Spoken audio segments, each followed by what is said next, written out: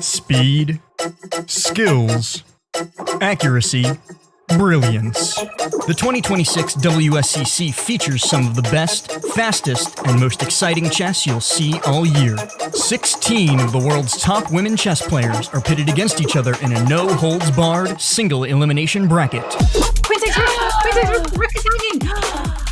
World Championships, Speed Chess Championships, it doesn't matter. Zhu Wenjun and Ho Yifan are the pinnacle of the sport. Kosteniuk, Lagno, and Muzichuk are speed demons, racking up world championships in blitz and rapid tournaments all over the world. Whoa! While Bibisara, Vaishali, and Divya bring the heat every time they're over a chessboard. Can they finally dethrone the reigning queen? But don't sleep. Don't blink at the young guns in this field either. Lee, Atwell, and Kamdamova are on the precipice of greatness. The 8th WSCC. The chess will be astounding. You don't want to miss this.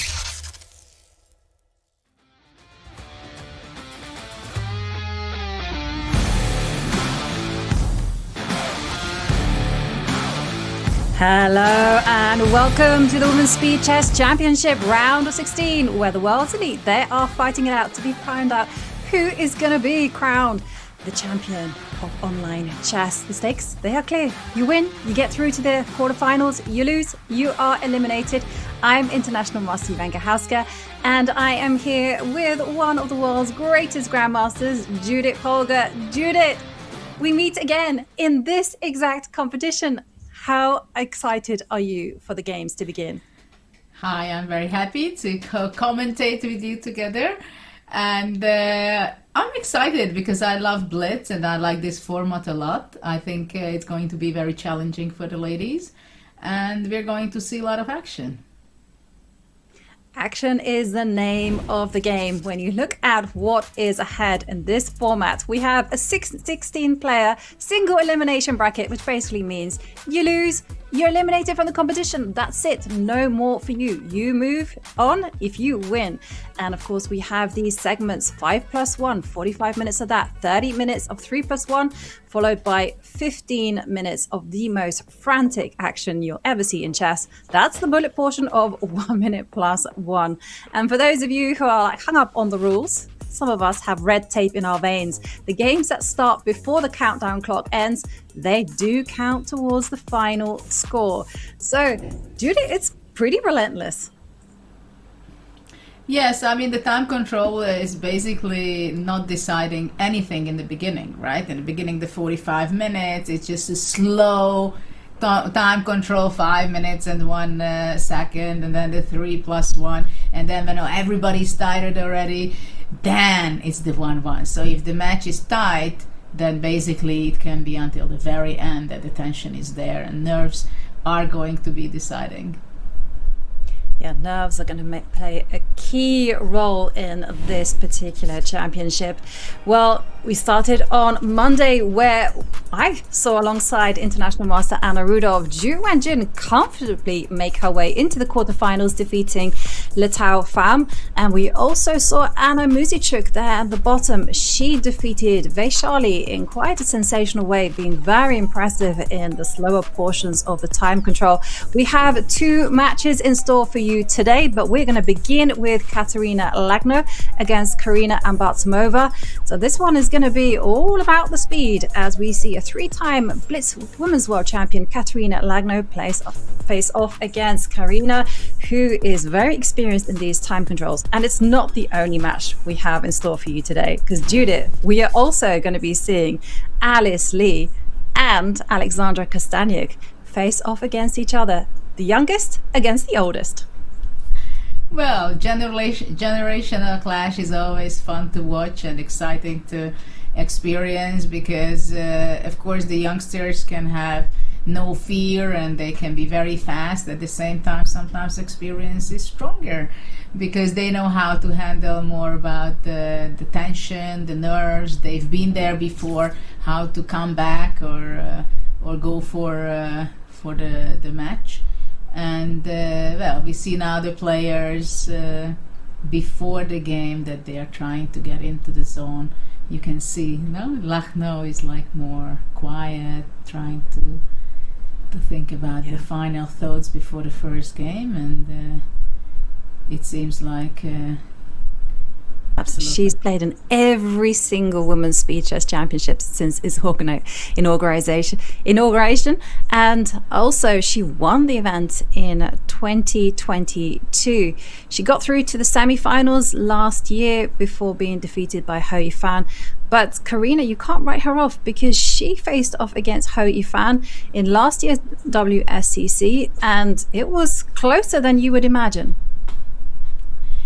Well, I'm very curious how close it will be, this match, because if one game is going out of control, you can sometimes not easy to get rid of that, and it's hunting your mind. That's one of the biggest challenge, I think, in these matches. That if you lose a game, which you blunder something, or you were winning and you misplayed it, it's just so difficult after that to play immediately. And especially here, it's not like in an overboarded event where you have time to put the pieces back, you go to the bathroom, you start the next. No, but here it's like in a flash, right? You get the setup position, and it's like you have seconds only to kind of recover. So resilience is a very important part, especially in this format, I think, because that means a lot. And in this part, the experience can be very valuable, I think. Absolutely. And as you say, the tilt is real, because there's no time to recover. It's the 5+1 portion. We have 45 minutes of that. And we'll see how Karina and Katerina come to this match. I do remember last year that Karina came exceptionally well prepared for her round of 16, and she did put some pressure on Ho Yifan, but didn't quite manage to score those critical points, because this is one of those things about this fast time control. You have to be good in the opening, the middle game, and the end game, and you have to take those opportunities when you're presented with them. It's interesting what you're mentioning, that the opening preparation, because when I was playing, blitz games were not so much taken seriously. But nowadays there are events where actually it's not only the Blitz World Championship and stuff like that, but events like this one, and basically it's really testing your ability, how fast you can move and how fast you can think. Right? And we have the first move of the game, Sicilian defense. So let's see how fast are they going to be playing. They are playing very fast. Okay, C3, Sicilian. Very fast. And we see Katerina Lagno with the white pieces, although she does seem to be having problems with the camera feed. But Karina there with the black, and C3 Sicilian on our screens as we're seeing G3 being played. Yeah, bishop G2 is the plan. What is the D5 queen going to be doing? Yeah, that's the question. Knight F6, very logical. Bishop G2, continuing the plan. CD4 now, so knight takes D4 is not possible because the G2 bishop is not protected. So that's why white is capturing with the bishop. Will white black play E5?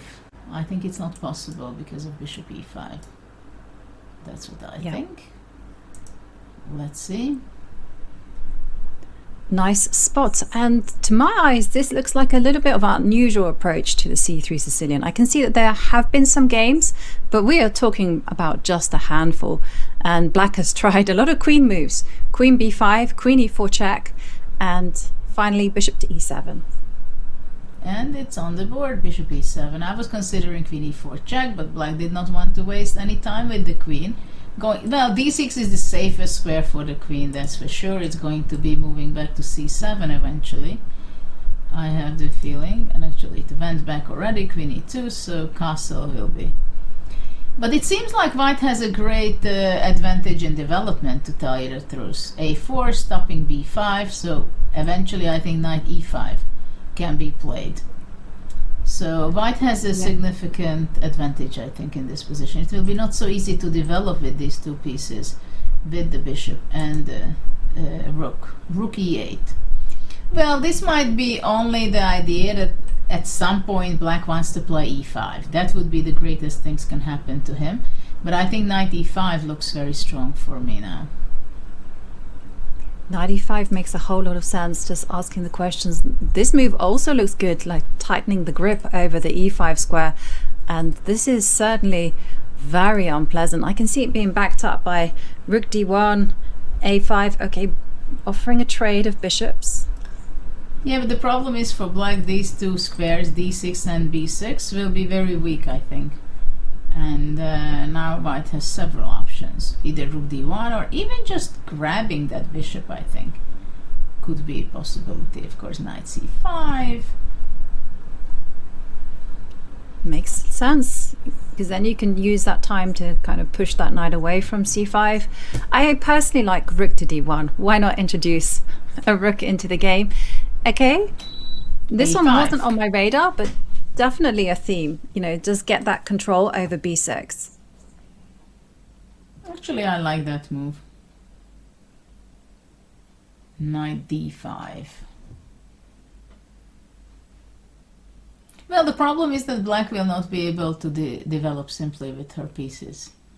That's the key problem for black, I think. And you almost feel that there's bishop takes bishop ideas followed by rook takes knight. So you've got to be careful. Okay, rook, here I was thinking rook takes bishop, but it's also tempting to go knight takes. Okay, rook takes. Now, immediately threat was rook d5. After knight f6, knight e5, probably bishop d7. Black has to be trying. But yeah, I think bishop d7, just get out with the bishop. But maybe it's losing. Knight b6 was possible, I think. Knight b6 was a killer. Now knight takes d7.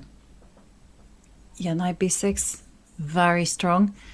And here, well, you can still pile on the pressure, just double the Well, rook. black has a Knight- horrible position in any case. The only thing is, like, it's a typical situation where everything is good and then you're misplaying inaccuracies move by move.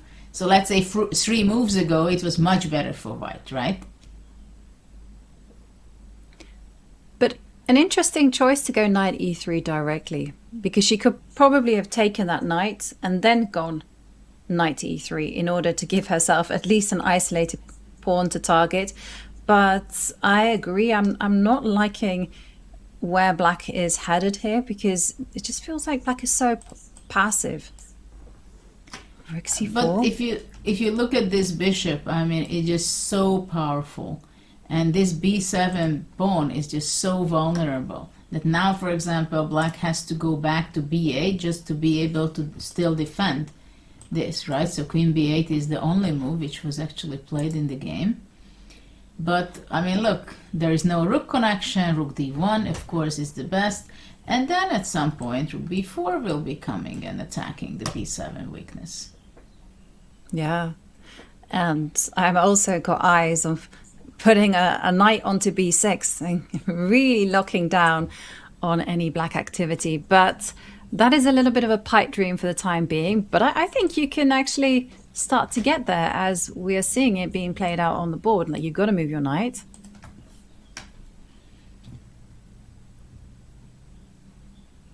Rook d6. The problem is there are so many great moves for white. I would go maybe rook b4. Knight c4, also sensible. Yeah, there's no connection with the black pieces at all. Like, I can't see black untangling either, because Black will go b5. I think there is nothing else. I mean, you have to get out of the box. yeah, Otherwise, you get queen you don't c5 and take. it's going to be cooked. that's true. Yeah, I guess it wasn't a very good choice. But what I was afraid of is after b5, you just step away with the queen, then you come in with a rook to d6, and you just say, haha. Okay, b6. But now you know what? Well, Bishop c6. I'm thinking of crazy thing. I have to share it with you. What do you think? Bishop b7. Oh, wow. But it's not good, it says. No, but okay, we've got to show the idea, You take that The bishop or idea you take the is- queen. This is an old checkmate. Okay, so let's go back where the position is, the live position. She's gone queen to b4. Queen b4, b5, forcing it. Well, rook d6, I guess, is quite unpleasant. c4. Probably everything is great because this pawn will be vulnerable on a6 eventually, and this bishop will be supporting the passed a pawn when it's going to be a passed a pawn. Like, I almost feel that black should, I don't know, play a knight eventually to d5, give up a pawn in order to get active, because playing so passively and being consigned to the defensive is just an unpleasant thing. And look at the time advantage that Katerina has. She's got over 2 minutes, whereas Karina just there under 30 seconds. Absolutely. Now, big question for white. Is she going to be pushing c5 and having a c6 pass pawn, which is quite tempting, to be honest. Because after c takes b5, a takes b5, and the a5 pawn can be a weakness.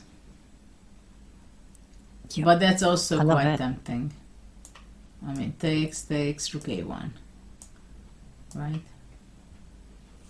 Yes. And how do you defend But I think the more pawn on human one b5? is to go c5. Yeah, but I'm not sure which is the best. I'm not sure which is better. Well, hang on a second, because if we catch up with the live board, we can see that your plan of going c5, c6 has made an appearance, but Karina is fighting hard. She's found a way to perhaps threaten some counterplay with e3, but no, this looks as good as it gets. Well, and black has only seconds left on her clock. Mm. Well, h5 is a good resource, trying to play h4, but the d7 square is after rook d7, isn't it kind of over? Over. Takes, rook d8. Yep. It's knight to g4. And Katerina just spending some time. She can take on g4. She can go rook d7. Which way to capture with? C takes d7 is the most natural. Well, at the same time, okay, c takes d7, rook d8. Takes and queen a6. e3. e3. And the game continues. So e3. You might as well in for a penny, in for a pound. That's the best that You know Karina what? can After do. e3, yeah, e3 is not so simple suddenly.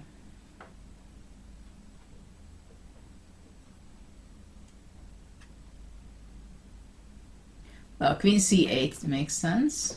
That's what she But does. e2. Yeah, e2, rook e1 was the plan. And then king h7, right? Yeah. No, just king g1. Queen c2 Yeah, check. now this is no hope. Queen f2, very logical. But wow, it dropped. What? Draw, rook d7, look at that. Rook d7, it was a perpetual check. And again. She hasn't seen it. She's And on second again. for Judith. She... Yeah.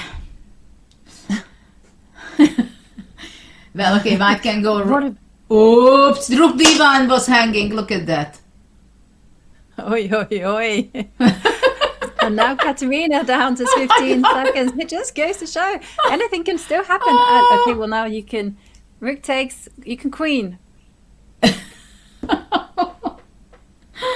Oh my god. Whew. Oh, I hope Katarina did not realize it that she left her knight, the rook. So you see, after such a game, we just 1 second passed and they are back in business, not wasting any time. Just immediately the second game starts. So, Yes. Grunfeld. I think in some ways that can be a bit of a blessing, because if you kind of have some time to even think about what went on before, then you can start to dwell on the matter a little bit. But here, as it stands, you just got to deal with more chess coming your way. It's like a tsunami. The pieces are just going to come at you regardless. As we see c5 being played and the knight jumping into e4. Yeah, actually, you're right that in some cases it's a blessing that you don't have time to think about your previous game, but still it's tricky. It is better, actually. You're right, but I think it favors more the person who lost. If you have your mindset that, okay, whatever happens, I just move on, and I'm always trying to be in the moment, in the present. Yes, that's true, because Katerina went from playing a very well played game to absolutely anything can happen and blundering a rook, almost losing there at the end, and really, absolutely, if you had time to process that, then you start thinking, what in God's name was I doing? Whereas as it stands, maybe you didn't even register that a rook was hanging, and you're just happy and content in this particular position with what we have in our screens. Queen a5. Can you imagine in the previous game, Karina takes the rook? I mean, that would be horror for Katerina. And maybe the whole match is depending on this blunder, whether if Karina would realize it and notice it, then it would be a whole different kind of match. Game 1 is always very important. Definitely sets the tone. And in this particular game, we are seeing e3 being played. Just wondering whether we're out of the realms of theory. Yeah, we are no longer in theory. And to my eyes, it does look like black has the more pleasant of the position. And we see the only move appear, which is a very natural move, I gotta say. But I say this, but doesn't it drop the d pawn? Well, not exactly, I think, because after castle takes, c takes d4. After that, I think knight b3 would be the move. Mm-hmm. And then the d4 can be captured back. Yeah. Well, I'm not sure. Maybe queen a4, queen b4, and then the c4 is attacked. But actually, you know what? E takes d4 is possible to play. Yes. I think e takes d4 and keeping in mind this knight b3 thing. Yeah. Okay, that but is for the moment, very nice.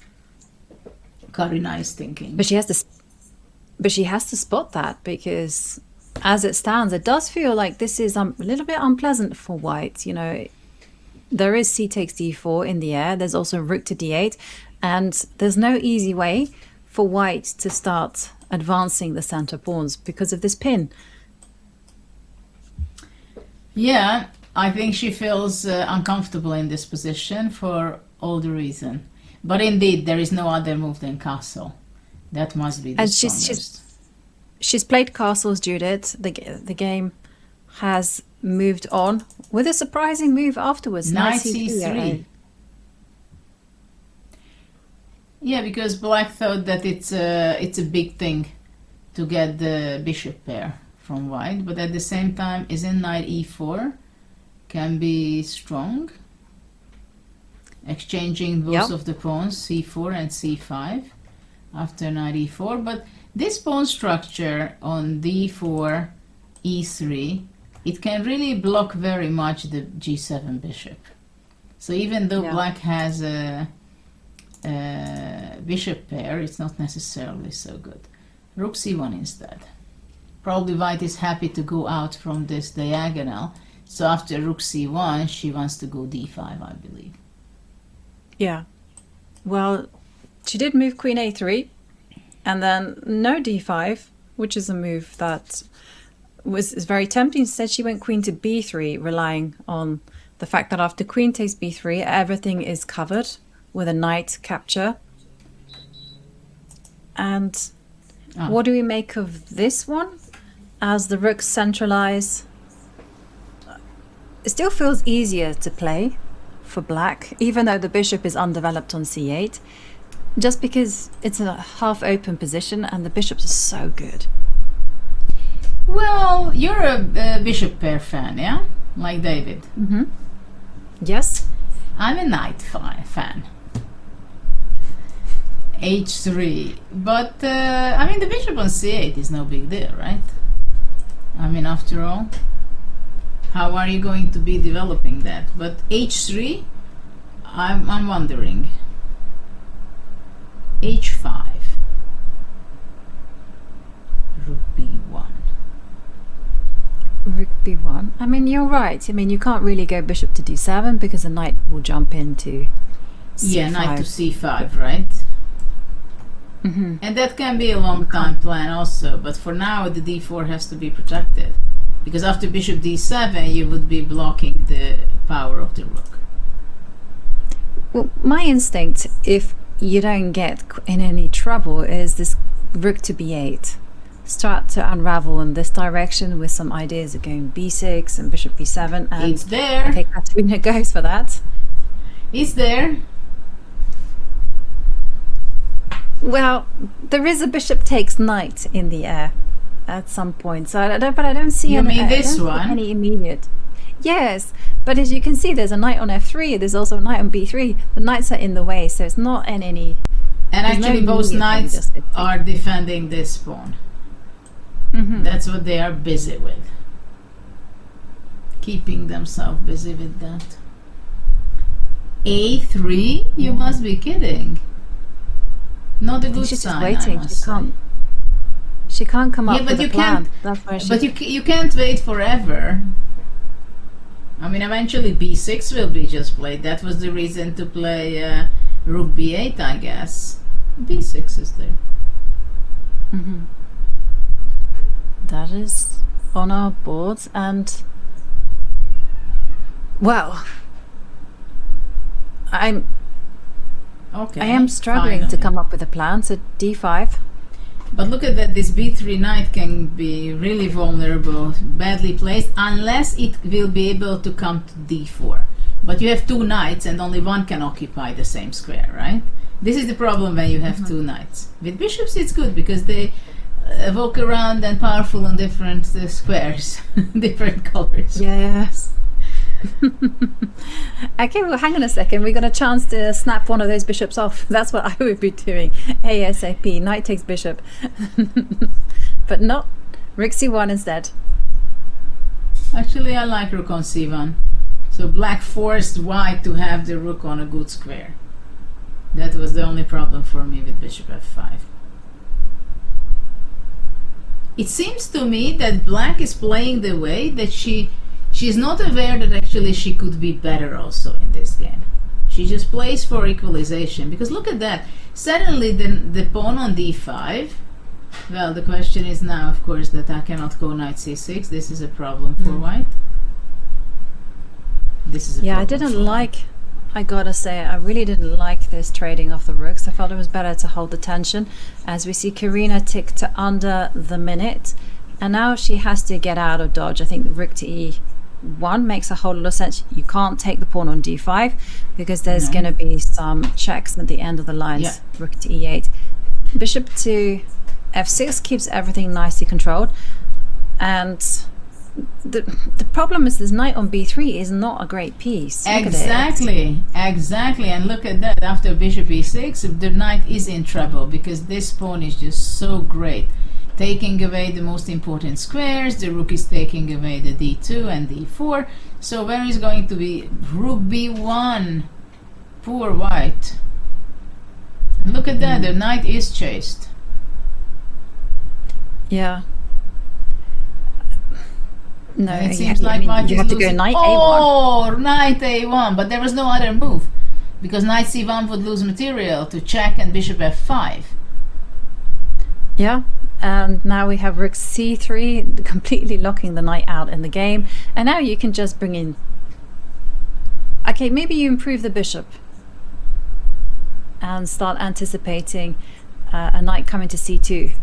So I'm just thinking Well, I move the don't bishop to E5. I mean, I'm thinking to go H4 also.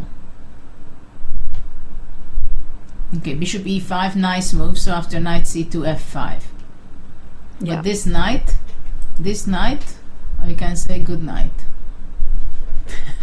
As we see f5 make an appearance. Good night, knight. I like it. Oh my god. Oh, h4. Look at this bishop takes. Oh, yeah. And now Karina more pawns drop. And with 4 seconds left on the clock, it is all over for Karina as she resigns. And Katerina Lagno moves to a 2-point lead. And now we have now change of approach from Karina. She goes a6, and we're still seeing a c3 Sicilian from Katerina Lagno. Yeah, but now it's she's playing it with bishop g4, h3, bishop h5, c4. Something seems to be slow for black, because this c4 can be quite powerful. Mm-hmm. Yeah. Queen b3.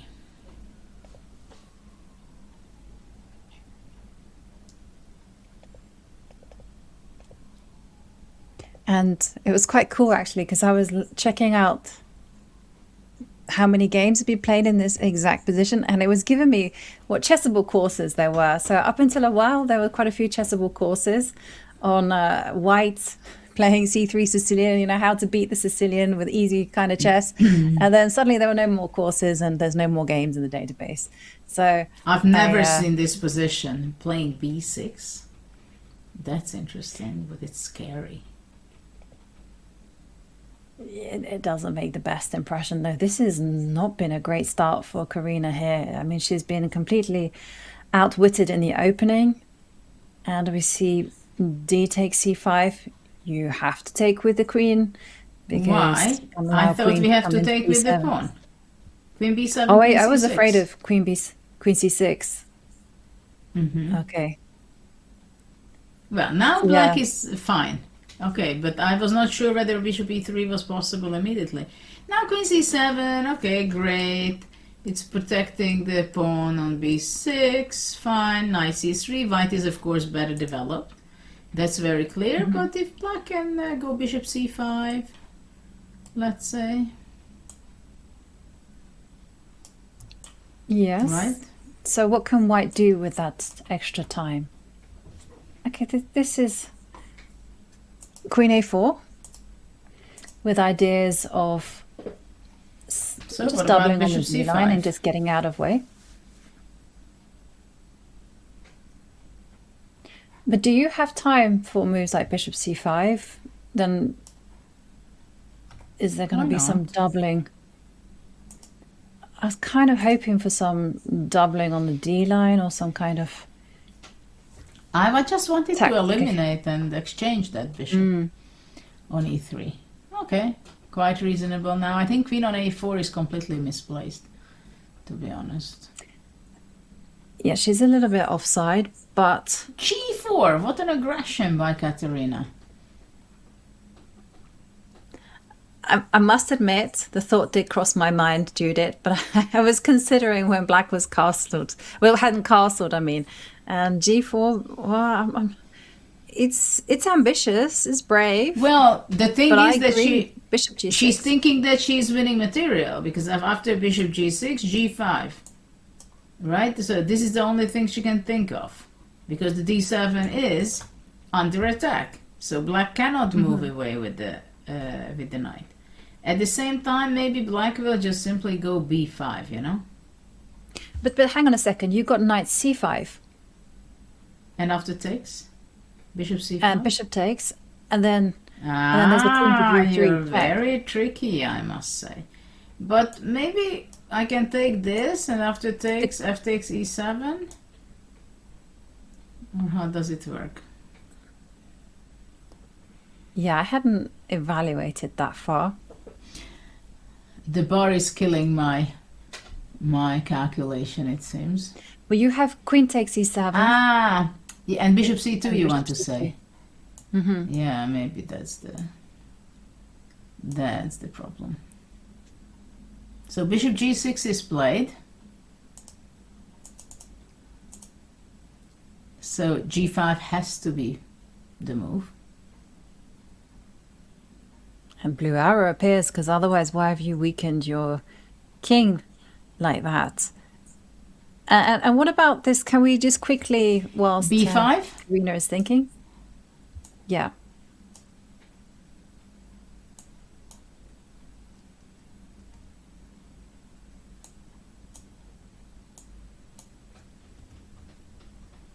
And here, I guess there's no saving that piece. Yeah, so you have to go knight d5. Okay.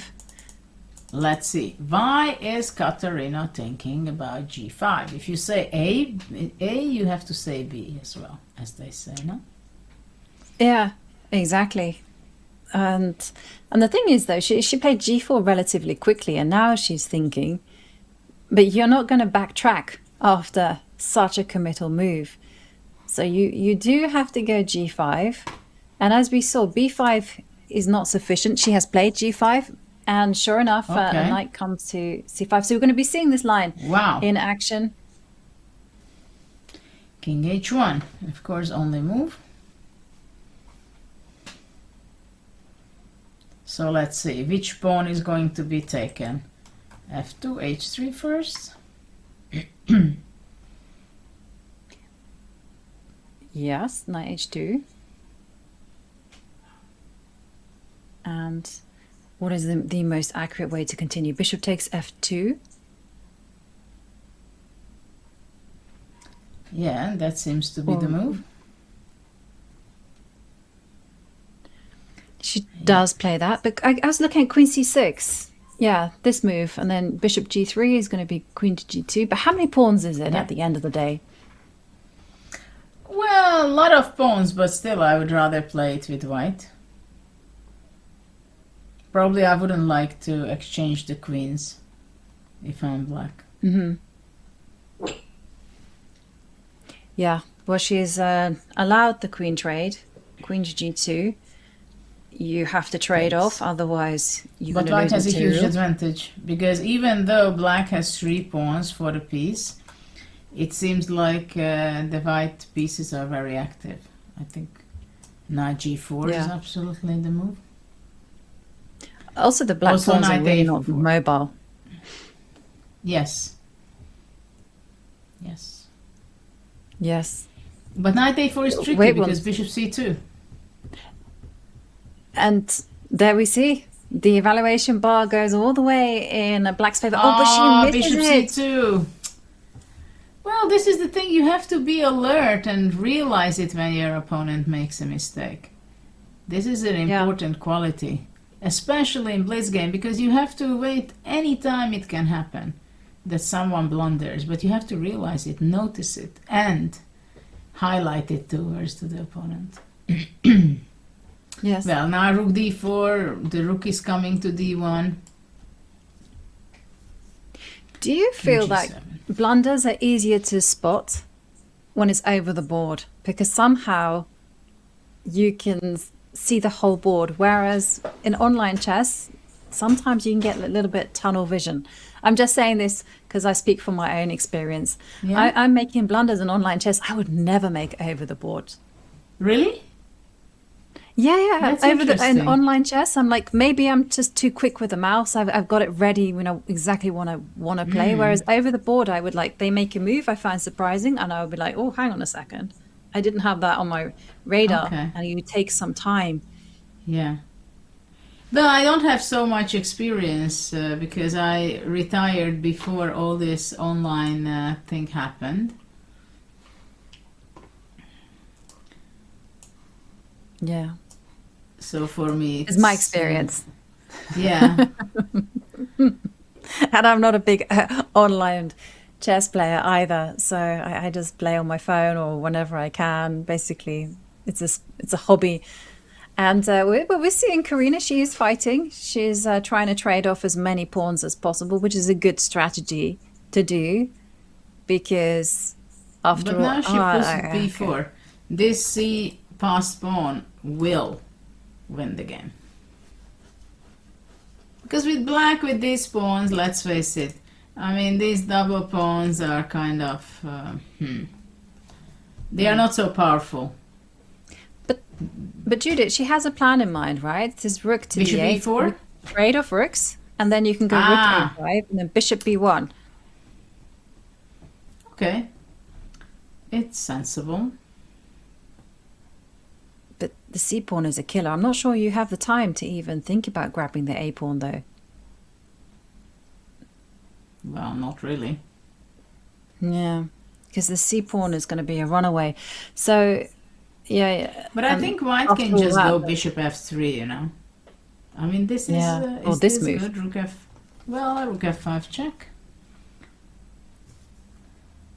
Yeah, that's a nice point. But Karina, she's down to 9 seconds as well, so she's just playing on instinct. And this one is just allowing white a free hand with a c pawn, and this is going to be game over.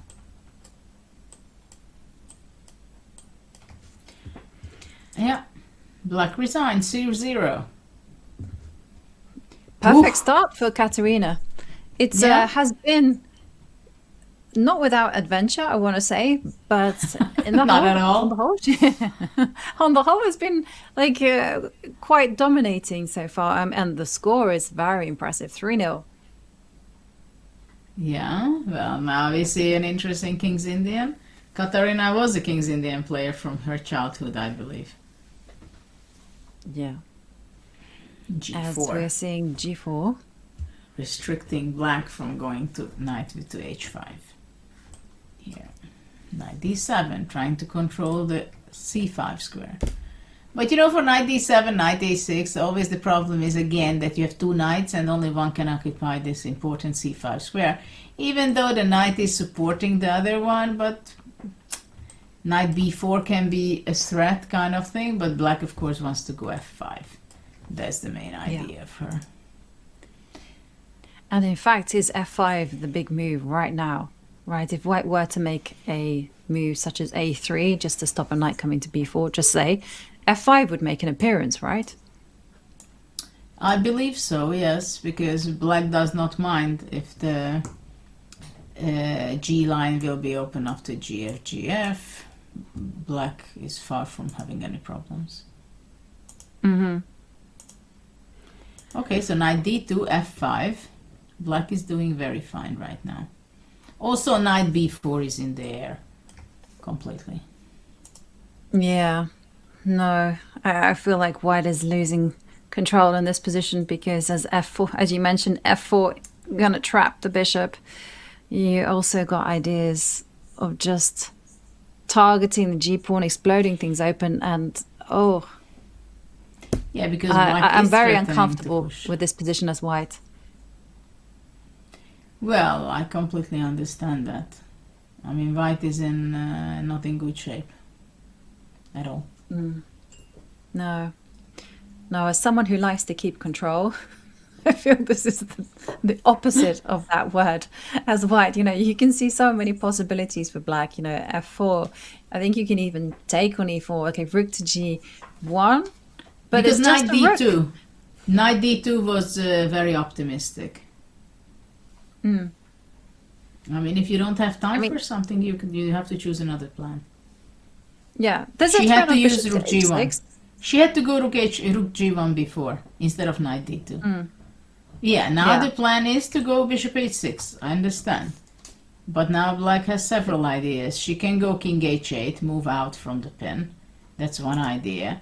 But also black is considering probably playing f4, forcing white to exchange the knight on c5.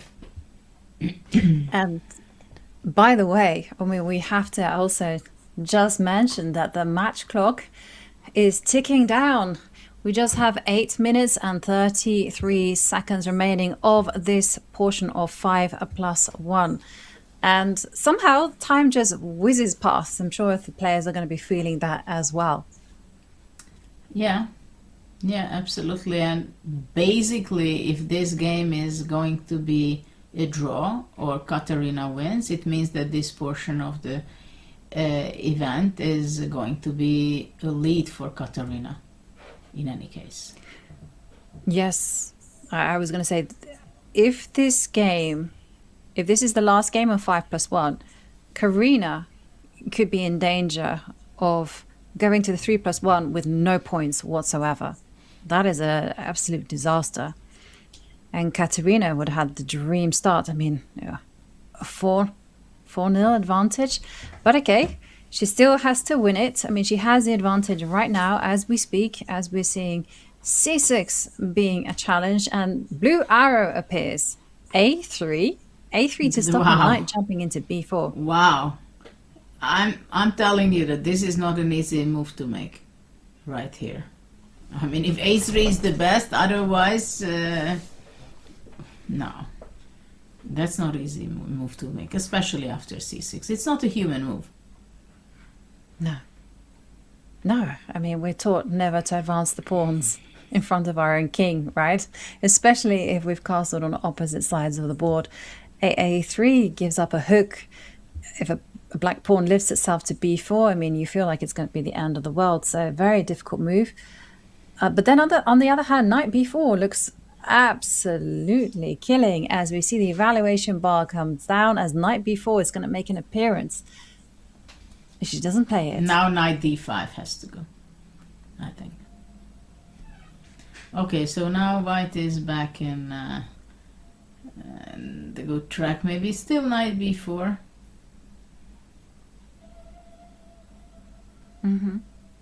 But here, because she hasn't pushed the queen back and she's given up the d5 square, it feels like white is okay now. Yeah. Maybe now a3. I mean, after all this knight b4 stuff, it can be very annoying whenever it will be there. Okay, queen e8. At least the knight on a6 is covering the important c7 square. So the knight c7 is not possible. So it's defending, not only an attacker. Oops, knight b4, queen a4. Here is her. No, not queen a4, sorry, knight on b6. But knight b4 I think is kind of a must. Knight b4, queen c6. And then you got your idea of... But you give up Knight the b4. rook on a... You give up your... No, okay, do it better. rook a6. This is the move. Rook a6. Get that knight out of the b6 square, Yeah. and then you can go queen a4. Queen a4 is possible, or maybe black will be taking on d5 and e4. What do you think about that? Taking that. This I love looks it. quite something. Oops, I'm sorry. Okay, so queen a4 is there. And what's the plan after a3? No plan. You just play. I think you can go knight c6. Yeah, Okay, knight you c6. And then knight regrouping to d4. Yes, That's your plan. that was my plan. But wow, knight takes knight. Okay, this is a topsy-turvy game. I don't know, I feel like to take bishop d5 and then rook c8 and be active. What do you think? I think that's something that I would suggest as a commentator, as a player. I'm like, not so sure.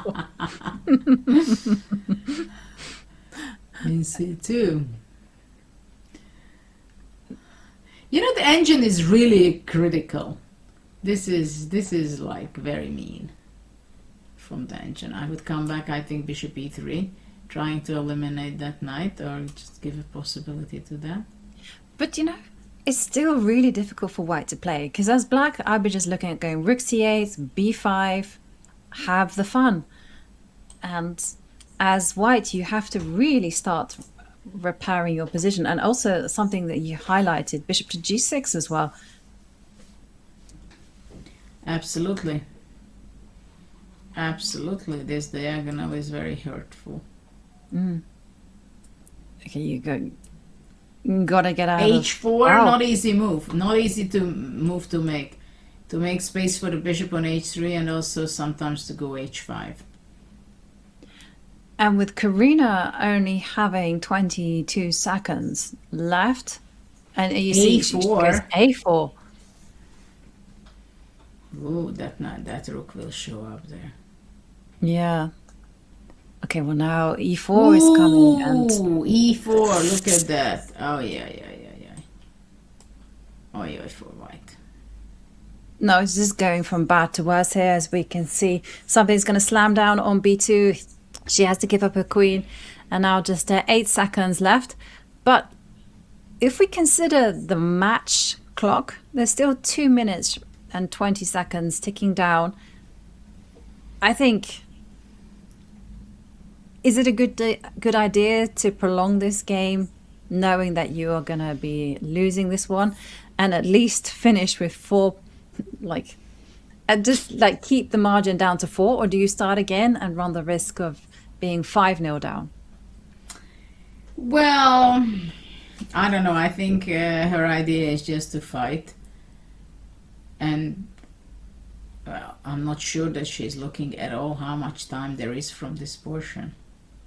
I think she has other problems, bigger problems, than to follow this information.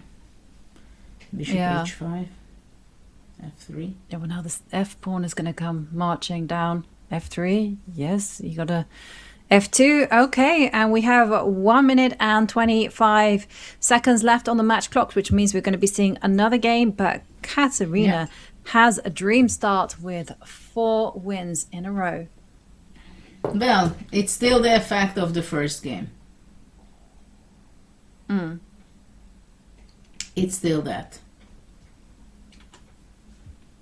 You know, it's like when there is an earthquake and then you have this area where you feel it.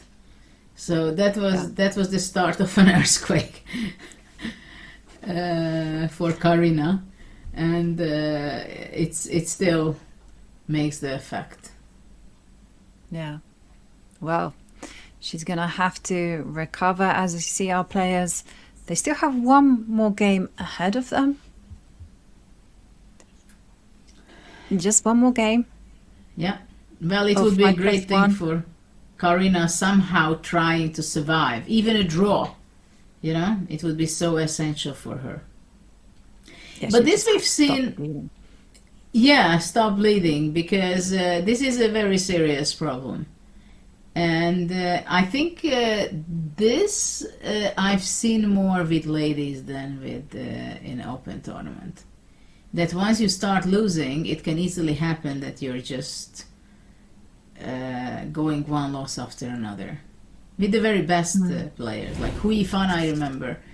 Not Hu Yifan, sorry, Xi Jun. It was, for example, when she played the match with my sister Susan, and she was losing one game after another. And it's hard to stop sometimes. Yeah. Okay, for a change we have again a C3 Sicilian, so the continuation, the mini match on this opening is going on as well. G3 again, the same system, playing bishop G2 and playing castle. Okay, now she took D4 one move earlier, which I think is quite sensible. Very sensible to do that. But I'm surprised that Karina hasn't played a different variation of the C3 Sicilian, because things haven't been working well for her in this particular structure, as we see bishop to G2 again make an appearance. Queen E4, Queen B5, those are queen moves that have been tried. She tried bishop to E7 without great success. So Karina has to change things up a little bit. Throw in a check, why not? Yeah, I think Queen E4 would be something to try out. I'm playing with the idea that maybe this could be. But bishop C5. Actually, she should just be happy with the draw. But now again, white has a more pleasant position. I mean, white brought knight to D4 with a tempo by attacking the queen with bishop on G2, right? Yeah. Well, the issue is still always there. White's plan is so simple. Is this a good try from white, actually, I gotta say? You get a very clear plan. That is just to lock down the queen side, prevent black from developing.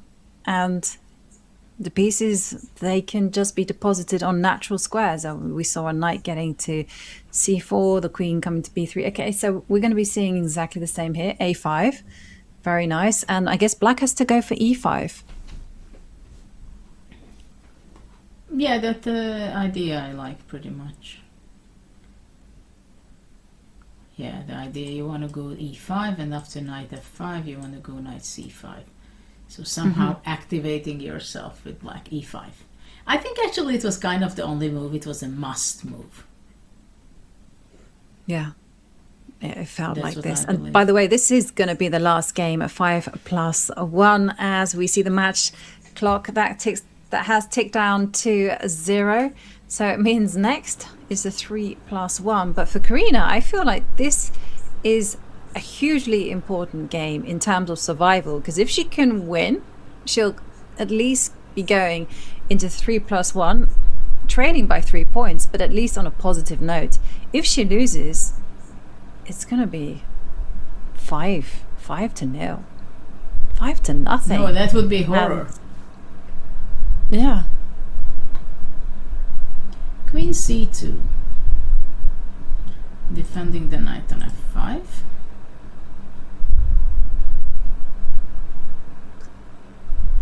I think it's just bishop e6.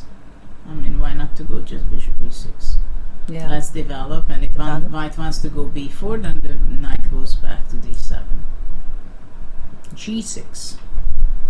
But I think the knight on e3 stands good. That's my problem. That's why I wouldn't want to go g6, because I think knight on e3 stands perfectly fine. Yes. And then I guess you can go. c4. She's gone for b4. b4, c4, and again you're witnessing this. Actually, it's very instructive in this match that our audience can understand that. You see why the fianchetto bishop can be so strong. We can see why a3, a4, a5 is so strong. I mean, look at this vulnerable pawn on b7. Black actually made a very good move, I believe, because regrouping it to c6, it kind of blocks the bishop on g2. At the same time, these weaknesses on d6 and b6 might be deadly. Yeah. I think she had to do that. But Katerina now playing so well. Just getting the queen out of any potential targets, just making herself immune, covering b4. Knight d4 is not going to come with a threat. And there's a target on e5 that she's going, and in she comes with a knight. Oof. Well, doesn't look good for black. No. 5-0 does on the not. way. No. Very tempting move here. Yeah. Queen to d8. Rook d1. If you're feeling lazy about it. Well, knight d4, right? The only active piece which can show up in white's position. Yeah. But the thing is, you don't need to go into any deep calculation here. You can just simply start improving all of your pieces. Black is virtually paralyzed. I can barely suggest a move for black as she throws in h5. Okay, if you want to be mean, you might be going h4. Oh, I was thinking to go f4 at some point. But maybe rook d1 first. h4, your move is there. You want to limit black's possibilities, right? Yep. Just prophylactical moves. Black has an awful position. Horror. Just crazy. No, yeah, I mean we've seen it with Katerina. She's come to this match with a game plan, with a set of openings prepared, and it has worked to perfection. And she's well on her way, barring a big disaster, of getting her 5th victory. Very painful situation. Oh my god, f6. Oh. Knight f4. Now your move. What do you think about that? I like it. as it makes an appearance. But I was also liking your move, f4. Very painful to see this for black. Oh, and even the divide square bishop is gone, so this bishop is even more deadly at some point. Yeah. 95. Actually, some black is kicking. Because you know what? After FG, I have to go back to show this. Because I think, what do you think about f4? And just completely paralyzing black. You see? That and even rook a3, rook a3, rook g3 next. Bye-bye. Okay. It would certainly be curtains. But okay, she didn't take it. That was very instructive. Well, also very ridiculous for black. I mean, even at some point, maybe the final kick will be with bishop of c6, and then somehow in the center black will fall apart. It feels like there's some sacrifices right in the air with bishop takes knight, and then you're going to back it up with a rook takes knight. I thought to go here, rook and takes after pawn. that rook f6. Yes, that's what I was also thinking. And then rook e7, knight d8. I mean, all kind of horror stuff. Stuff of Bishop nightmares. d5 question mark. Queen d7.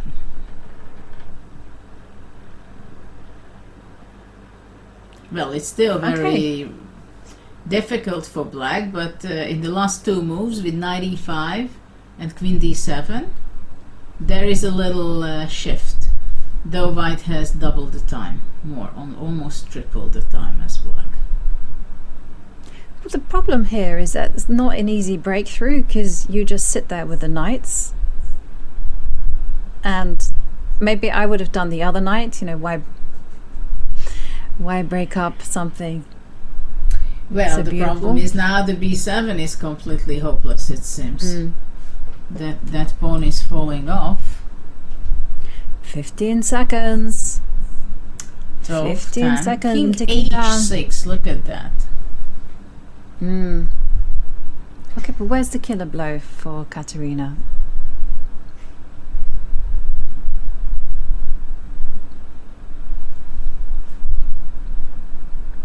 Isn't it rook b7? Rook b7 c6 he wants to go. She wants to go. Okay. c6. What is she going to do? Maybe she's got ideas of rook takes knight, but the c6 is very clean. Rook d6 first. No, rook d6 I like better, and then bishop b7. Just oops. And she loses on time, so Katerina takes the 5+1 portion with a perfect score of 5 points to nothing. It's been a dream start for Katerina Lagno. Judith, wow, who'd have expected that? Yeah, I mean 5-0, you never expect that, right? I mean something really has to go wrong. And that's the first portion of the match. Well, Karina has to think of some magic. Yeah, magic is exactly what Karina will need to do as she comes back to the 3+1 portion. She hasn't scored a single point, whereas Katerina Lagno already cruising into the 3+1 portion. Dream score, 100%, 5 points for Karina. It's nothing, and I don't want to be mean, but everyone likes to get something for nothing, because chess players, we love free stuff. Free pawns, free pieces, and especially free subscriptions. Hitting the subscribe button is the best way to clean up the stream with completely ad-free viewing. Get ad-free play over on Chess.com and unlock a bunch of premium emotes to spam in the chat. And hey, if you happen to have Amazon Prime, it doesn't cost a single penny to link your account and subscribe for free. So type !subscribe in chat right now to claim those perks and support the stream. And we're going to be back as the pressure intensifies as we enter the 3+1 portion. See you in a few moments.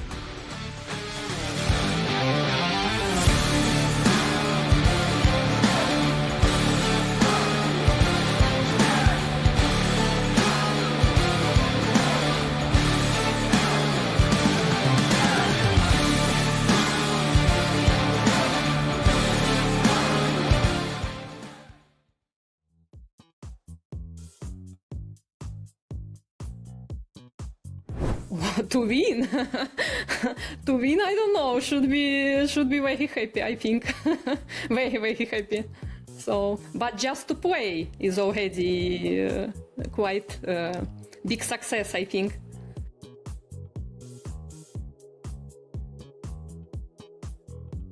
It puts some pressure to me, for sure, because I feel I need to play even better, and not just to play, and to show some good ideas in my games, and to show good play in general. So it makes a bit pressure to me, but still I try to do my best all the time, and I enjoy anyway.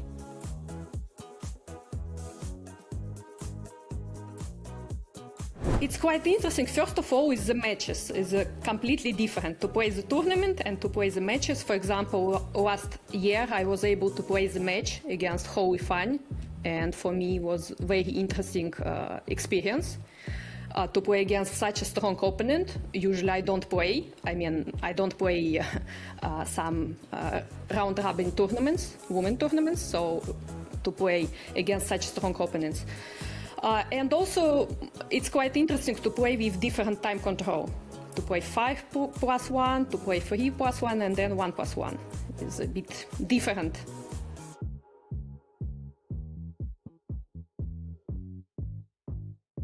Many things, to be honest. I analyzed my games and I was thinking what I could do better, I mean.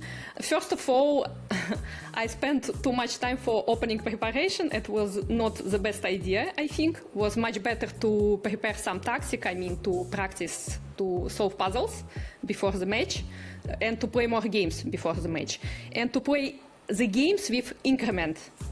Because I played many games without increment, and then when we, for example, we played 1+1, it was quite different because I play bullet, I play bullet brawl and so on, but it's different to play with increment, 1 second increment, or to play without. So it was quite difficult to me to move, to change time control. So this time I'm going to play more blitz with increment before the match and to solve puzzles, not more.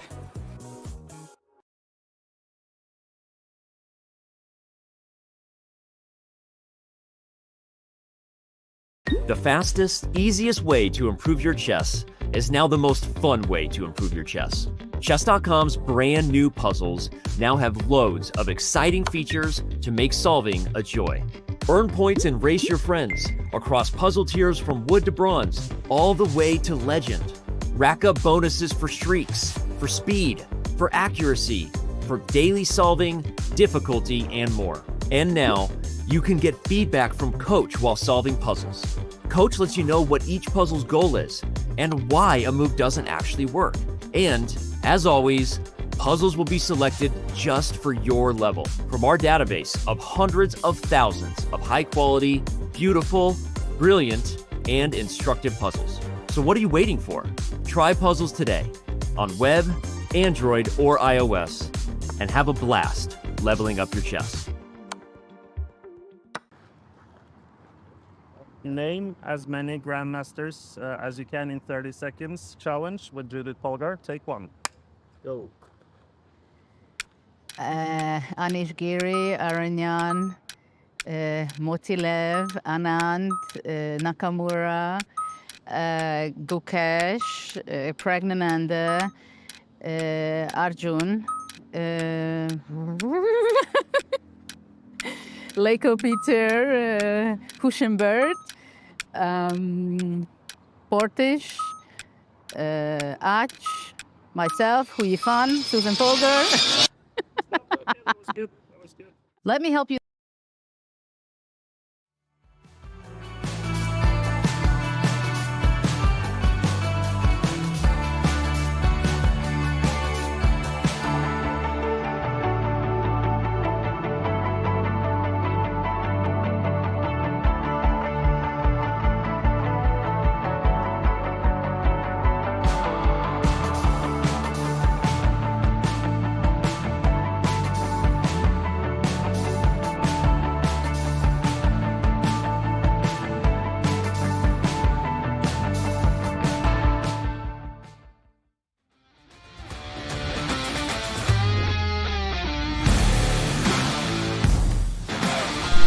Lagno has a massive lead, 5-point advantage over her opponent, Karina Ambartsumova. And the big question is, will she extend that lead further, or will Karina manage to get that big comeback that she so desperately needs? Judith, what do you think, having seen the play so far? Well, I think Karina has a very difficult position because basically she was outplayed in basically every game. So it's not that it was a very tight match and always she blundered, right? She was just completely outplayed in the games. And this hurts maybe even more than the 5-0 in the match. Well, I think she just pressed her reset button in her brain and says, okay, I don't care what has happened. Now I'm getting ready for the next portion and I want to score a big score, so I'm in the business by the time we play the 1 versus 1. Yeah. Well, I can tell you one thing that I would recommend that she do is that she just shake up her openings, use those 5 minutes to check those lines against the C3 Sicilian, come up with something new and fresh, and then get playing, because so far Katarina's opening preparation has worked a treat. And she can't keep playing into Katarina's hands. As we see, Karina, she's the only player ready and waiting. Katarina was still waiting for her to come back. As we see this beautiful profile picture.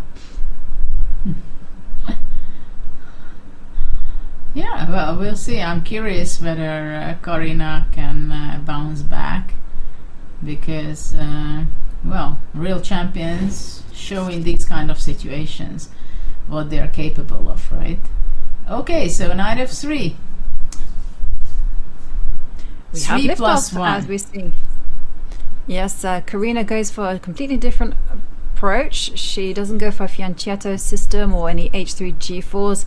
Instead, we are seeing a b3, bishop b2, and here, well, you can go knight d2, e3, or you can even still go g3. Which route is she going to be taking, as Katarina with the black pieces is the one to strike out first with e5? Well, you've got to take that one. Well, it's a question whether is she going to be taking, and then black goes knight g4, taking the advantage of the fact that the bishop is pinned on b2. So let's see. d5 was also possible. Maybe that was something to try out. I don't know. Yeah, could have been. But generally, I kind of don't associate b3 with going d5. I associate d5 with this h3, g4, a more aggressive system. Absolutely. But, you're right. Okay, but this is extremely solid. e3? Yes. And I guess that's probably what she needs to do, right? As she's got the white pieces, she just wants a solid game, at least to get a point onto the table, and then she can relax. Absolutely. Well, I don't know if she can relax, but at least she can have a better feeling with the fact that she signs up with the point. Yeah. And it's true, as our chat is saying, momentum is can be only just a game, and we're seeing castles. Knight takes e5, black can play at liberty, and the response will be knight to c3. Or knight to d4 would be also possible. Queen d2, fine move. Okay. But you see, there is always another knight. But in this case, white will be able to push away the knight by playing f4 at some point, I think. Exchanging the bishop, and then e4 and knight c3. And then white. I gotta say, I generally like these positions as whites, because the plan is very simple. You just centralize a rook, and then at the right time, and everything is done at the slowest pace possible just to annoy your opponent, you then start pushing the pieces back. Well, maybe knight e4.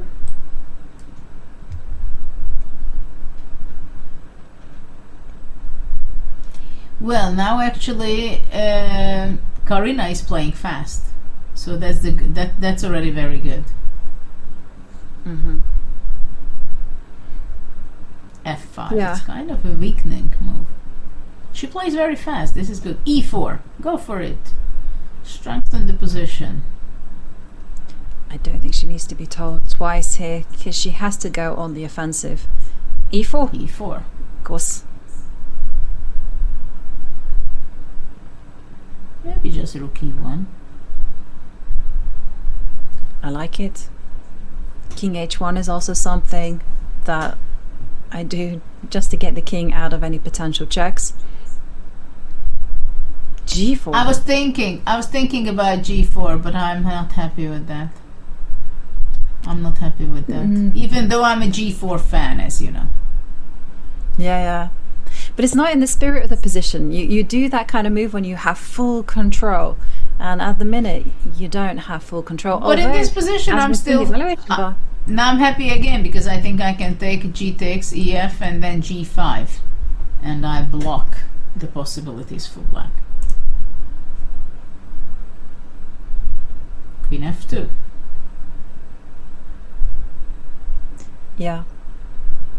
And, okay, well, I just took a peek, and they were saying that the best move for black is to take on G4 and try to unbalance the position this way, because as you pointed out, once white gets this in, white has complete control and the space to enjoy this beautiful position. I mean, that pawn will be pushed, H4, H5 at some point, I believe. I completely... A6. I'm with you. H4 B5. is there. H4, H5, 1 minute for each player. Well, it's definitely quite tough for black. Yeah. D5. Well, black tries to break out, but white is just going to take this pawn, knight takes. I don't see... There's nothing. Can we do that? Maybe... Yeah, I think yes, you white can. Maybe not, because knight d5, bishop b2, and the queen c5 check will be there. Yeah, because you have after queen d4, rook takes... Actually, I like h6 first.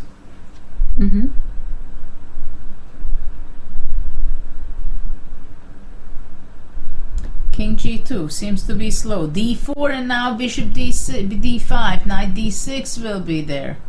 I think black will be looking for some counterplay. Somehow. Okay. Yeah. Well, now you can take. And So white now- has full control again, but 22 seconds left on the clock. So knight to e4 is a source of counterplay for black. So she throws in a check. Well, you got to go back Okay, for that white knight, can go and now back, knight to f3. Yeah. Yeah. Safety first. White has a fantastic position. It's just But 40 about seconds holding- only. Exactly. That is- It's a that is question not of much. fighting the clock too. Bishop e6. Ooh, giving up this diagonal? It's not funny. No. It's not funny. It gives practical chances for black. It certainly does. Queen takes f4. Big idea for Katerina Lagno. You see rook to d4 being played. I don't like the pin. I don't like this pin for white. Well,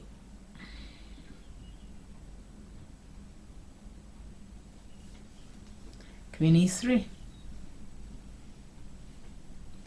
Well, if this game is not going to be won by Karina, then She's got no if she's time, going to Judith. be- I understand, but if she's going to lose this, then it can be It's gonna be disaster the whole heartbreaking. match.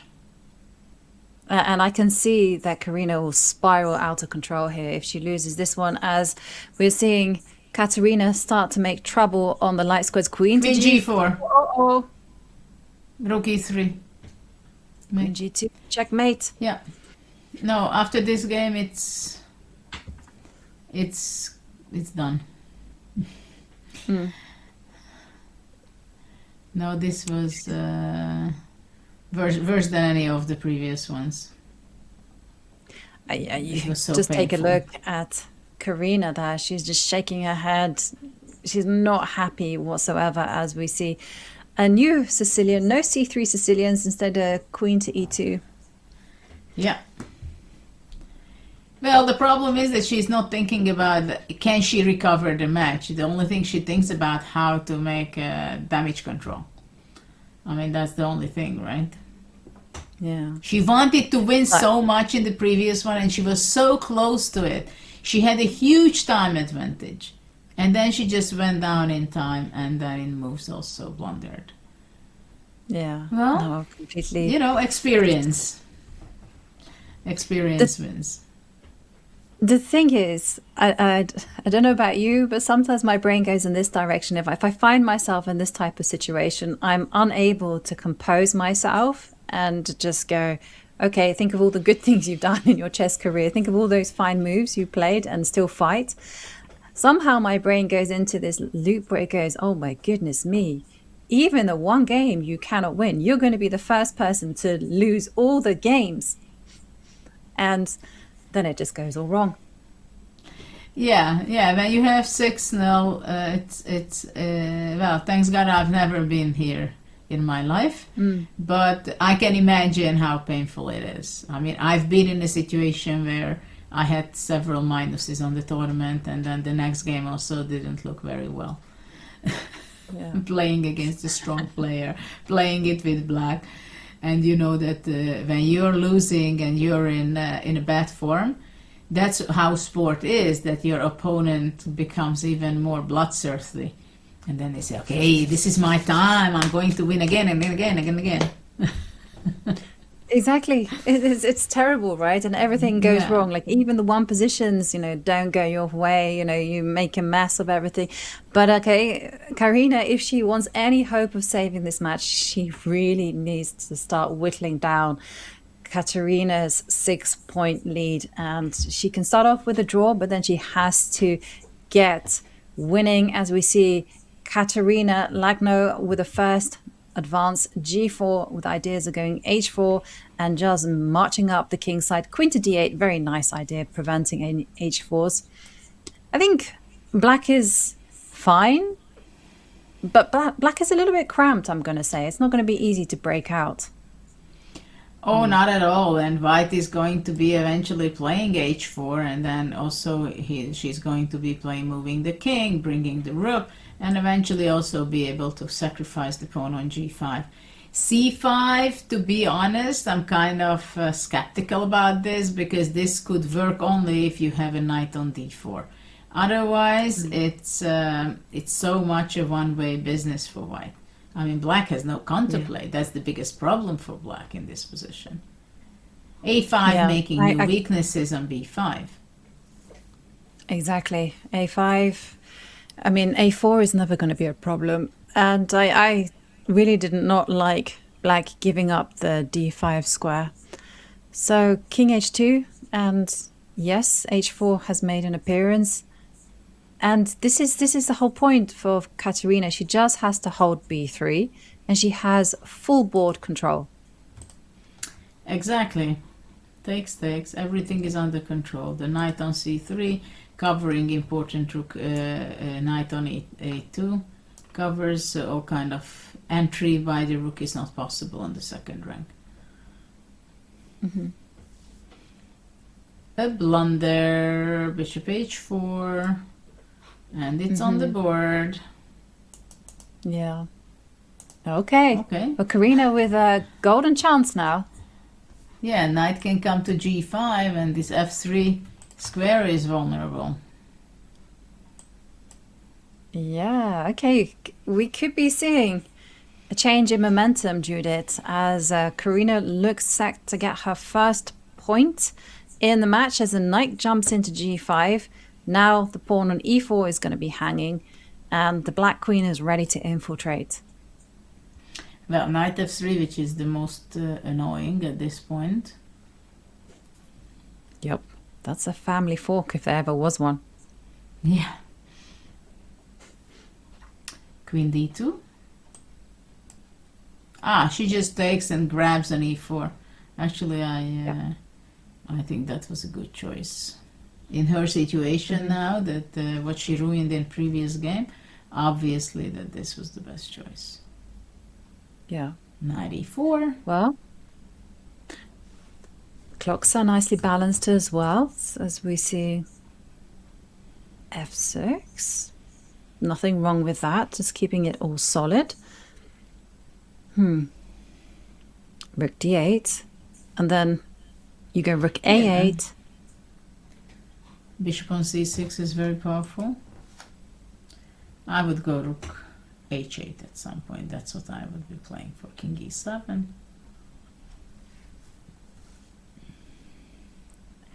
And bishop f3. Yeah, because e4 is not possible now because the king is in e7. So after that, rook e1 then is possible. Well, Now your move. it looks not so bad for white, but actually it is. Because the rook is entering here. Yeah. Well, you might as well get an active king for your woes. And there it comes, king d5. And she's hoping that after rook to g3, everything is nicely connected. And the main thing for Karina is that she keeps control of the lines. But how's she going to make it any But you know advance with this? what I just wanted to say, that for a computer it's very easy to win this and convert it with black, but for humans it's not that simple as it seems like at first. Because white has a very active king on d5, white rook is defending basically the pawn on b3, you always think about it, how it's possible to play king e4. So... Like here, for instance, you go rook h7, and now probably you have to go... I mean, this is not easy at all, as we see rook to d4 being highlighted. Okay, very natural that's the only move. Mm-hmm. And king c6, threatening checkmate. Okay, but this is a nice D3. defense there. d3 was possible. But Karina's not got any time. She's just got 3 seconds on the clock, and I can see this going a little bit wrong for her as... Oi, oi, oi! She just blundered a rook! I see. I was just speechless. What has happened? It's just not Karina's day. No.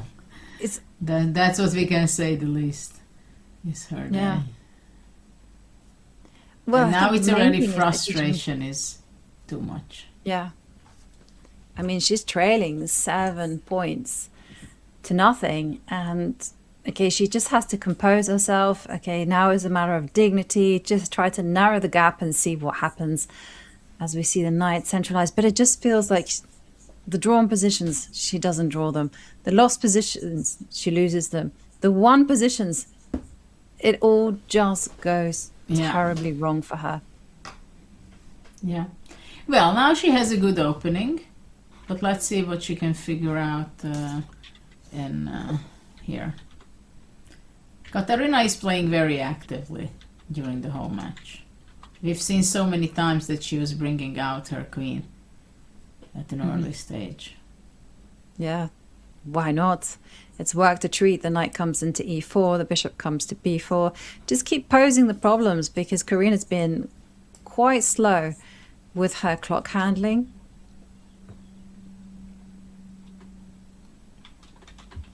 Knight c6. I'm just trying to find out what's the biggest margin in a match. Have we ever had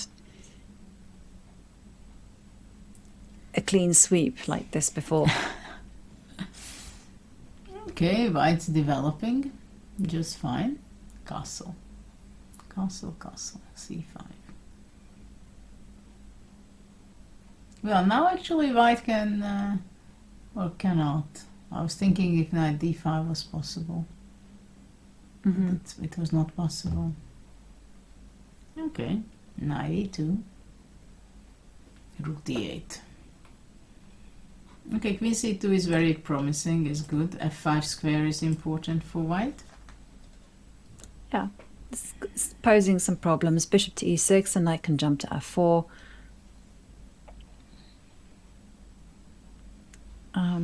Yeah, knight The main g3 is trick is to possible. get. Yeah. And somehow bishop to b7 doesn't feel that great either, as we see rook to c1. Rook c1. Where to get the light square bishop out? Yeah, bishop b7. Now knight g3 already comes with a much more powerful threat with knight f5. I would like to go knight g3. Yeah, I think you're right. Bishop c3 first. You know, at some point d4 might be the move. Isn't d4 the move now? And then after takes. Threaten checkmate. No, c6? no, okay, I need to calculate a little F3. bit, but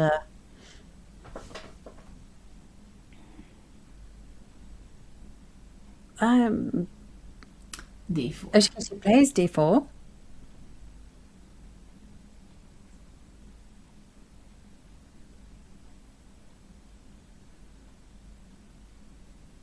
Yeah, threatens checkmate, f3.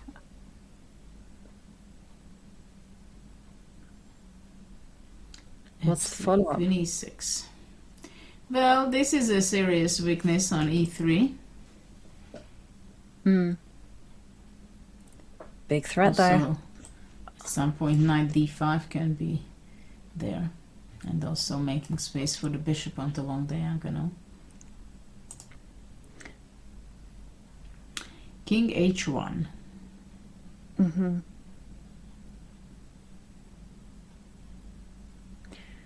You know, there's almost sacrifices. I'm thinking queen e3, and then I was so tempted by moves such as knight to g4 afterwards, Yeah, just to open up At the some long point, diagonal. it can be very Step 1 promising. goes in.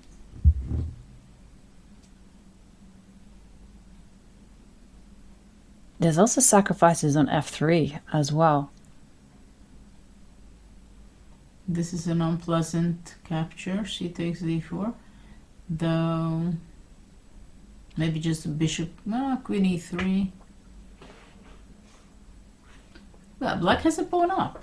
No, black just took back the pawn. Sorry. Okay, so it's not so bad for white. Well, I do feel that Karina really needs to hurry up and trade the queens. I know it's an unpleasant decision to make, but I'm very worried about moves such as rook to h5, the queen actually moving to f2, and all kinds of mating attacks materializing. And 21 seconds on the clock for Karina.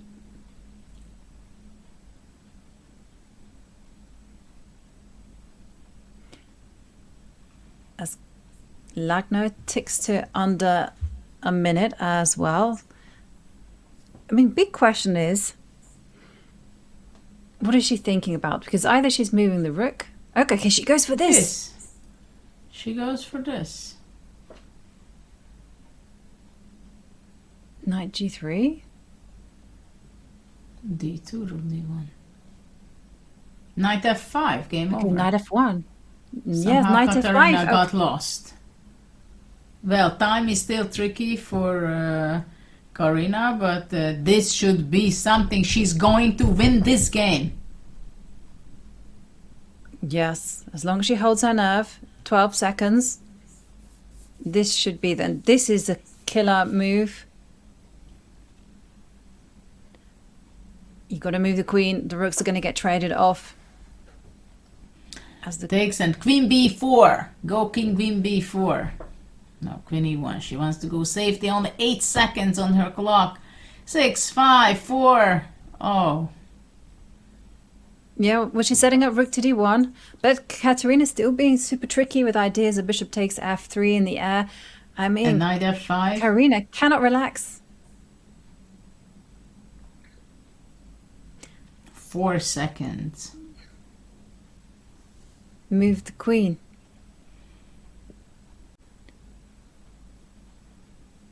And now Katarina's down to under 15 seconds. But Karina's really can't relax because she's got no time on the clock and the position. She had 2 to go seconds. queen d6, you know. But with 2 seconds you can't make a move like that. Yeah. Oh, 2 seconds. Oh my god. Don't lose on time. She needs this point. It's so important for morale as well as this. Yeah, just match, make king as you h2, see. king h1, king g1, triangulation to gain a Yeah. few seconds, you know. Queen e3, I don't know. Don't think, move. Very good advice. Queen b4. Well, she's doing everything right. She set up a wall of pawns, so her king is very, very safe. And now she's just Okay, shuffling queen the b4. pieces, build up that time. Progress. a4. Yes. Bishop h3. Rook e8. Ah! Rook e8, queen e4. Oh, yeah. Yeah. And the look on Karina's face is priceless. She cannot quite believe it. She was so winning. All she had to do was just to keep her king under lock and key and keep it safe, and she didn't manage it, and Katerina escapes with a draw. Oof, that This is game? painful, as we have 5 minutes and 34 seconds remaining of the 3+1 portion, and we're seeing a b3 system from Katerina Lagno. Yeah, this was a key game for Karina. Because, you know, sometimes you can be happy with one single draw after losing 7, of course. But Katerina has a great opening, I must say. Very easy to play for white. Actually, yeah, Katerina's openings are very stable, or at least it works so well in this match. They've just been netting her very pleasant advantages, you know, and very simple position. The plan has been quite straightforward.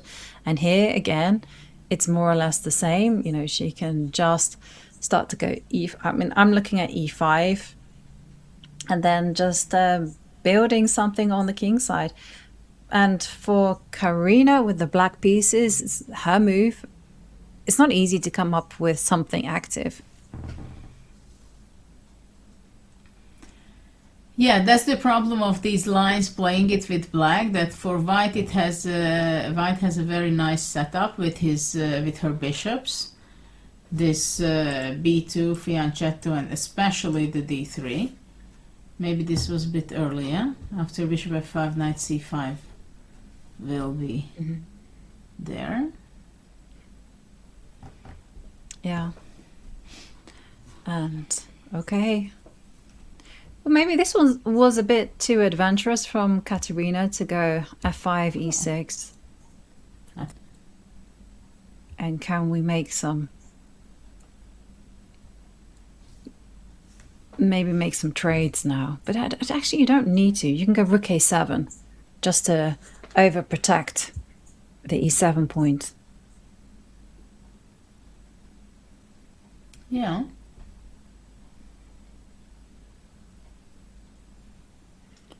But Karina down on time. She's just thinking, should she capture on e6? And she throws in a check, which is, oh. d4. d4 I don't like. It gives too many squares away. Okay. So there's queen c4 as something to knight e4. Love it. Very surprising, this d4 move.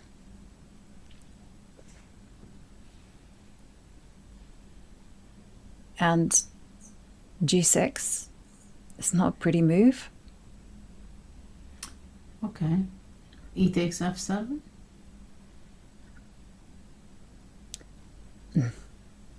Not pretty for black at all. Why? Queen f7? I guess you have to. What's going on? Is it just Is there queen any bishop c6 e6? maybe? No, bishop e6. I just not thought that... possible. But this is... What is this? Doesn't work. Queen takes queen. Because she didn't know what to play already, because queen c6 was the move. But you thought that she got some trap. Yeah. Okay. Yeah, now in this game, Katarina misplayed it completely. Yeah, that may be the case. And now with black on the verge of playing moves like a4, white has to be a bit careful here. Her bishop on b2 is locked out of the white game. completely misplayed it.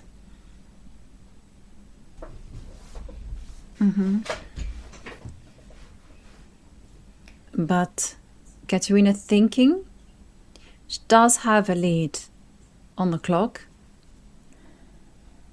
What is she thinking? I mean, I would be playing a4 pretty quickly. Maybe she's worried about rook c8. Maybe she's king f7 and where to go with her pieces. Well, but after a4 also may be possible to go, for example, rook b8. She wants to consolidate her position. She will be coming back to e2, I think. Rook b6 possible, but maybe rook e2 was just better. Yeah. Now a4. I'm a little bit concerned about... Yeah, because after takes, rook a2 can be there, and this c2 pawn can be vulnerable. Very unexpected good position and opportunity for black. Okay. And for the first time, actually, we see Karina with a time advantage on her clock. As a3. I'm expecting scary for white. black king to start running, and sure enough.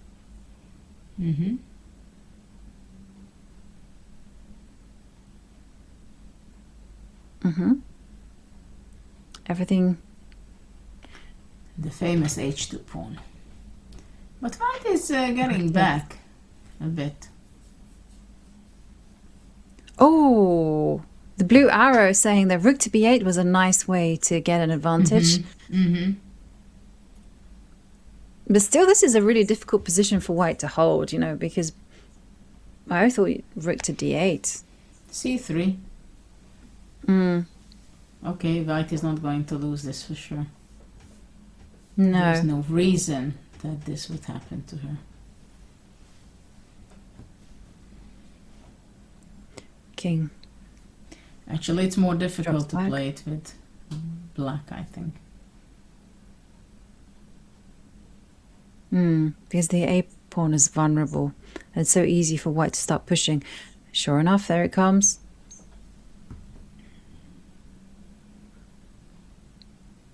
I guess you can just throw in a...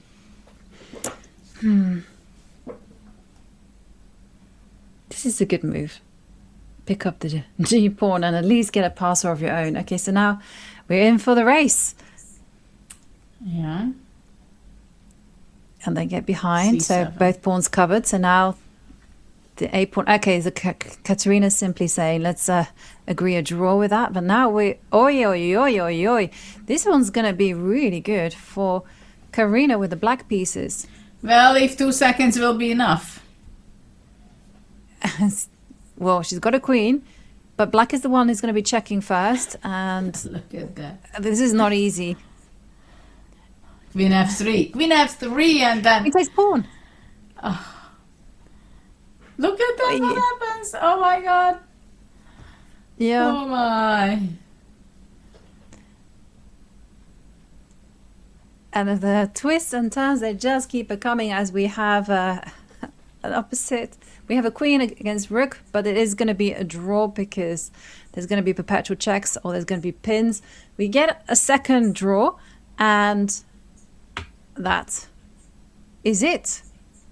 The time just went past so quickly. That was the final game, the 3+1 portion. Yes. And it is not great news for Karina, as look at this scoreline, Judith. 3-1 in favor of Katerina Lagno. Well, it's a huge advantage in the match. 8-1. And now we are reaching to the final portion of the match, where I guess the players will be having fun. Well, who will be having fun? That is going to be the question. I think we can all guess that Katerina is going to be in a good mood as she leads the match with 8 points to 1.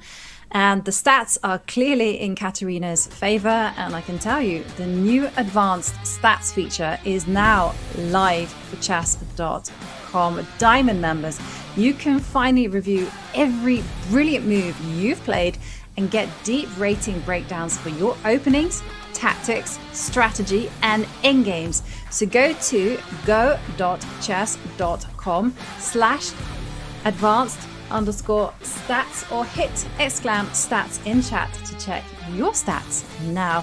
And we're going to be back with the bullet, the 1 minute plus 1 second, right after this break.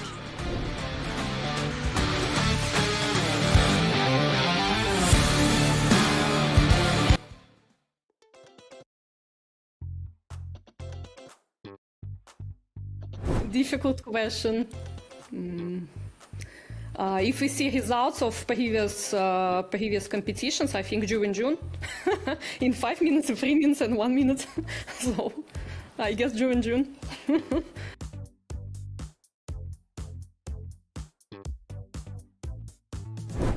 Okay, I think it's always difficult to play against such strong opponents like Holy Fanny or June. So, but with anyone else, I'm ready to play and to fight until the end. Even against them, I will try to do my best, but for sure, against them, quite difficult.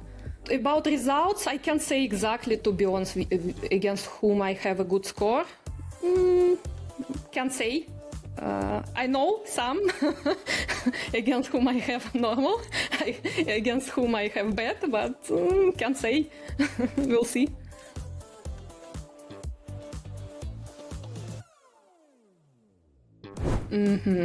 Interesting question.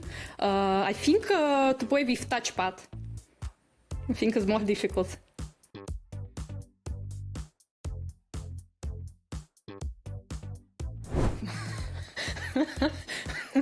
Good questions, I like. Okay, now I'm practicing golf. So in golf, I'm around, I think, 1400, I guess, more or less. Also, I'm playing tennis, but okay, now I stopped playing. So probably I stopped on the level at 1500, I think. So my rating is around 1500, I think, in my activities.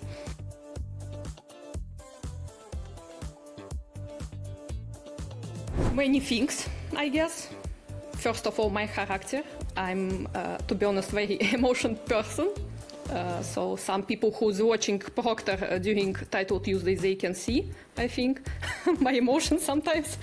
So that's why I'm happy to play with Proctor, not with Zoom, because with Zoom audience can hear it. So so now I'm more calm, I can say. Not so much, but still I try to be more calm, even if I lose or it's misclick happens sometimes.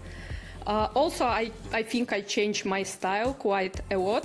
I mean, chess style. I try to play more positional. I try to play more in games, not to try to attack every time. So it's a big improvement, I think, for me. That's all.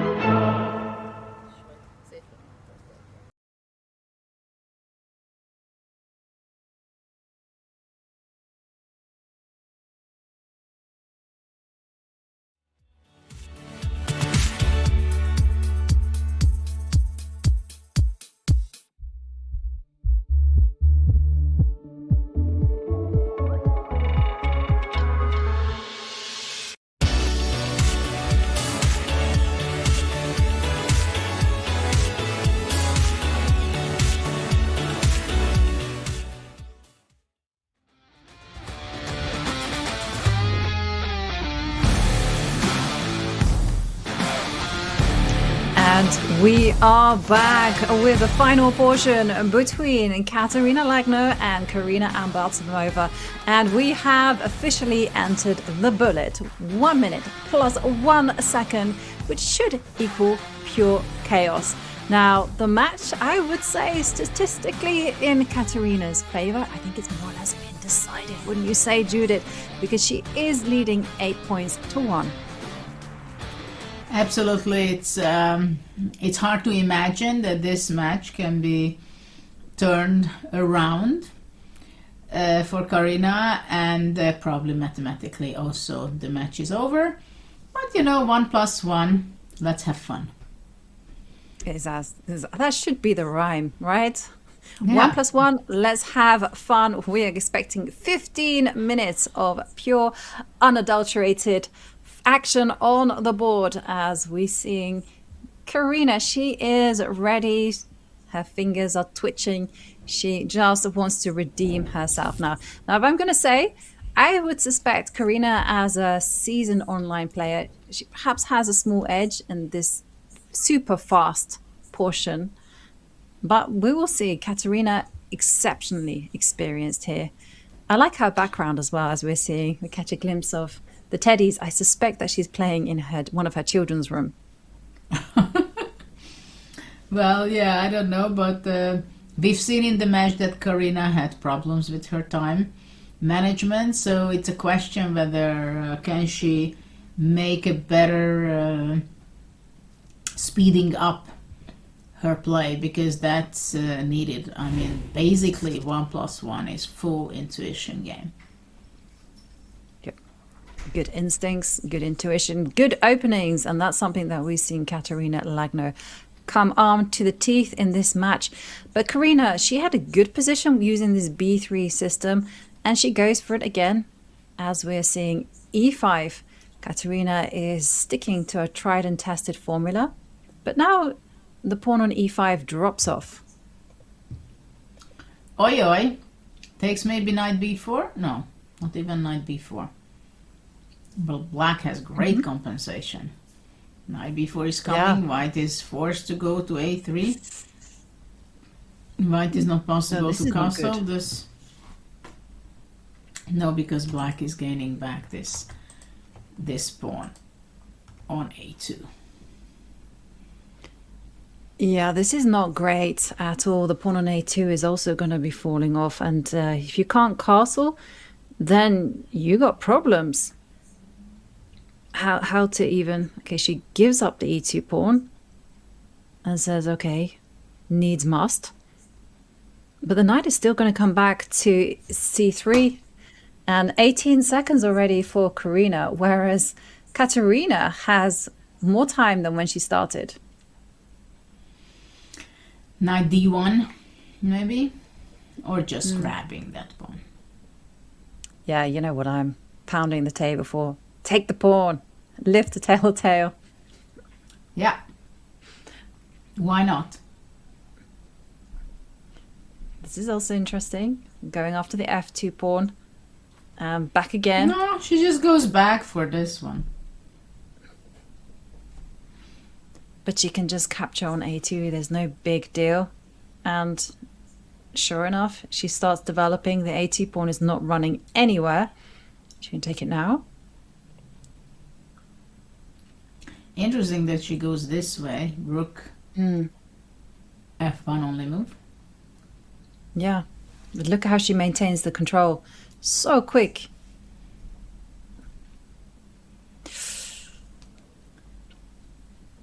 And the moves coming F6, super F6 fast. was a piece collecting the knight. And it almost still is. Okay, now you have to move the bishop.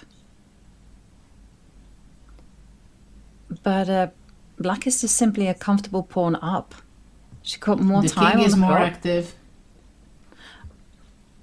Okay, but Karina fighting hard. Knight takes b3, bishop takes c6, and that's a beautiful construction to start advancing the a pawn. There it comes. You got to be a little bit careful. Cover the c pawn. Not much. And now, Whoops. Knight e2. Nobody cares. Yeah, Yep. okay. That's a queen. no. And Yeah. Katerina starts off with a win, moving to 9 points. Difference between the two players. Basically, rating shows, right? I mean, there is nearly 200 rating points difference. I mean, Yeah. 170. Well, Katerina is a 3-time world women's blitz champion, and she's shown exactly why. She's come better prepared, she's faster, she's definitely holding her nerve more. Although Karina now has a really good position after knight c5. Well, Got some eyes on the G4. e-pawn. Yeah, G4 was a bit optimistic, I believe.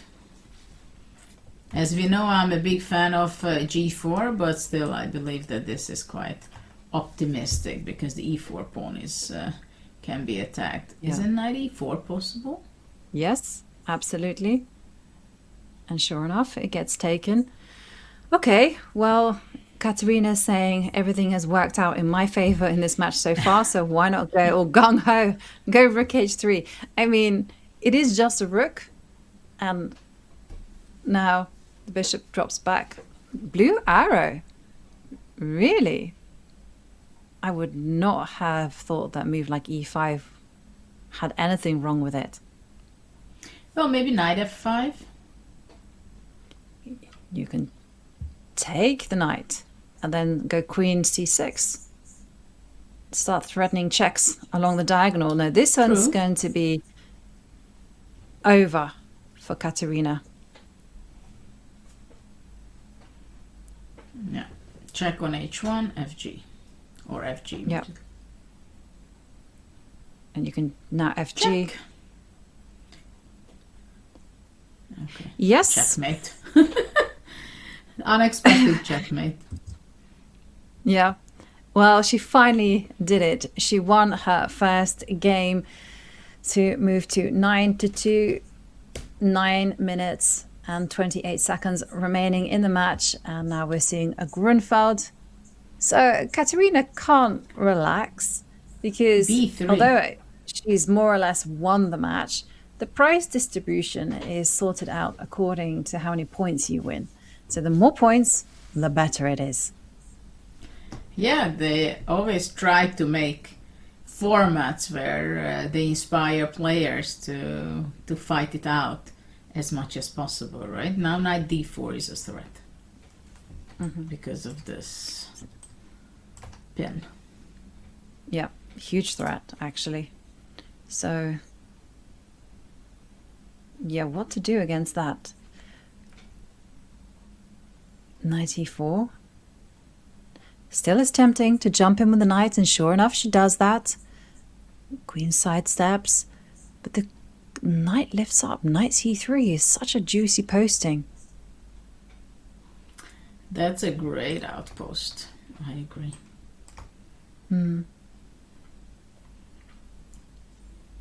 She jumps in right now. Very annoying. It's like, this is the thing. Like, how can you say that knight c3 is a bad move? Only a computer can tell you something like that. Yeah, and white has to be super careful. You can't capture with a pawn because there was a pin along the D line. So queen c2, queen e2. But now the pawn on d3 is a target, and once again Karina finds herself with a worse position, but also low on time as well, just 19 seconds. She's planning to double up. Black is planning to double up on the C line. Another pawn is going to be falling. You can take it and go rook. No, you couldn't go rook b1 because the pawn on d3.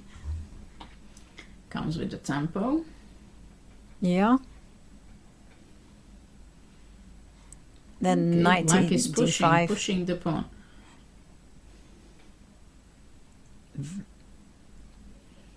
Oh, bishop d5. Suddenly it's not so easy at all. Rook f7.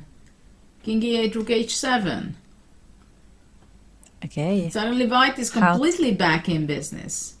I mean, white probably just takes on b3 and take on h6.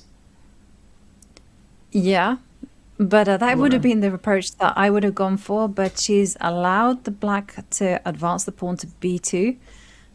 But this, she's trying to do it in a controlled way. b2, big threat. So now she sacrifices the piece. Yeah, but inverse circumstances. Because now we couldn't take the h6 pawn. Mm-hmm. And that's a huge difference. King g7. Okay, knight to e6. Make sure that the pawn is covered. And now black has complete control here.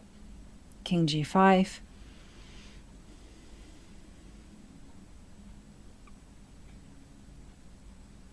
Yeah. King g5 finally hunting down the h-pawn. Now you got to be careful. f4. Don't. Exactly. Okay, now it's good. Take on h5. Yep. 2 seconds for white. And now the rook moves. Now you're just going to throw in another check. And you have to step back now, knight e4. And the f-pawn is going to be falling. And with that, the game. And Katerina, she strikes back 10 points to 2. Okay, we got this position again. Same system. Is she going to play b6 anyway? Let's see. But this time, Katerina will not play bishop e3 and g4 after that. Maybe f5. She's going to go bishop e3 as she does, but she's going to not play g4. I think that was the big problem there. Okay, so now bishop f2. Just saying, knight takes bishop, it's fine. It's a great knight that she's swapped off. And she can't... The evaluation bar just saying that black is suddenly better. Just maybe because of the control over the light squares and knight c5 making appearance one more time. Yeah, black has a great position now that white has no white square bishop, and the f4 is not something white is having. I mean, black has a very comfortable position, to say the least. a5, a4, definitely. Make a weakness on b3. Yep. And this is the kind of position where Karina really excels. And you see her, she's got more time on the clock. She has a nice plan. And she didn't mention in the interviews during her break that she really was trying to change up her style to become a little bit more positional. She breaks out with d5. Great idea. Just lengthening the diagonal. And now, okay, now's the chance for you to take on e4. Make that line beautiful and long. Can black go f5, then knight c5, takes bishop e4. Yep. And well, what to do? She takes rook d8, doubling up. But I feel like Katerina is over the worst of it as she finds a way to defend. Oops, rook bishop e1 and take the a5. Oh. Uh-oh. Absolutely. Big problem. And Katerina is not going to misplay this. No. Bishop a5. Ah, she just plays queen. But why did she play king a2? Just, I think she wanted to trap I jinxed it. But it doesn't matter. It's just 2 minutes and 43 seconds remaining on the match clock. I don't think Katerina cares that much anymore. She's satisfied with a draw, and that's it. This could be the final game of the match, as we're seeing Karina with a white piece. B3. I've never seen this move before. I'll check. Well, too okay, many we transposed. We transposed to previous kind of setup with white. Yeah. It's just, it was unexpected to me. Yeah, Karina likes these fianchetto games. One side or both sides? Okay, so let's big see. question. Take on e5? Yeah. Takes. Is it castle? Yep. I don't think you're too worried about e4, so c6. Black is ready for the open. White is ready for the opening. If you go e4, so now you can go queen c2. Knight d2 is better, and then later on, of course, white will be putting queen c2. Yeah. Unless no, but actually after this, I think d4 should be the move. Knight e4 takes. It seems like both of them play for equal drawish. But I gotta say, I feel like black has really good long-term prospects, especially if they manage to get e4 in. Just lock the bishop out of the game. Because I've played stuff like this with the white pieces, and there's something uncomfortable about it. Obviously, you can't do it right now. No. But okay, now you can almost take. Bishop b4, e3, very nice.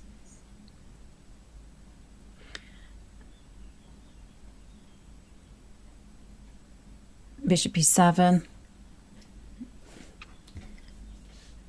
Actually, bishop on f7 is not standing so cool. I mean, this setup for white, queen and bishop on c3, is just very good. Look at that, f4. Well, King f2.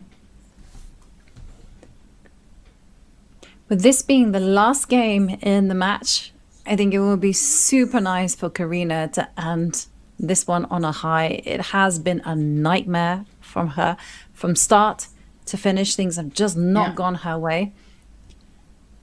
And for Katerina, a very impressive performance, just simply too strong as she smoothly works her way past Karina to get into the quarterfinals. So seeing c5, queens come off, but the players just playing on their seconds now, so almost anything goes.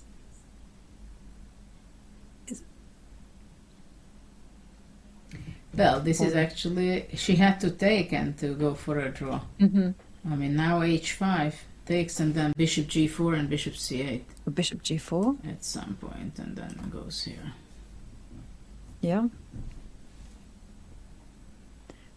And the bishop c8, your move, it's going to make an appearance.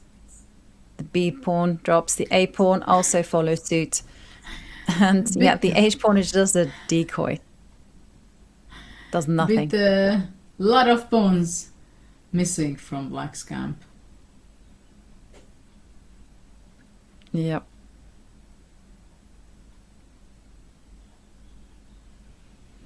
Fantastic performance by Katerina. Absolutely. She came well prepared. She was tactically sharp. She took the opportunities that were presented to her, and she makes her way to the quarterfinals. And let's take a look at the final score. 10.5 to 3.5. Very dominant performance there from the three-time Women's World Blitz champion Katerina Lagno. Yeah, it was a clear crush in this match. It was 7-0 to start, and well, it was impossible for Karina to come back. Yeah. Absolutely. It was really imposing from start to finish. So we have our third quarter finalist. And Katerina Lagno, will be facing off against the winner between Paulina Shuvalova and Anastasia Avramidou. But we still have one match remaining as we move down the boards. And we are seeing that it is a fight between, we see another quarterfinalist, Anna Mizicuk, who defeated Vaishali on Monday. But if we move back up, because I want to give you a glimpse as to what is happening, Lee.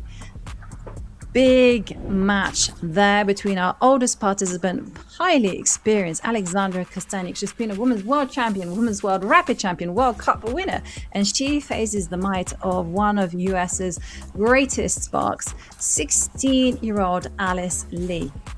Judith, what do you think that we have in store for us in that match? I really hope that we're going to have a very tight match, and I think we have all the chances for that because both of them are great fighters.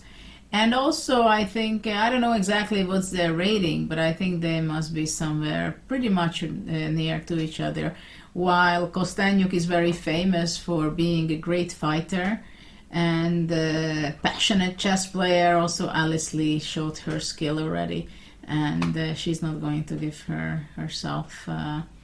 She's going to be fighting, definitely. So I'm very excited on this fight because I'm expecting a very tight match. Yes, a very tight match, unlike the one that we just saw just now, where that was just a real powerhouse of a performance from Katerina Lagno, who's just become our third quarter finalist. Well, in store for us, we have a good one. It is going to be an epic battle between Grandmaster Alexandra Kosteniuk and International Master, just 16 years old, Alice Lee. Now, that will be happening in around 20 minutes, so that's 8:30 Central European time or 2:30 p.m. if you're in Eastern time. So just around 20 minutes. We'll be back. Of course, we'll be covering every single moment, every single move, every single little bit of drama. But in the meantime, I'll wish you goodbye and we'll see you in just a few minutes.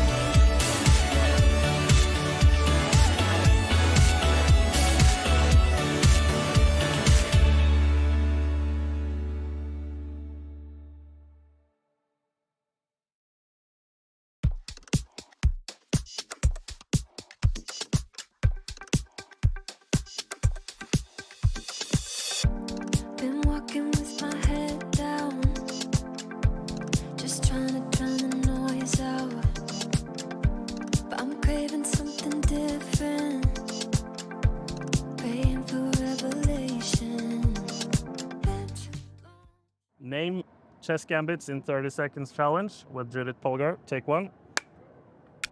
King's Gambit, Queen's Gambit, Marshall Gambit, Yenish Gambit, Mora Gambit, Banco Gambit, Budapest Gambit, Pasta Gambit. What gambit there are? Volga Gambit.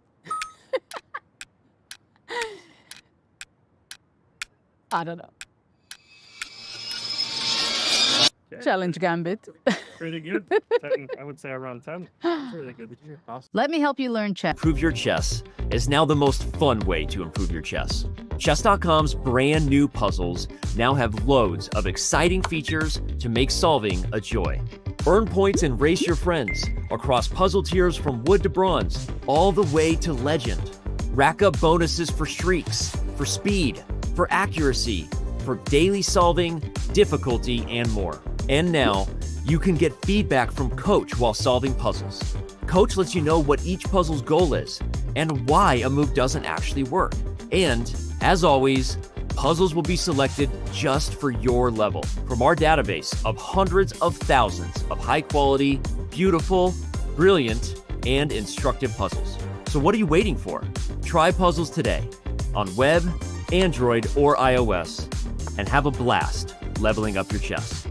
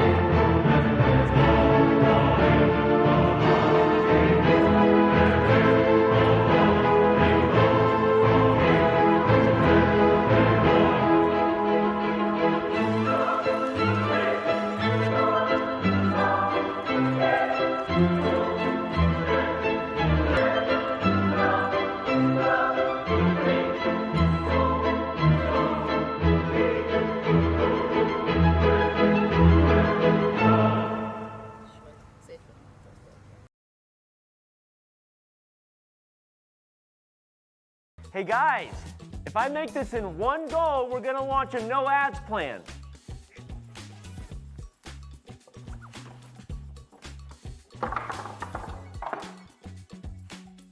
Does an own goal count? Hey guys, new plan. If I make this shot, we're gonna launch a no ads plan. Hey guys, last try. If I make this bullseye, we're launching the no ads plan. No more questions. I did it! I made the bullseye! Do it! Launch the no ads plan! Love chess but don't like ads? Sign up for Chess.com's no ads plan and play chess ad-free.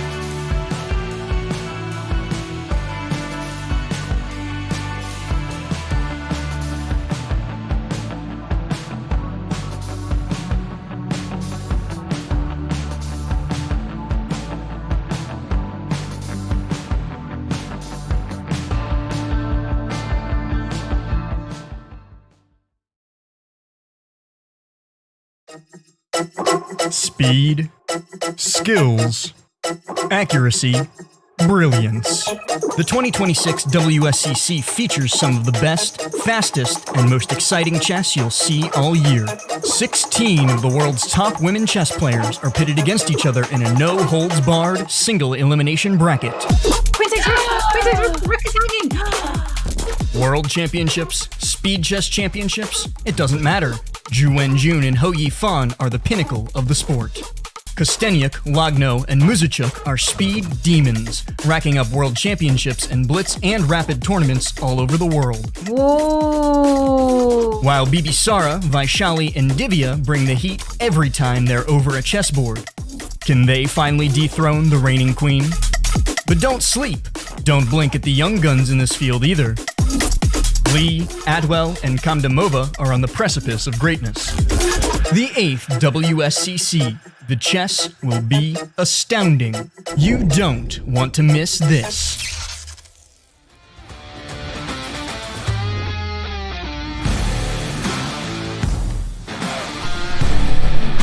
And we are back with Women's Speed Chess Championship, and we are live for the second match. If you're just joining us, I'm your host, International Master Ivan Gahauska, and I'm here with the brilliant Grandmaster Judith Polgar.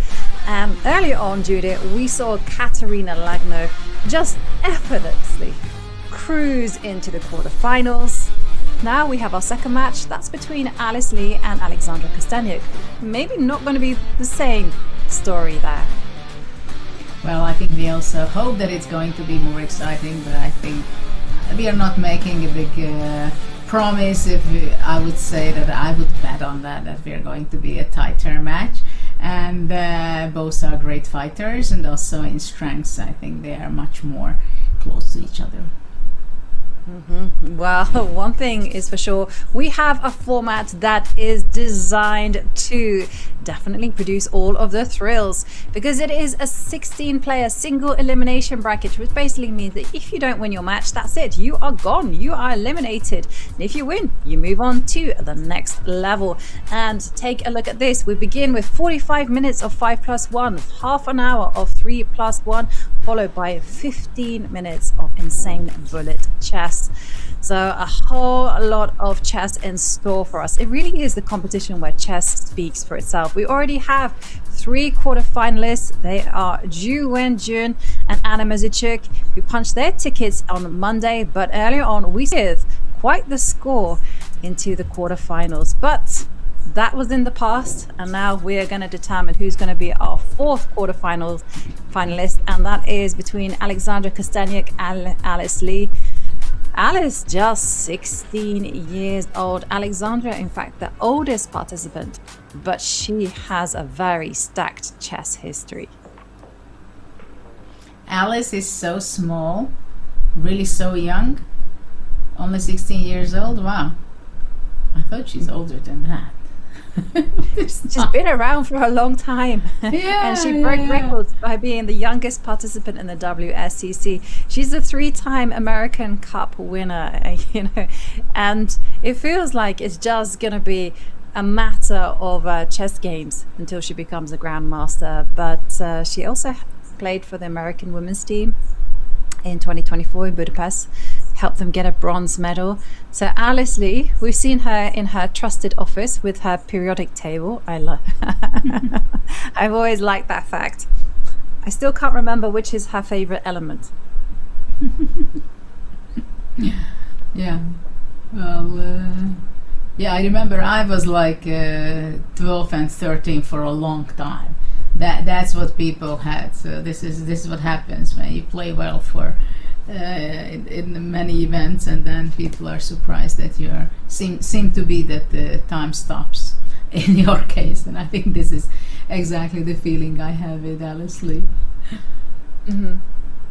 Yeah. Also, she kind of has remained the same, right? It's not like she's suddenly shot up like Vincent Keimer, because I remember when Vincent burst into the scenes, he was teeny tiny, and then he became super tall, and obviously a different player as well. And here we're seeing Alice getting ready. And by the way, Alice, I think she became the first ever female to break the 3,000 mark in bullet. And it is pretty evenly matched between the pair on the blitz rating, but in bullet, Alice is the one with the advantage there. So Alexandra best start making things count on the 5+1 and 3+1. Yeah, we'll see who is better in which format, but Alexandra, if I know it correctly, she loves to play blitz and she's pretty good in that too. And as we talked in the previous match, of course nerves are a strong part, serious part of this whole match. And yeah, it's interesting.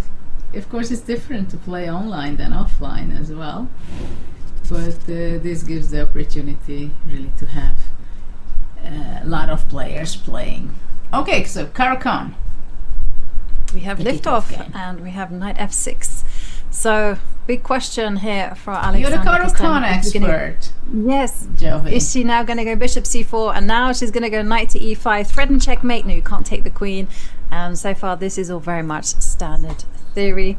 Now bishop to d6 is a main move, but bishop to e7 is unusual, I want to say. So does white go short castle or wants to develop with the bishop and go long castle? Well, usually you're castling kingside, because then you keep the space advantage of d4 without having any of those imbalances. And the big argument is that this bishop on c8 is jammed in, and you're just going to be playing on that, basically, just enjoying that small little space advantage. So this isn't going to rewrite the wheel or anything like that. It's just, Can knight is this some f7 kind be of knight played? takes f7? At the same time, I don't see why is it so horrible, and she didn't go for it. No, but very provocative play there from Alexandra, I gotta say. And the big question is how she's going to unravel the light square bishop. So she can take her time with b6 and bishop b7 and then c5. Or she can maybe go c5 immediately, but I don't trust it. Bishop f6. Was it a good replacement to change the knight going back and bishop to f6 while the bishop is still stuck on c8? No. That's a big question. And she has to move quickly as well. I mean, because if white is just allowed to cement everything, okay, so now here is c5. You have to do c5. I was expecting c3 instead of bishop b3, but probably she wanted to be prophylactical against knight b6. Yes. c5, c3, but now after cd, white has to take c takes d4, having the isolated pawn. Yeah. And how, again, for black to develop the light squared bishop? Is it knight b6, bishop d7, or just go b6? You have enough time for b6, don't you? Well, the thing is, the question is whether after b6, d5 is possible, but after that bishop, having the bishop on b3, maybe just knight c5 can be the unpleasant reply for white. Yeah. Okay. So b5. b5. Interesting idea, because this keeps the option for black to go knight b6 and control the white squares on d5. Unexpected move. It is unexpected, but I like your idea of getting d5. Yes, so queen e4, you got to move the rook, or knight. Actually, you can still go knight b6, but I like that. Why to waste time with rook b8? Though after rook b8, black is also preparing the immediate bishop b7 and with the tempo, which can also be quite promising. She does go for that rook move, and now the onus is on Alice to create something very concrete, because bishop b7 is coming and black is poised to take over the initiative. So what next? Attack the rook. You still go bishop b7. Well, that's expected to be played. And it's on the board. Now just Queen e2, rook c8. It's not the end of the world because you do get bishop takes f3. Yes. Knight e5, I guess the best move. Now this pawn is hanging. But there's no concrete... Oh, hang on a second. Is there knight takes f7 in the air, Judith? I think actually black probably will take on e5 and bishop g5. That's what I would be thinking. You're thinking on knight b6, right? Yeah, because if that's knight b6 is the move I'd love to play. If knight takes f7 isn't gonna win the house. That is not going to be winning the house. You have to take with the bishop and then knight d5. I think black has such a beautiful squares. The bar is just making fun of me. It does it to the best of us, Judith, on a regular bishop basis. d5 is better. Yeah. That's an option. Okay, well, we actually didn't happen, so we don't have to delve into the complexities of that move. But instead, we're seeing a4 make an appearance. Black And has a this great particular position. And why knight b6? She played knight b6 because knight d7 was a threat. Now I understand. Yeah. But now what? Because this a6 pawn is after all can be a weakness. If black goes... what is this? A drawer or what? Bishop c4. Yeah, jumping forward. Alice wants more. And Knight b4, rook c1. So maybe bishop d5 will be about time to do. yeah, What do you think about that? Bishop d5, and after bishop a6 I would be taking, and bishop g2 is possible. oh, very nice. King takes. Maybe not so good because queen a8 I wanted, but then maybe at the knight d7. Okay, let's go back. Bishop d5. Well, she's gone played, for b3. bishop g5.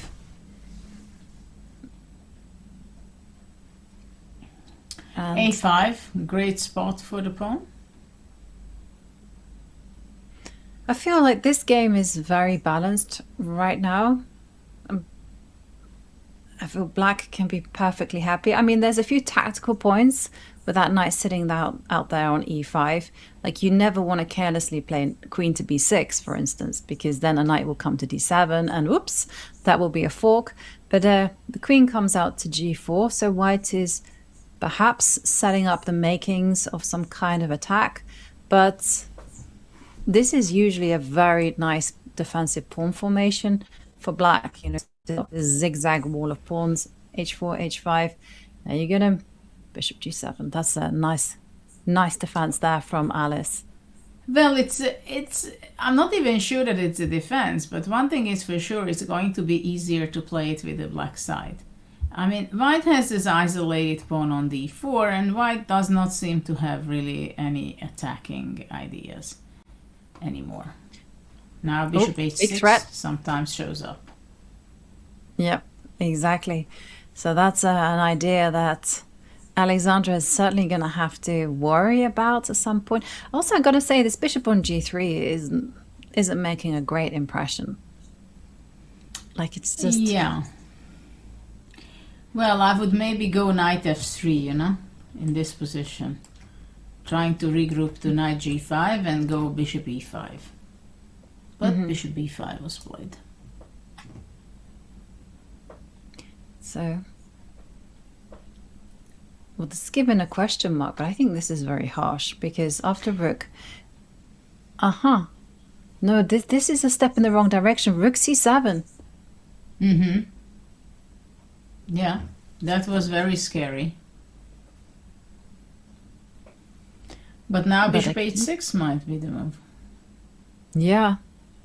Bishop f4. Also, as black, rook c7, you got to cover that. So black to play, and I got to say that the blue arrow move of going queen to b8 doesn't really And suddenly the evaluation bar is saying that after queen b7, bishop, that's not a great move. There's a lovely pin on the board for black. Yeah, black has a fantastic position. I mean, f3 is not helping white. Oh, so many things that white has to worry about. Bishop h6, the pin, the pawn on d4. And black is rock solid. Bishop h6 at some point. Yeah, like a4. Very smart move. Ideas of Very going strong. bishop takes knight. Undermine the defense of this bishop on c4. So quick as well. Alice with just 22 seconds left on the clock. And now, a3, a2. And then queen a7 will be there, protecting the pawn and the d4 attack. The question is, with just 17 seconds, will Alice manage to hold this position? Oh, very nice. Queen takes knight, impossible, because the queen takes d4, check. Maybe knight c2 or something like that. Knight c3. But now you can Knight c6. take on c6 and take on a2. Maybe knight f7? Take. Then queen d4. Yeah. Then queen I wanted d4. to take on c6 and take on a2 because that pawn Of is a course. set of nightmares. Of course. Suddenly white is surviving. Yeah, and now 5 seconds. And now this is kind of balanced. You just have to make sure Well, the kings are okay. Alice Leash has to save this game after having such a beautiful position. But okay, her time is limited. Yeah.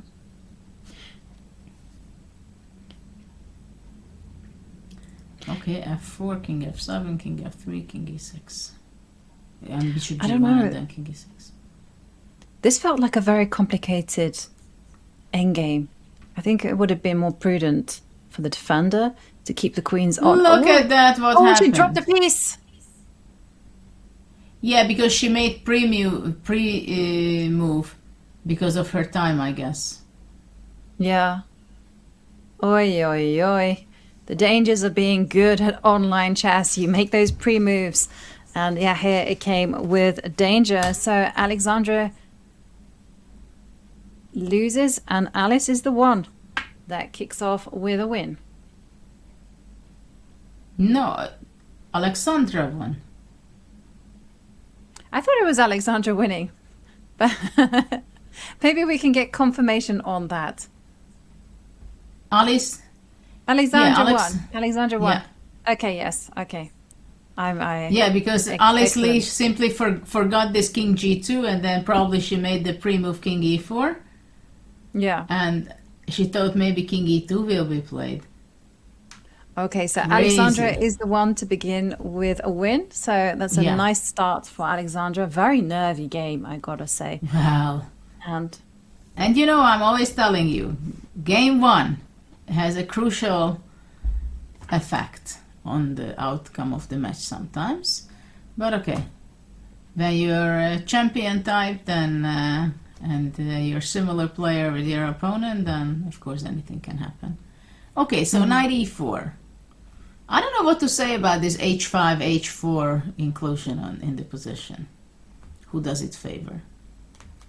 Probably it favors white.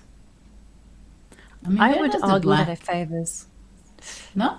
You like it with black? Yeah, I like it with more with white, just because I feel like it sharpens up the position for black if they want to castle kingside. Because this bishop on f5 doesn't have too many squares. So now here, though, I think the queen on a4 is offside. You've got to start thinking about dropping it back at the right moment. Knight e5 is a great move. But maybe at some point c4 will be possible. Oh my, what kind of pawn structure is that? One that favors the bold. Well, and why you don't want to be on that side? Because I don't play chess like that. Because once you go all in like that, you have to keep on continuing, and there's a few weak squares that are going to come back to haunt black, especially when it comes to king safety. I mean, you're going to have to live life with a king out there on f7. So the first step is how to connect the rooks. Bishop f4. I mean, there's Yeah, no but other square usually you for the don't bishop. develop this bishop, you know? Somehow this bishop stands better on c1. The only problem is that your rooks are not connected. Yeah. I mean, Well, and this that's is a a- serious problem. And this is a good move as well. Queen d7. E? I was expecting b5. Mm-hmm. Well, now e4 Well, now- is quite a strong move because of that. Actually, how do you handle that one? I mean, without losing the house, I guess you have to go on the counterattack with knight b6 and then hold it tight like that. queen But c2. that's White is making a preparatory move, which is absolutely not needed. And actually the time element is very important in this position. I have the feeling that b5 was possible and even g5 after that. it would definitely be in the spirit of f6. I mean, I thought now, also knight d6. Oh, I was expecting This is- e4. Oh, but now g5, look at that. I mean, long castle was kind of an unexpected turn. but it was a great one, actually, sharpening up the position like this with g5 in the air. Where to go with a knight? You jump it forward to c4. And here, I feel like it's white who has to be way more worried, especially with Oh, h4 absolutely. about to crack open the I mean, position. with this knight on c4, and look at this bishop on f5, it can go bishop e4 or bishop h3, trying to get rid of the defender on g2 bishop. I'm worried. I'm very worried. Also looking at bishop d6 as well, you know, as soon as you trade off on g3. Absolutely, and after that also opening your way with the queen to the h7. Yep. Absolutely. And white's attack is just going nowhere for the time being. So Alice already in deep trouble. I mean, what can she do to save this one? I'm not seeing a move. She's played e4. Yeah, now exchanging on e4. D takes e4. Yep. Is she planning on playing queen takes knight? At least try to lessen the pressure in that sense. Another idea is to start with the bishop to take on e4. So trying to eliminate the g2 bishop. h3, This one- Why? It's tempting, Maybe. but I think it's very instructive. No, you because know, that I queen- think after bishop f3 she wants to go g4. Maybe. But then it takes f5.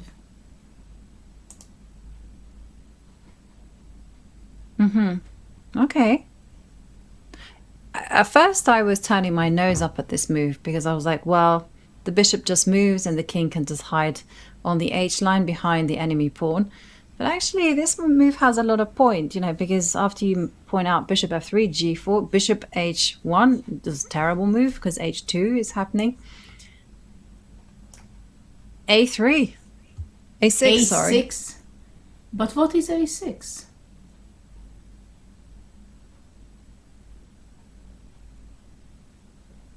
What is the answer here? Pawn takes bishop is met by a simple recapture on g2, and the Yeah, white absolutely. squares are going to be terminal for white. Well, white should The- be playing bishop f3 after all. But how to deal with g4? Do you just simply then go back to h1? Actually, that could be the solution. You go back to h1 and say whatever, hide the king No, on but- f1. Yeah, but then takes on e4. Yeah. White is hesitating, losing a lot of time. When she goes for bishop f3. Actually, bishop g4 seems to be a pretty unpleasant one too. You know? He's going bishop to g4. Can you take and then drop the queen back? Okay, I think flicking in h2 also makes a whole lot of sense. Although now the bishop can go back to g2.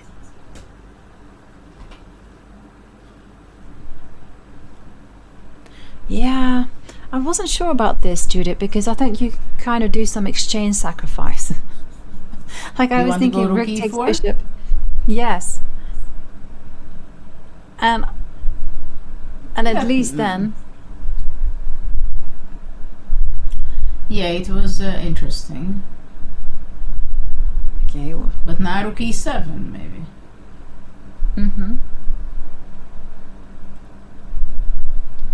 Could you also play for rook e6? Yep, and it does make an appearance.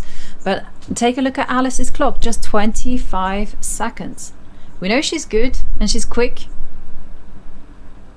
but that is a serious time disadvantage in such a sharp position as well. Well, now there are some moves, king c7 and also bishop d6. Maybe king c7 I would be going. Bishop d6 looks good. But then g5 can be taken. Yeah, there was that small problem. Yeah. But it kind of continues because you have moves like queen to f7, Judith. Once the bishop moves out of the way. c6 is hanging. Okay. And so, well, suddenly, just like that, is a big mistake on the board. Rook d8 and d5 is going to be a killer as you see the evaluation bars start increasing. But Alice Lee, with just 18 seconds, can she continue this upward trend? Well, it seems like white is taking over. Because the black pawn on h2, it gives just safety for the white king.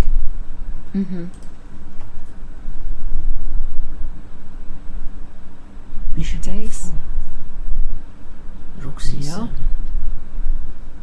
Queen d3. Okay, this honestly is equalizing. Yep. Rook c7, d6. Like white is one check away from winning this one. And on the white diagonal, long diagonal, white wins the game. Yep. Yeah, it's been a turnaround. It was a super sharp game. I thought Alexandra was on the verge of doing something very, very strong, but in the end she just misplayed it. And Alice, she's quick and she's good for a reason. She managed to find all the right defensive moves. Alexandra can't find a move as we speak. She comes up with the queen. But there's no threat. Well, now there is of queen to e. Queen e1! Queen e1! Whoa! This was the one cheapo that Alexandra had, and Alice has fallen for it. And that means Alexandra moves to 2 points. Whoa, you gotta be crazy. careful. And you know, there at the end, I've seen that there was a beautiful tactics. After queen e6, rook c8 was a win. Yes. That was a crazy one. I can see you taking notes. Yeah, it's game 3, no? Game 2. Game 2. And once again we get this situation where we're seeing Alice playing very provocatively, knight to d7, positively inviting Alexandra to take on f7. But I don't think taking on f7 is any good. But the queen, bishop to d3.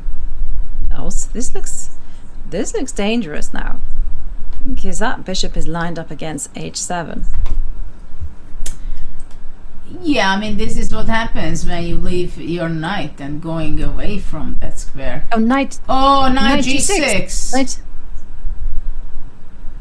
And Oh, she yeah, and realized Alice it. looks away. She realizes. yeah. Read it. Yeah, and bishop d6, knight e7, and queen h4. No, the game before game 2, it was very crucial for Alice. But look at this. Look at that. Alexandra doesn't find it. You know, opportunities are only there if you spot them, and sometimes you're just not looking for But them. actually, it was not so obvious, by the way. Because what we're talking about here, right? Knight g6, and after bishop d6, we say that check, king goes out, queen h4, and after g6, bishop g6, right? Not check. Yes.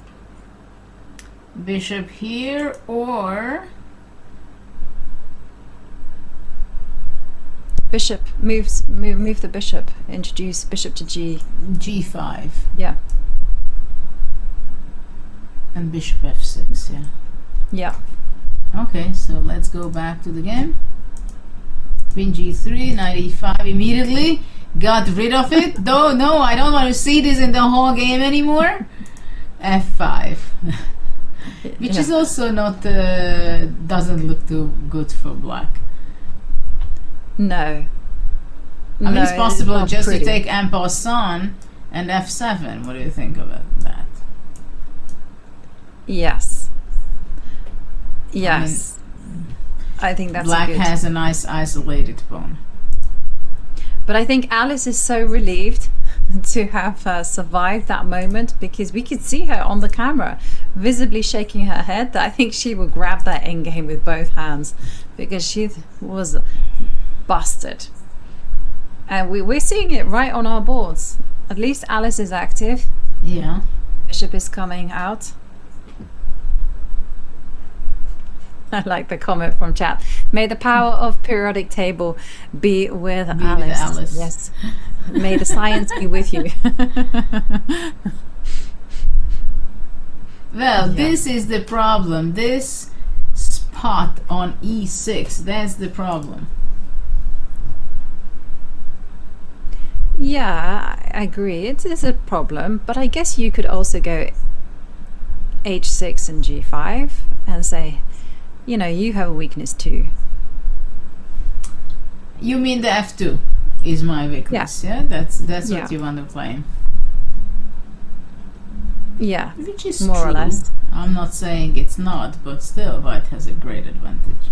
I mean, what about playing bishop e5, after that play g4, playing g3, and then king g2, slowly but surely. Yeah.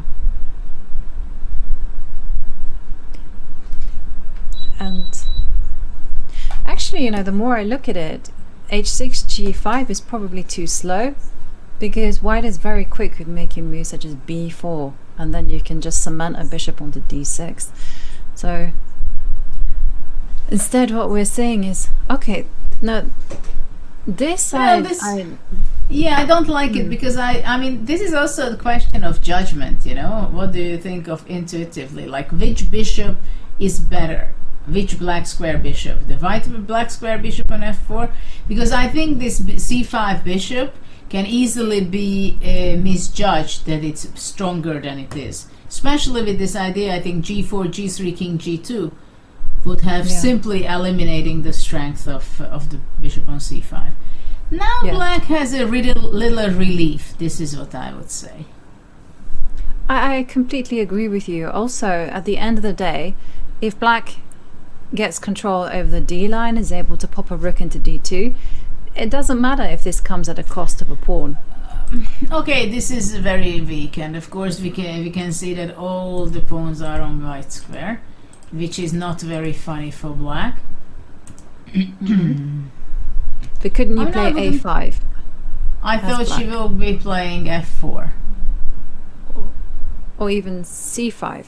No, not c5. It needs to be.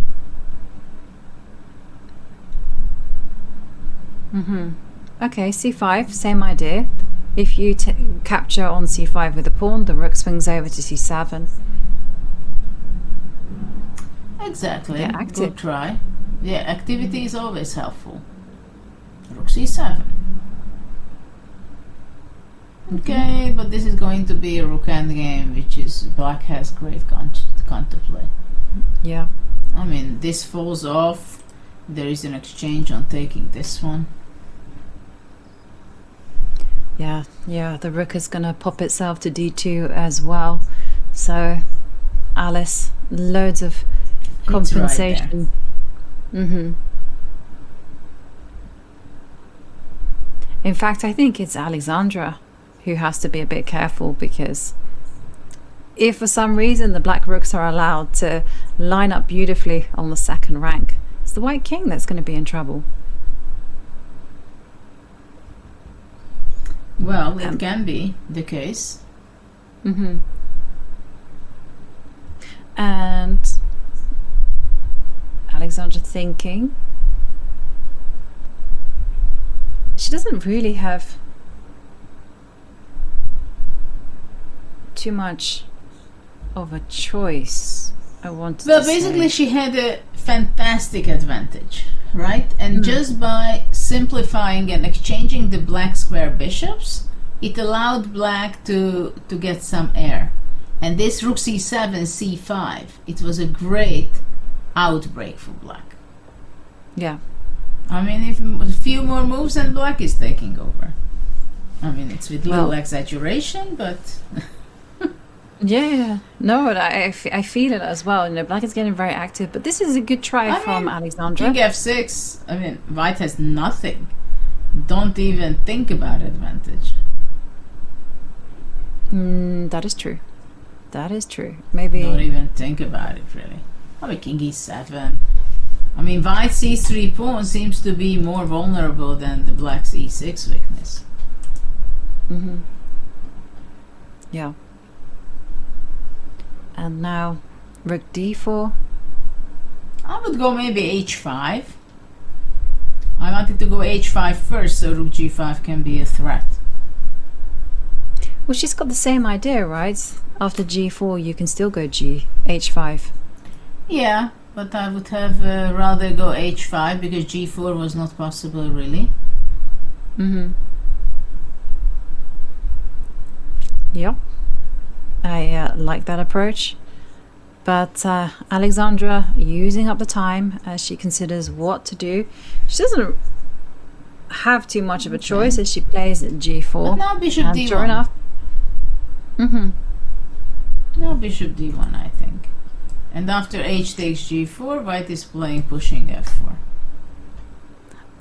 Yeah. We learned that pattern actually from one of the earlier games in the Katerina Lagno match, where you showed us that just a very simple, was it f4 instead of capturing on g3 or something, g4. Anyway. Yes. Yeah. Yes. Making. Okay, a4, simplifying on the queen side. And the time is actually whizzing fast, Judith, because we just have 11 minutes and 40 seconds remaining on the match at 5+1 portion. Yeah. So it's, you know, she's trailing by 2 points. So Alice will want to strike back going into the 3+1. As we're seeing, rook takes pawn. So this one is going to be fizzling out to a draw. Don't see too much danger here for black or for white. Unless there is a blunder. Yeah. And that can happen to absolutely anyone, as we've seen time and time again. We see the camera just fade out for Alexandra Kosteniuk, but she throws in a check. Okay, the king The rook is going to go back, and we're seeing the players repeat, and the third game does finish in a draw. But Alexandra with a 2-point lead over Alice Lee, and we go into our fourth game. This could be the final game that we see at the 5+1. Exactly.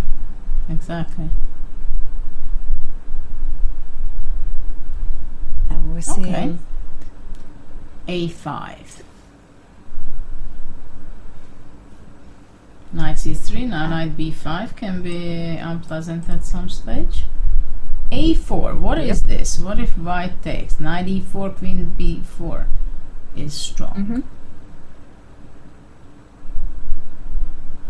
Rook B1, play it solid. And white is just simply gonna develop the light square bishop to G2, focus on building up a big center, castles. D5 is a very thematic pawn idea that white has, and black in return, you want to be doing for D6 and E5. Yeah, but white has a beautiful position right now. Very pleasant. I'm with you there. I play this type of position with the white many times, and I'm liking what I'm seeing, because this knight on C6 isn't the best piece, shall we say. And castles, keep it simple is what I'm expecting. And I think at some point you have to break out with E5 and try to unbalance the situation that way. Okay, but D5, that's okay. Actually, I like D5. I was expecting C takes D5, but okay. And after knight E5, knight D4.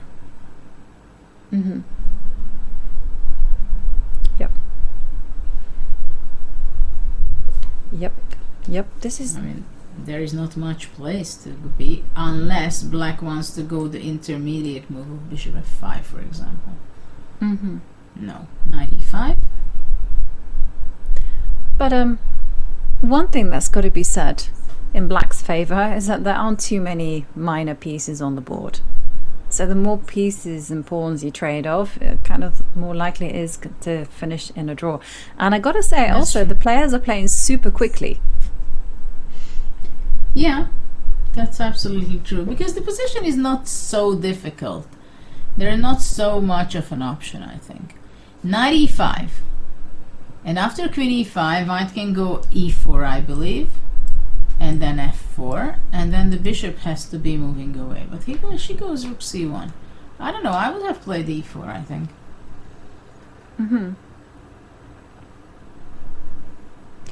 Okay, rook C8. Go E4. You go E4. Yes, that's... I also am in favor of that move. On the play. board. Now I like white's position quite a bit, because F4 will be there, and black has to be careful for the bishop. Yes. F5. Ooh, right, like now. My. Why not F4?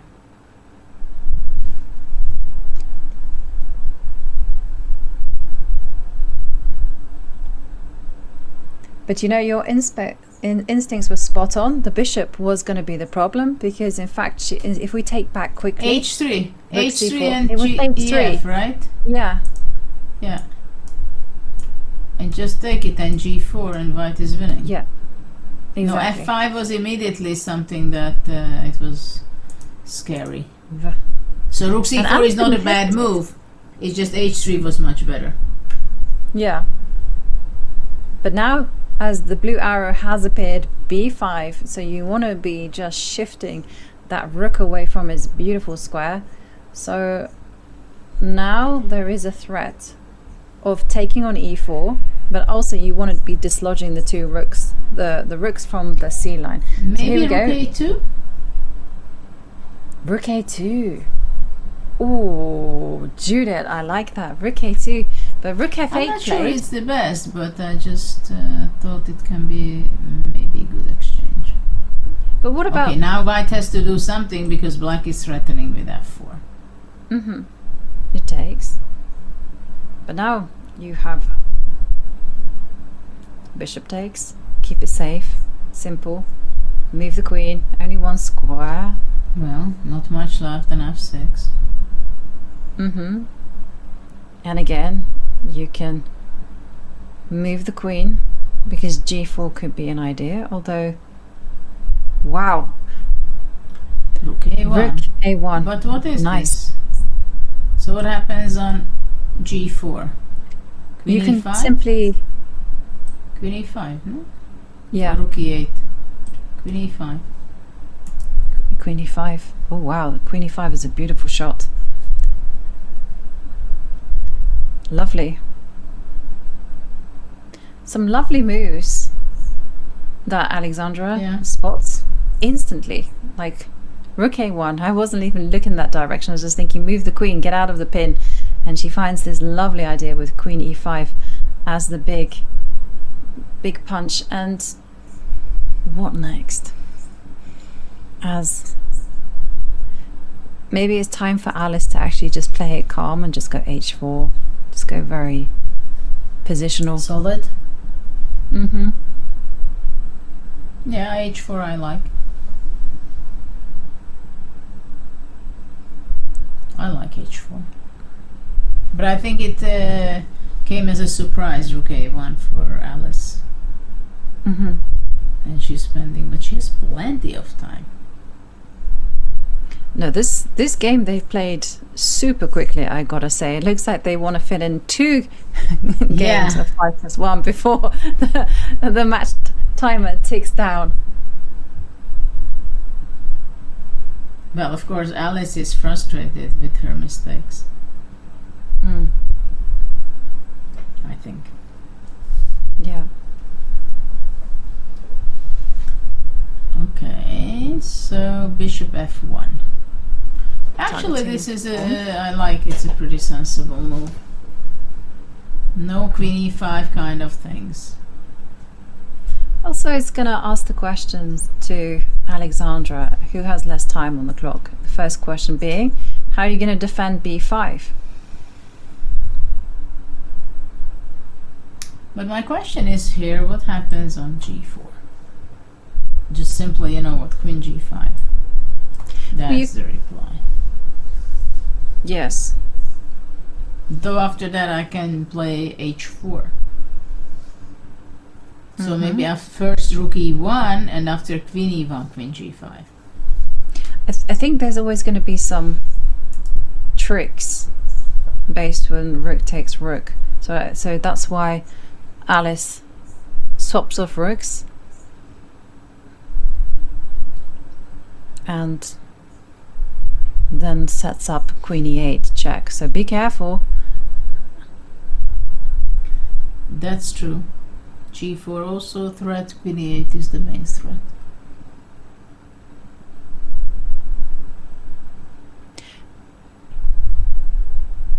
No.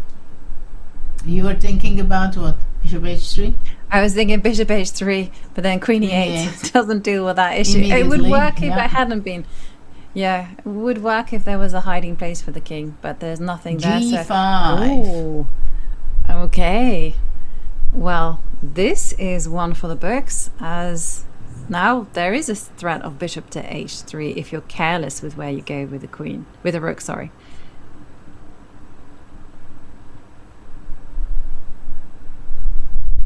g5, interesting idea.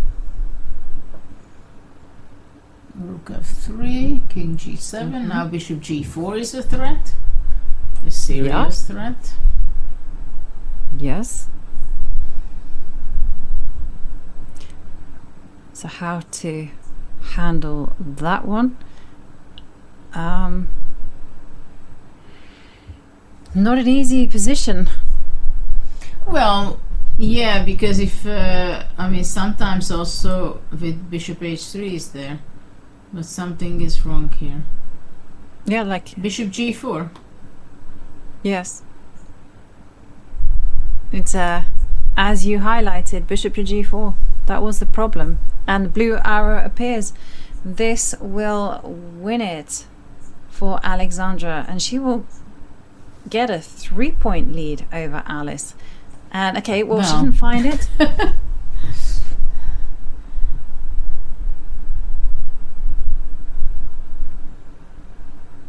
Yes, because she thinks that she goes to the pawn endgame. But can you With take the, king takes rook? well, actually now the question is what to do, because after king f1, you go bishop g4, and I think even I can just take and f4. 11 seconds, 10 seconds. Alice has to think. She goes king takes f1. Okay, but now And we're now, she's actually, there was rook takes bishop being, so we're now in a pure queen and pawn endgame. But there's a lot of checks on the board for Alice here. there is not going to be more games in this time control. Definitely just not. ran This out is of going to be time. the final one, as we're seeing the queens keep checking the king, and is a draw agreed. So, wow, what a start to the match as we look at our players. Alice and Alexandra on our screens. Well, for Alice, it could have been oh so much worse. She's trailing by 2 points, but it could have been 3 points. What a start, Judith. Well, it's quite impressive by Alexandra, but game 2 was very critical for Alice. But okay, let's see how they work it out with 3+1, because it seems like Lee is fast. Yes, exactly. We've seen these two players be absolute demons in the time controls, especially when it gets down to those final seconds. They're both incredibly experienced players. And what is in store for us is going to be a spectacle. And talking about a spectacle, well, the Esports World Cup is bringing the planet's top players and clubs together in Paris for a massive $1.5 million prize pool showdown from August 11th to the 15th. EWC Chess is going to be absolutely wild, and you can get 15% off your tickets right now using code CHESS15. Don't miss out on the ultimate live chess experience. Hit !EWC in the chat right now to claim your tickets, and I can guarantee that is definitely a sight well worth seeing. And what is well worth seeing is a 3+1 portion, which is coming up right after this break.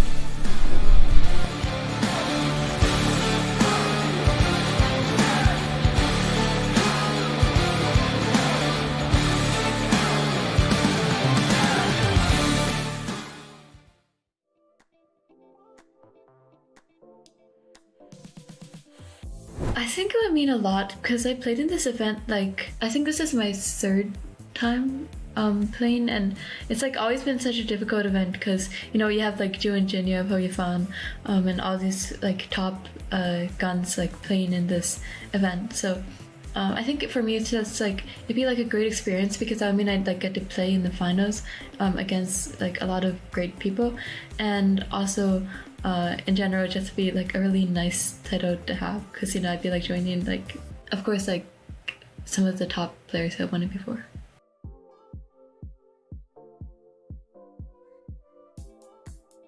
I think this format is quite easy to come back in. Like, I remember last year in one of my matches, I did quite badly in the first portion, which was like 5+1, I think. And then 3+1 was slightly better, but then like there was this like bullet section, and I was like, oh my god, this is so amazing. Like, I love this format. Because I think it provides like a good mix of different fast time controls.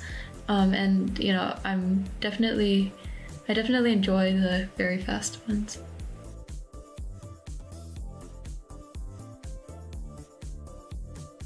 I like bullet the most, and I think it probably suits me the most because I played like so many games on Chess.com bullet.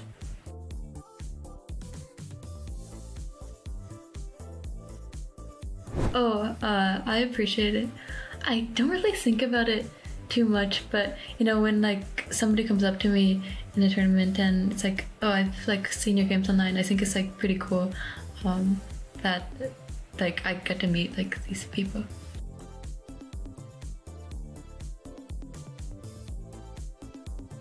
I just play bullet and blitz. Sometimes I look at some like specific like blitz or bullet openings beforehand, but it's just so like I don't lose in the opening, and I might have like another option to play if since start going downhill with one opening.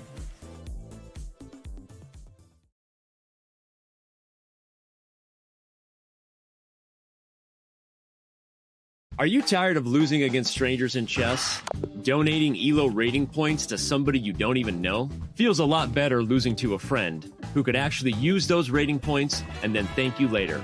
Sync your contacts and get started playing against people you already know in real life on Chess.com today.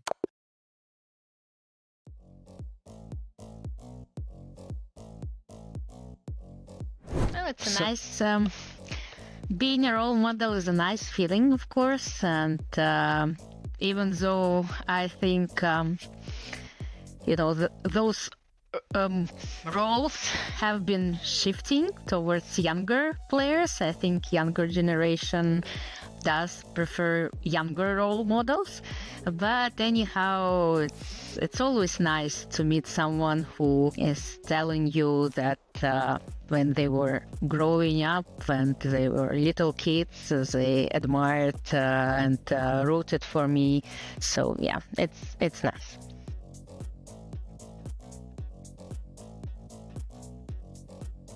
I'm still trying to be competitive, even though it's harder as time goes by for many reasons.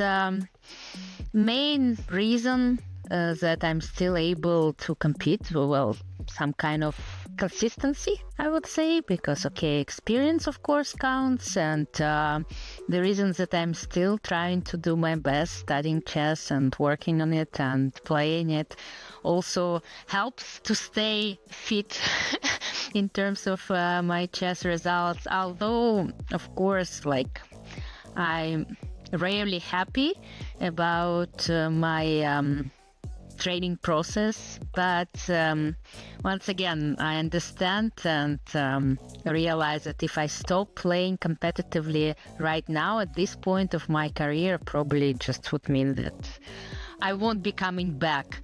So I'm trying, to stay here for as long as possible, and although I understand that the biggest part of my career is probably behind me already.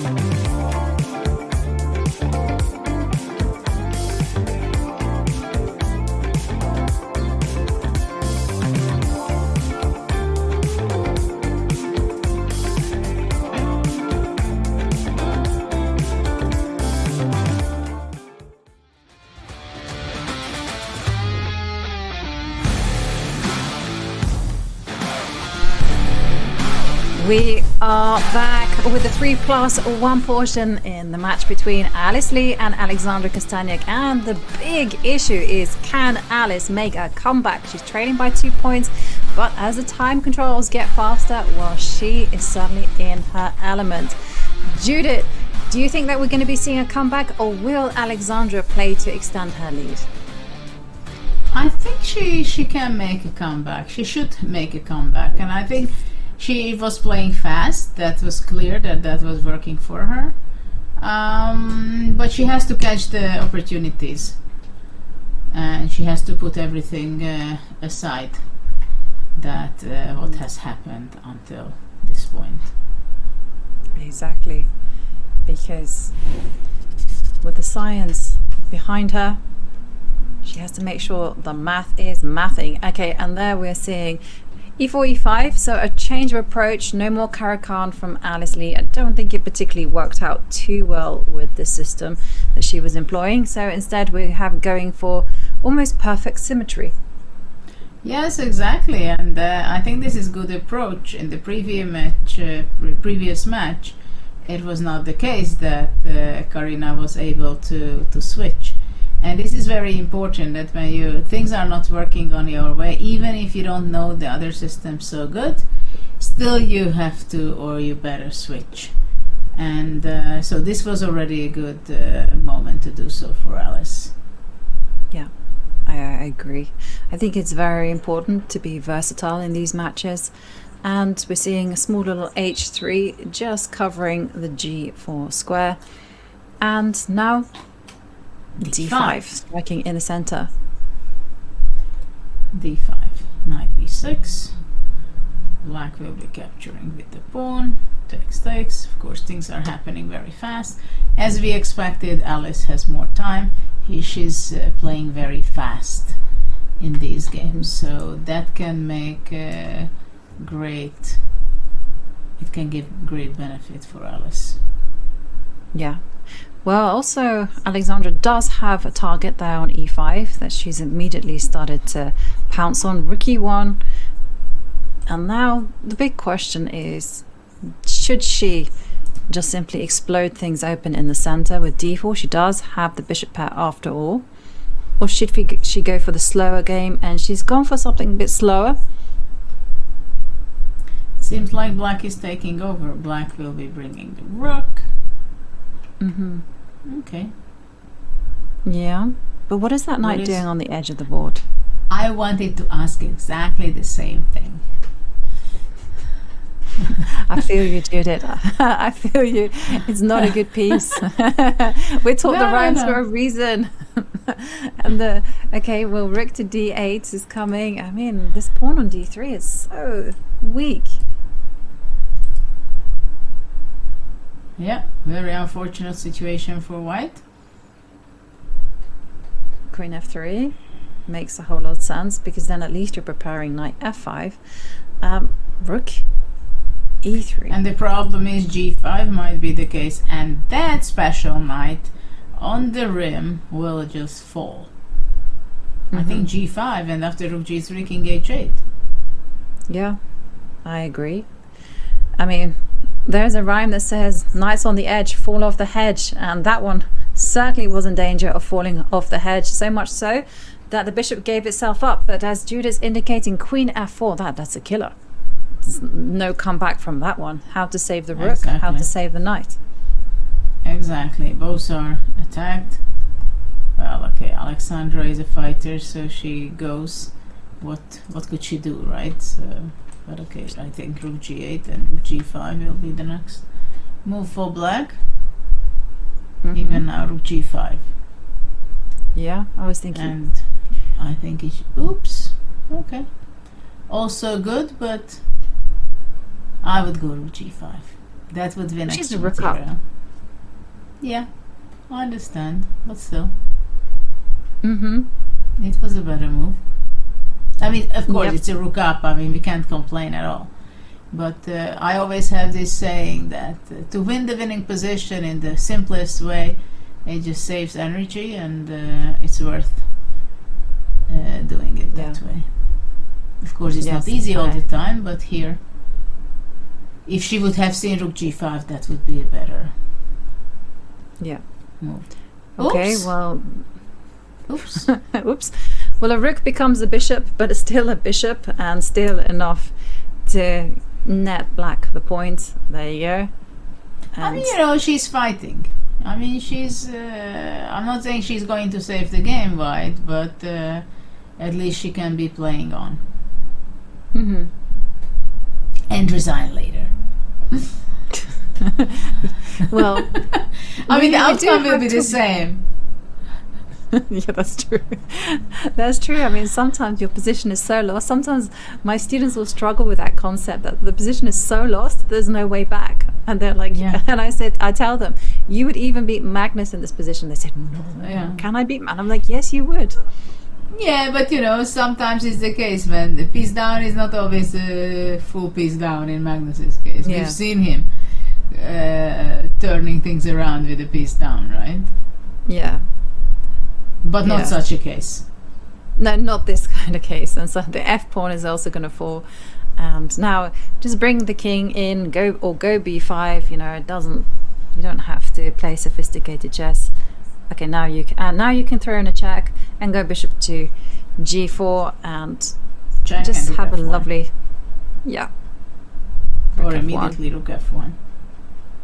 Just do it. Yeah, no hesitation.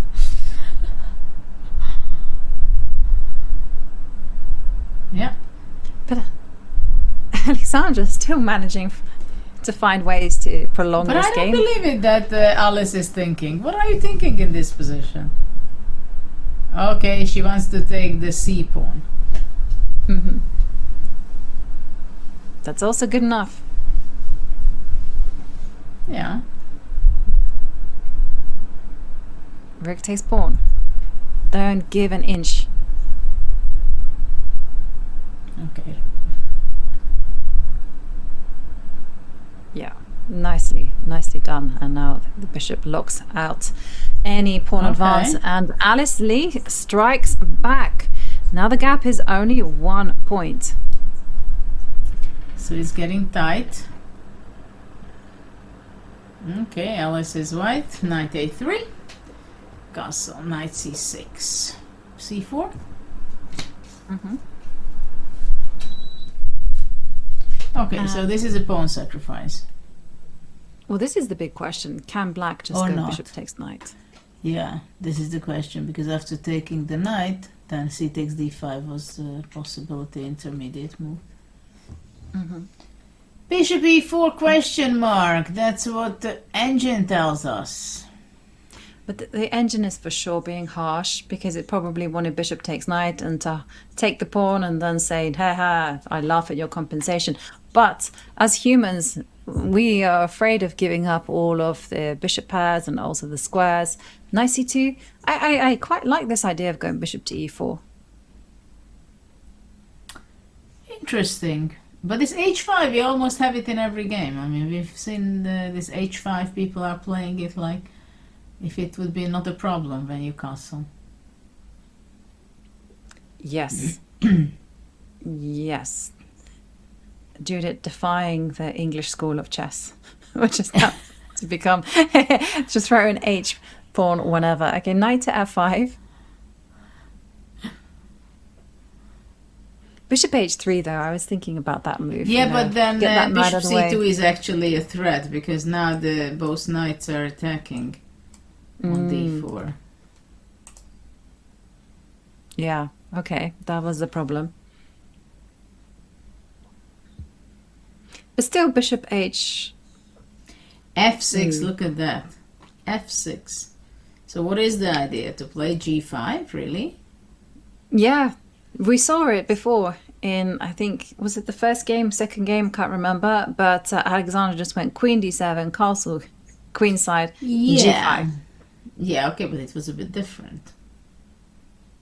No? 96. Yeah, but now I tell you what, I am afraid of g5. I'm afraid of these ideas. I can understand that. I can understand that. g5 looks pretty move. And now what to do? I mean, if you take on g5, then you were just inviting black to go h4. Okay, so we make some trades. I quite like this system from Alexandra, this whole idea. You know, it's unusual. And it's certainly causing Alice to burn some time on the clock. Do you see the bishop comes up? Okay, rook h7. Black still wants to go h4. And sometimes g4. Yeah. Okay, and as white, you've got to, I guess this has to be the move. Takes. And then... Of course, white wants to go e4 at some point. But seems to be quite slow. Also, I wonder whether you can go knight takes bishop and then go c6. Try to... Why not h4? Yes, that's a much better idea. That's also a h4. question, yeah? Yeah. Or even queen d7, get ready to castle the king and go bishop h3. Now, I Bishop wasn't expecting. G6. Well, it's a prophylactical move. Maybe he wants to push the e4, but I'm not happy for black. F4 I go. Yeah. F4 and F5. It's party time. Party time, please. Have F4 and equalize the match. Yeah. E6 Okay. also not bad. But it's the same idea that after queen d6 or something, anyway, f4. Yeah. Of course, she wants to go not f4, but she wants to go e5 and open up the diagonal for the bishop. Well, you know, Which is also I think you not have bad. to just accept. I think you just accept that f4 is coming, so queen d6. So another question, e5 or f4? She goes e5. Okay. Can't complain about No. her decision. The problem is that you can't really hold on to b7 in a comfortable manner because queen b6, knight c4, rook takes c7 is in the air. No, you have to Let's take it. take rook c7. And now what? Rook c7? I thought Oh, she goes that rook wasn't the best c6. move. Yes. I thought she would go rook c6. And that's why we saw that rook takes c7 was awarded with a cross. So the best move Yeah, after but h4 too was awarded with a cross. Okay, but bishop c6 and bishop e4. Or bishop c6, g4. Or g4 Yeah. to start with. Yeah, check, and she's going to go g4. Okay. So she's back in business. Well, hang on a second. There's still queen takes e5, Alexandra being tricky, but the queens are off, and Alice is just simply a piece to the good. Okay, bishop d7 I would go, and bishop e6. Go on the safe side, but she's not doing that. Rook e1, bishop b4. 17 seconds for Alexandra. I wondered whether she would throw in some kind of g4 at some stage, but that doesn't achieve anything other than losing material. Not really. No. What's the point of f6? Knight g5? She just wanted to clarify things. Knight g5, Yeah. knight e6, big threat. Here, Knight knight f3. takes h3. Knight f3, bishop h6, so why not to take on h3 and f4? Yeah. And bring the king. That- That was good. Very important, protecting Yeah. the rook. Rook d2. Alice wins and she equalizes the match. So Yeah. it's everything to play for as we continue with the 3+1 portion. Alice moving on with her e4, e5, and now we're seeing knight e7. Yeah, she's alternating her options. Okay, d4. Takes. What is this? Giving up the center, and Alexander is not taking with the pawn? I don't know. I played chess long time ago, I guess. In my times, people were not taking on d4, and if they did, white was capturing with the pawn to control the center. And what about this twist? h4, h5. I'm telling you that we have it in every game. Doesn't matter which opening it is, d4, e4, whatever. It just that has to be included. Yeah. It's like a I think routine, it's- you know. It's like Yeah. becoming the Whoever- old h3, h6 kind of lift for the king. Exactly. I think whoever wins, we're going to have to pull them up on this. What is with this h4, h5? Every single game, it's made an appearance. And now we're seeing knighty just attacking the pawns. But you know what? I do really like white's position. I like the fact that the center is very stable. There is an open C line to start at least applying some pressure. Well, the question is this real pressure? Okay, this is for white, it's okay. Yeah, bishop d8. Logical that black is not giving up that tension. Yeah, this makes a whole lot of sense. Get that king to d3. Rook f8, trying to go f5 next, maybe? Mm-hmm. Can you go knight e3, just trying to keep some control? f6 then, and maybe... Hmm. Oh, I don't know. f6, Yeah. g6. Takes. And I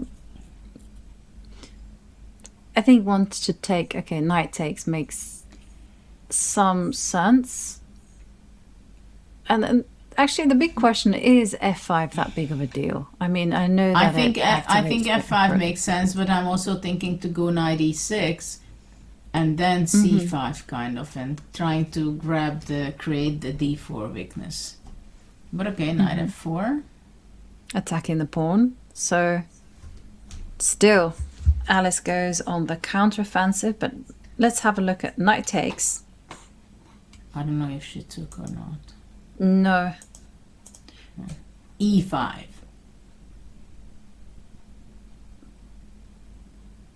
It's a nice move, actually, from Alexandra. You take? Yeah, because there are a lot of weaknesses here, you see. Mm. It's kind of Yeah. unpleasant. I like this move very much. Okay, but can black simply just... Take and king c6, yeah? Yeah. She does not want to give that pawn. Mm-hmm. Yeah, lovely move. Just going for the G pawn. Nice. Well, there are so many weaknesses here that after rook g3 it will be not so easy to defend for black. But maybe she can do your plan, which is simply to capture and then just tuck the king Okay. away. Okay. Yeah. And Yeah, actually This now knight on she the- made these good moves. yeah, and this knight on e6, you know, it's like peeking beyond the fence. It's got this target on f4. So this is a very nice defensive try from Alice. That's true. Yeah, and she's not going to get in real trouble. I don't know why she played No. c6. She was kind of afraid maybe of knight c3 plans and knight d5. Mm-hmm. And one question I have is, should Alice be tempted to go for some kind of like rook trade, go into a knight endgame? My vibe is don't even touch that. Everything is beautifully perfect here. There's no I mean, way yeah, to make progress for white. You're giving a good question. Like, this is something that when we play, we always have to ask in such a position, who does it favor if we exchange the rooks, right? Mm-hmm. But it's also like maybe it's a draw. But I think Alice like thinks that, well, maybe I will have something. Like, Yeah. it's not clear who is playing for a win, right? Exactly, and it's a protected pass pawn that white has on e5, and so here I feel like the knights should not come off. You need to, and the blue arrow. Oi, oi, oi, oi, oi! No, don't go into this king and pawn endgame. There's a big beast in town, and that's that pawn on e5. Okay, but how does it work? Well, the king is A4. just. This is lovely.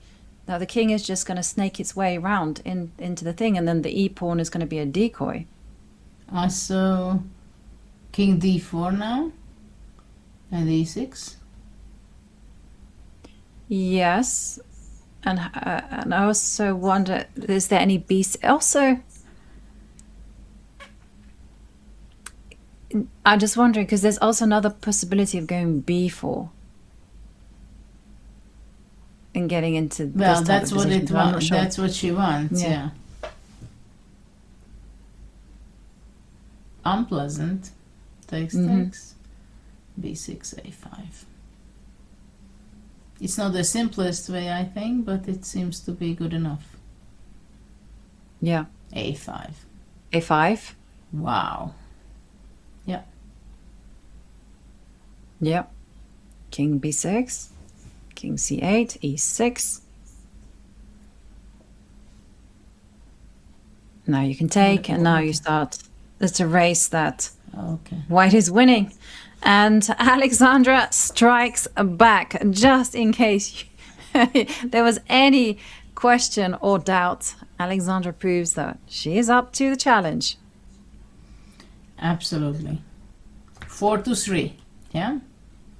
Yep.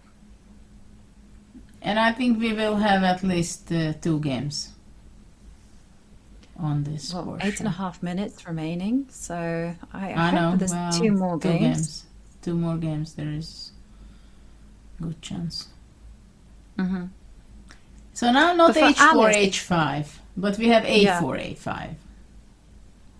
Well, I wouldn't. With knight c3 and knight f3, I think that h4 is a coming. I coming? feel it in my bones. Yeah, it's gonna make an appearance at some point. Well, we'll see. More E4, yeah. Takes, takes. Castles, c6. C6, C6. That was a good Okay. reaction. It will be very difficult to break it, black's position with white. I mean, these pawns are very difficult to crack. Yes, and also with the light square bishop out of the outside the pawn chain on f5, it's also a good structure for black in that respect. It's very flexible, but having said that, you know, there's nothing wrong with white's position either. It's a big choice now. Do you capture the knight on f6 and then? Yeah, she 4 goes bishops. for this one. Takes, takes. And I was so sure that h4 is going to make an appearance. But you know, for white, it's I mean, queen c7, black will be going, and then d8, and what's going to be happening with this poor pawn? I mean, this bishop on g2 is biting into this pawn on c6. Yeah, that is, there's no doubt about that. And so we're seeing Alice just go into overprotective mode. I do feel like she has to, at some point, play for an h4, g4, g5, just to drive that bishop away. But it doesn't happen. Not yet. Maybe d5 Okay. she had to go. Judith, I am vindicated. h4 on the board. Yeah, you said it. You said it. And blue But arrow white has a very is bad actually- position suddenly. Yes, but I think it's only because of bishop to g4. I think if black does not find bishop to g4, then there is possibilities for white to kind of save themselves with moves like bishop f3, king g2, g4, g5. I think white has some chances here. Well, white is trying to save herself because this is such a weakness on d4, Yeah. right? Yeah, I agree. Now bishop f3. You go protect the Probably rook you're on just the- trying to survive, right? We'll say that. I actually had intentions of going king g2, and now h4, h5, Judith. How can you deny the inevitable? It had to make an appearance. So bishop f3. Everything is protected. No, okay, black I would say is better, just because of the pressure on d4, but it's going to be a tough one to crack. That's true, but somehow this d4 pawn seems to be very, very weak for me. Bishop g7, very nice idea. She wants to go king h7. with the idea Yeah. of bishop h6 making weaknesses for white. Okay, bishop e4. Okay. Why White stop is, with that plan? trying to equalize.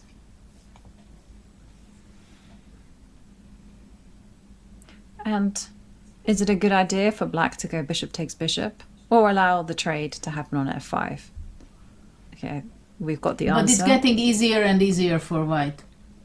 Without this exchange of white square bishop, it gave a release for white. Yeah. Yeah, there's no kingside attack to worry about. c5 is in the air. I mean, it's also tempting as well to go rook d7, queen d8, queen b6 again, applying the pressure, setting up c5, e5 ideas. Okay, hang on, isn't e5? Yeah, at some point e5 might work. And Yeah. that was the case before, yeah? Mm-hmm.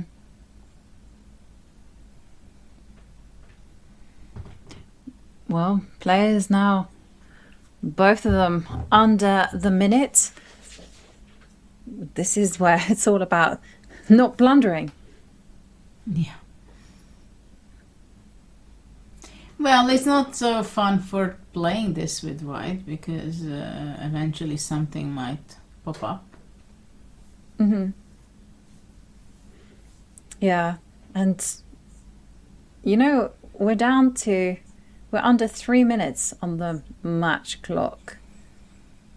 So if this game drags on for long enough, this could be the final game in the 3+1 portion. And we saw Alice be so good last year in the bullet portion. You know, she made this incredible comeback against Vaishali. Is a 1-point lead enough for Alexandra in that situation? Oh, well, hang on a second. Look at this. A blunder. What is the blunder part?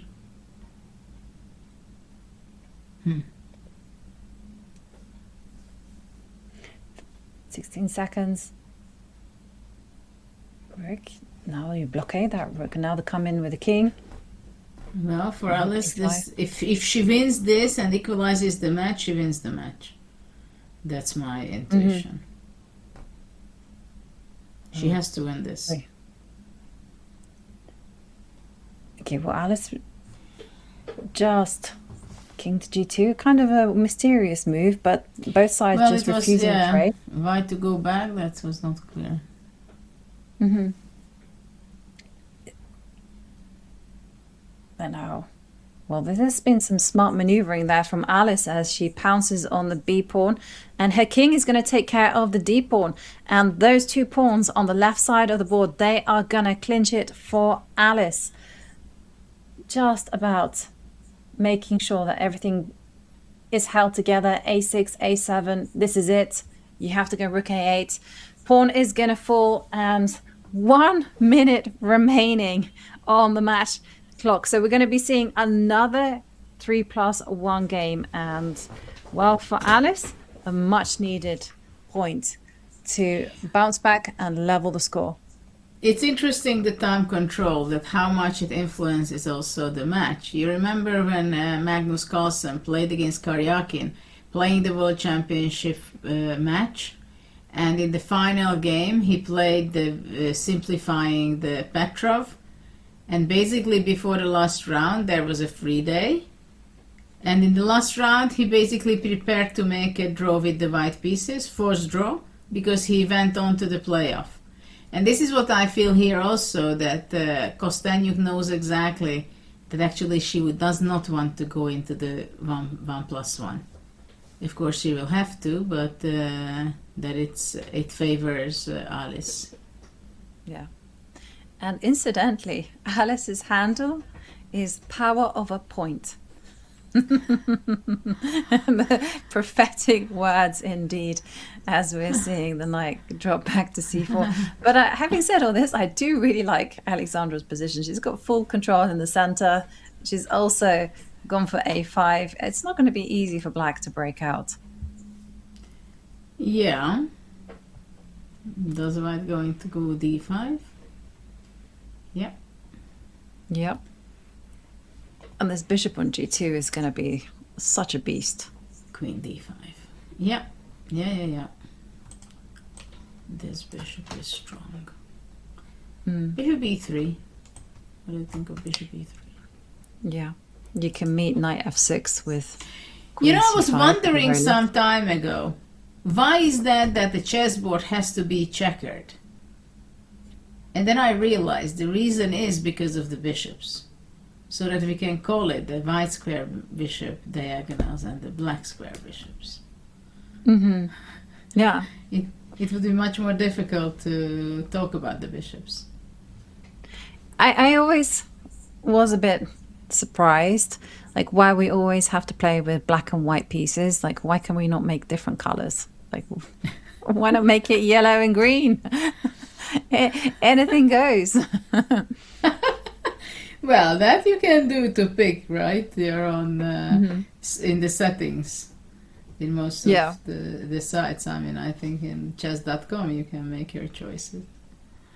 Yes, I got some questions when I showed my screen. My screen was pink with a board that was pink, and they were like, they've never seen a Chess.com board like that. I was like, oh, you haven't met me. Okay, b3. So what's up here? Well, first up, consequences. The move that I'm looking at is e5. Also knight c5 as being natural moves to target, but okay, rook d1, I guess. Yeah, and by the way, e4 was the move that would have given black some chances, but rook to d8, and as the blue arrow is indicating, and you're showing as well, rook to d1 is a move that is going to completely overwhelm black. But okay, no, bishop a3. Well, this was also kind of tempting, but now black can go knight f6.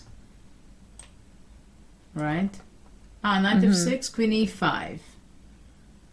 So it's not clear. Maybe black has to be moving away knight f8 or something. Knight f6, e5, nobody cares. No. But maybe e4? So much nicer. Yeah, yeah, that would... I think black is dreaming about locking out that bishop on g2. Because... What about the pawn on b7? I'm sorry, ladies and ladies. Bishop takes a7, next move. Yeah. This was a huge blunder. Yeah. Huge blunder. I mean, this is completely gone. Completely. No, that's... And Alice, look at her there. So close. Yeah, this is an important victory for Kosteniuk. Okay, of course, Alice is still fighting. She's not going to give it so easily up. No. But I think it would be absolute gold dust for Alexandra to go in to the bullet portion with... I like this. I like this technique very much. Knight a5. She's not rushing with bishop takes a7, is she? No, because keeps the defense and on b7 the bishop.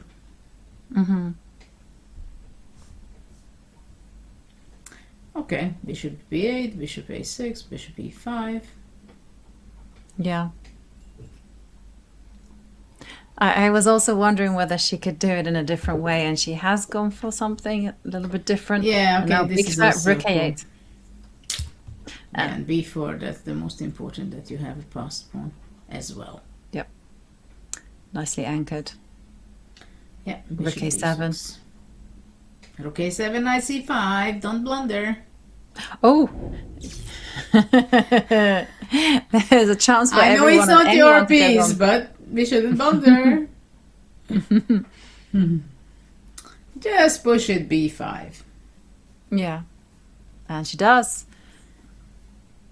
20 seconds. And the pawn is going to advance one more square. Rook c6. Love it. I love how precise Oi, look at Alexandra. What is she looking at?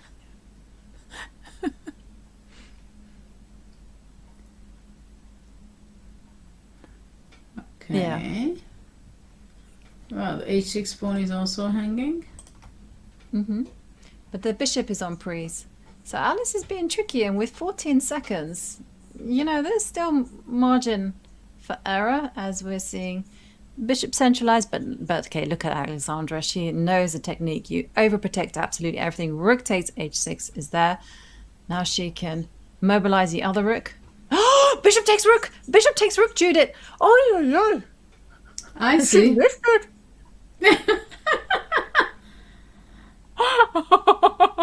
Alexandra knows. Yes. That was a close call.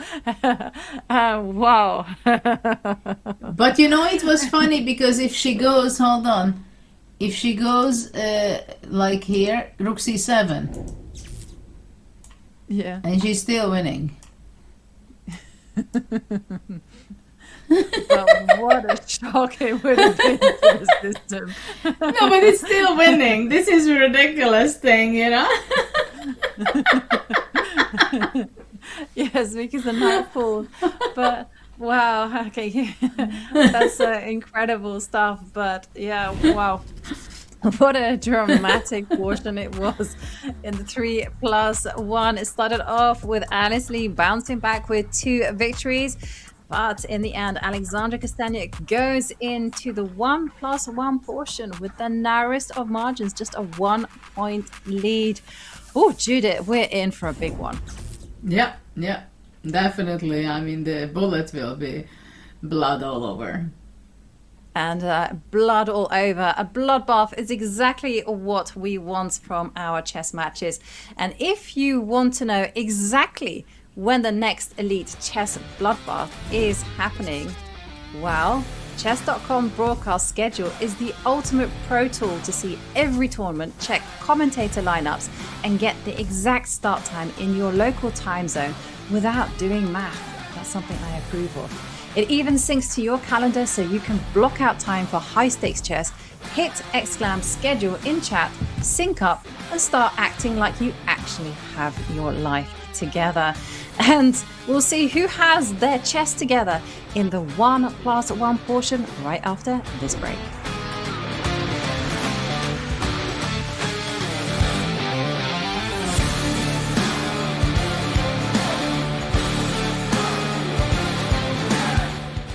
I love the format of Women's Speed Chess Championship. I think I've played every single edition.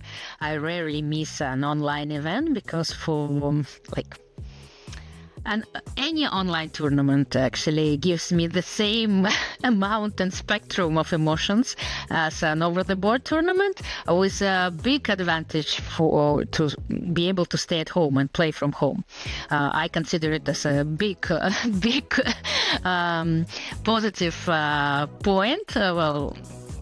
I've on the road. I think I'm being on the road for more than 6 months a year. Well, this year it's gonna be more, probably around 8 months a year. So if I can play from home, it's like a big advantage. But yeah, also I think online chess actually and tournaments such as Women's Speed Chess Championship is a great motivation and just amazing possibility for female players to stay in professional chess, because sometimes when you start a family or you have some kind of another job, it's almost impossible to combine this kind of life on the road, while those online tournaments, they still allow you to compete and to stay, to work on chess and to practice and to play while being at home.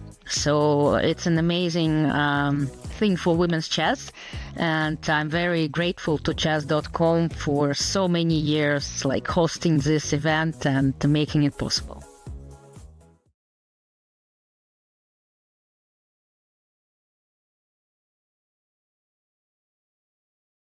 Your game is evolving, now your style should too. Welcome to the Chess.com merch store, your home for everything off the board.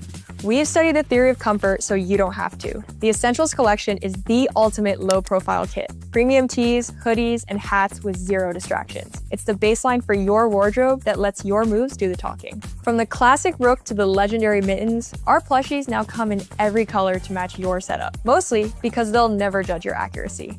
And for those who still love the tactile feel of a win, explore our official chess sets. Durable, tournament ready, and designed to handle every celebratory slam or graceful resignation. Whether you're a beginner or a seasoned pro, we've got the perfect setup for you. So head over to Chess.com.shop to explore these and many more. Grab your favorites before they're gone.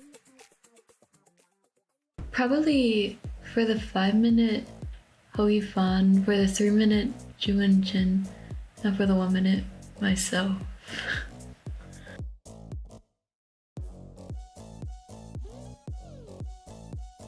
Well, I think for like any tournament, there can be favorites, but they'd still be like not have like say over a 50% chance to win. So I think maybe if I played, I have reasonably like a 10% chance, but that would be like pretty fun if Chess.com invented.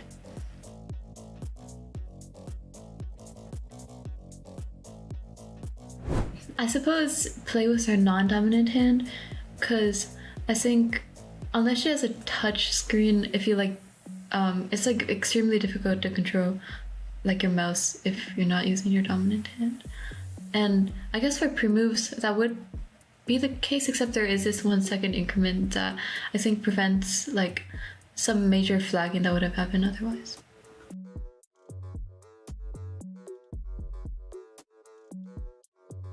I did contest mass a bit in middle school, but like that's definitely what I spent like a lot of time on during the pandemic. So other than chess, I'd probably say that, but I don't think that I'm super good at it. Maybe like 1300 ELO.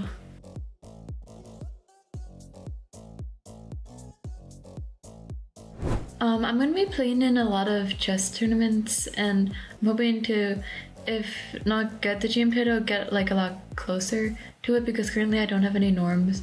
I'm like 80 FIDE points away, so there's definitely like a long way for me to go and a lot of improvement. Yeah, I'm hoping like now that school has ended and I'm focusing entirely on chess, I'll be able to make a leap that I think would be very difficult to make otherwise.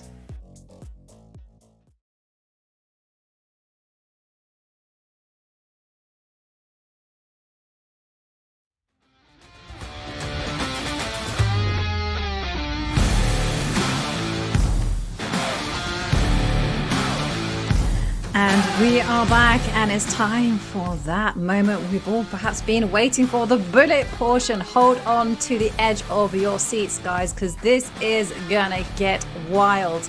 We have Alexandra Kosteniuk, Alice Lee, and so far Alexandra has a 1-point advantage, but will Alice's massive rating advantage in bullet count for something?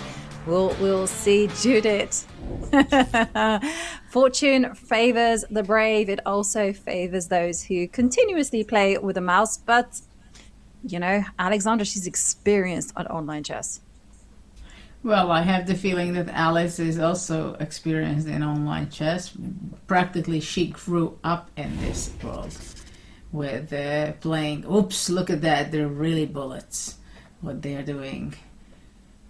Like the Dutch defense. People are playing this H line, the pawns, A line, all these pawns. What is this A4? I'm sorry. What's going on? So That was not a pawn? Well, I think it just allows a knight to jump into E4 without question. But Well, you see the this players, is- I mean, This is the idea of the last decade, since Alpha Zero just was giving up pawns like that. That okay, in 20 moves I will prove you that it was worth it. yeah. Okay, knight A6, knight B4. Yeah, exactly. And I don't know.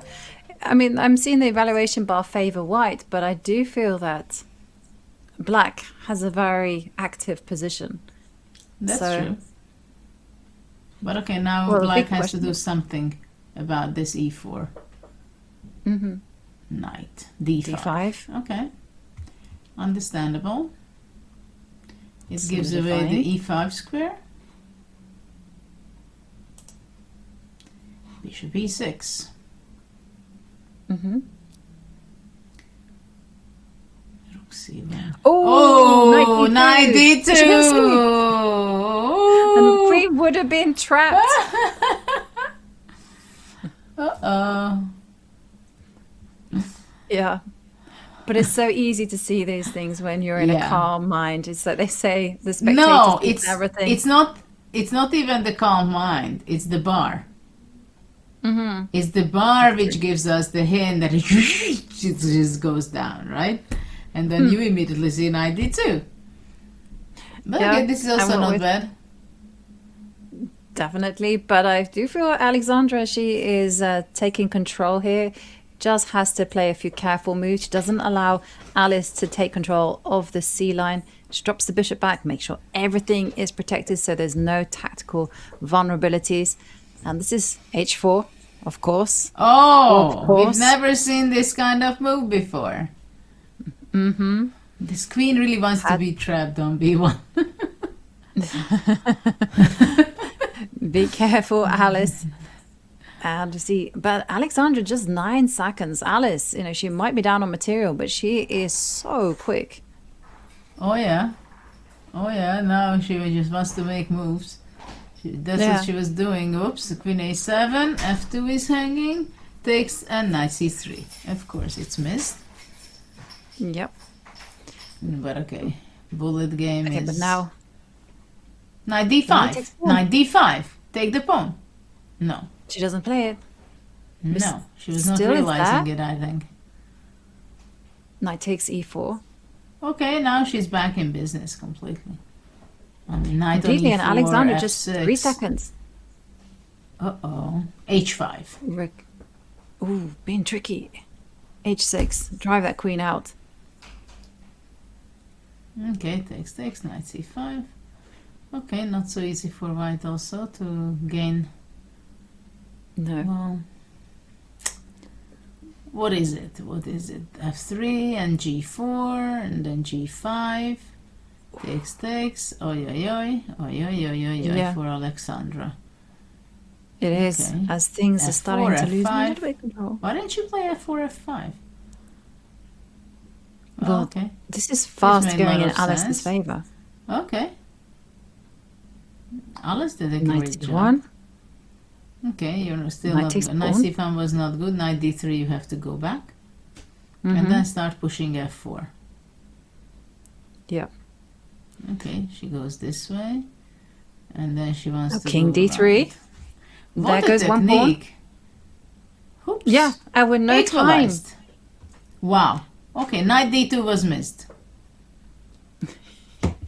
Was missed, but well, it was an impressive display on speed from Alice. She did say during the break that when it came to the bullet portion, she thought she was the favorite, the best player in the competition.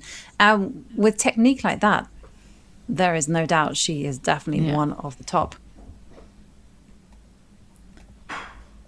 Maybe she will play e5 at some point. Mm-hmm. Why not? No, but she's playing knight e4. Maybe knight e4 will be on the road. Bishop c1, poor bishop. Yes, that is true. I thought it would go to d2, but she just wants complete control over the e4 square. Okay. But black is also doing the maneuvering game. You know, why not just go a4? Okay, knight jumps into e5. Oh, that's a nice move.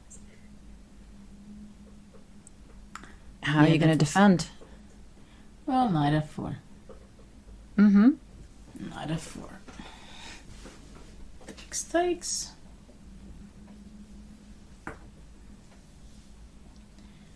Okay. Knight Takes. takes with the pawn. d4, that's a good one. That's a good Yeah. Rook c1.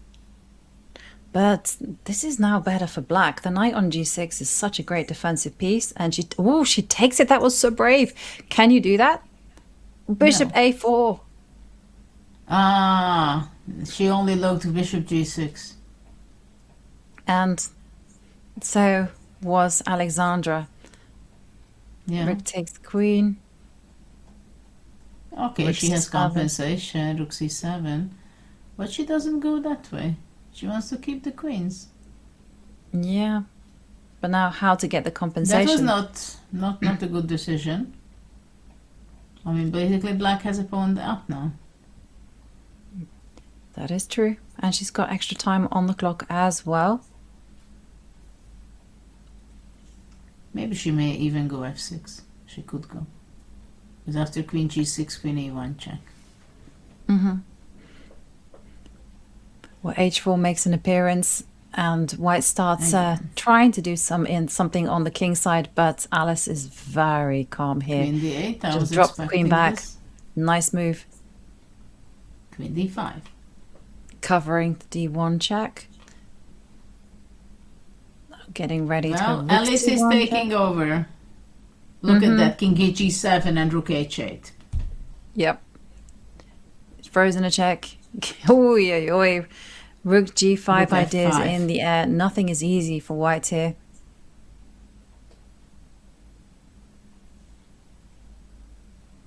Four seconds for Alexandra. a5, and then it's just advancing the pawns. a4, easy. Ah, g4, look at that. Oi, oi, oi, oi, Oi, oi, oi, oi, oi. Careless stuff there from Alice. Yeah. Alexandra is tricky. Yeah, but I gotta say, there's only 4 seconds for Alexandra as she starts to control, make those quick moves. Throwing a check.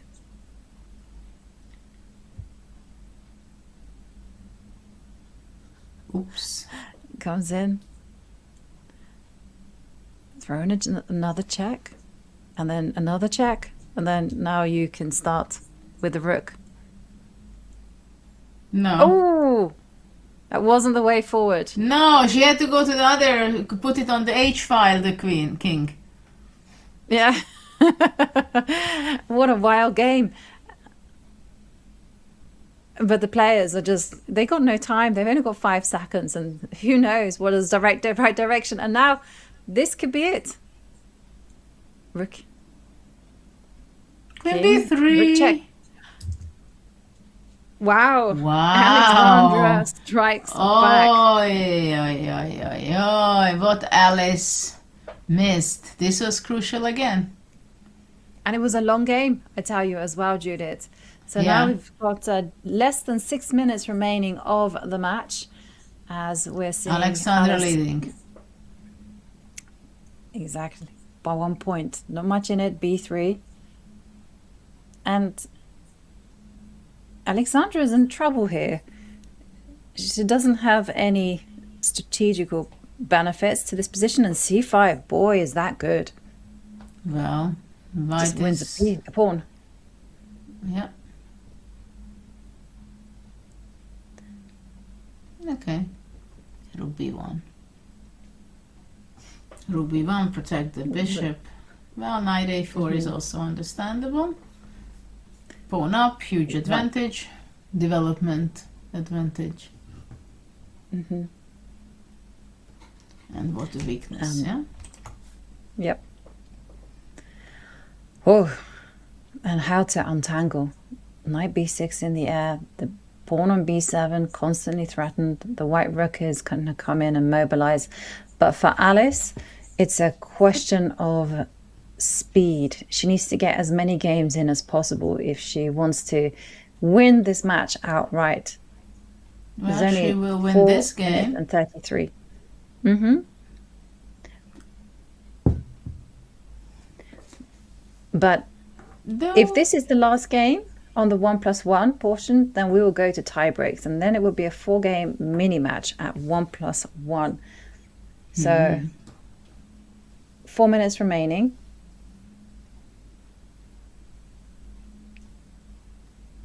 And the last thing Alice wants to do is mess this one up and leave herself in a must-win situation. Absolutely. But look, Alexandra is fighting extremely well.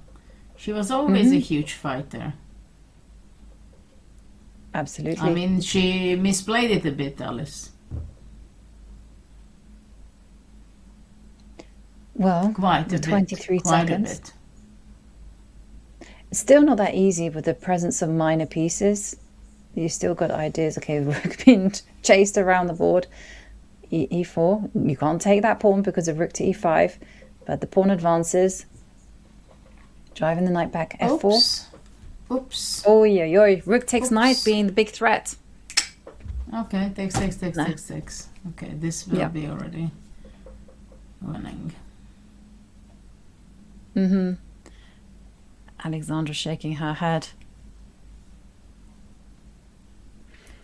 Well, she's right to do so. Mm-hmm. But the question is, can she prolong this game Not for that long. enough? Okay, she's resigned, something. and Alice levels the match. Currently 6 points each, and this is most probably the last game in the bullet portion. Whoever wins this one will win it all and move on to the quarterfinals. Well, of course, this can be a draw, looking the opening. Mm-hmm. Very much true. But the closest round of 16 we've had by far. Well, this was our expectations, right? That this match will be very tight. Mm-hmm.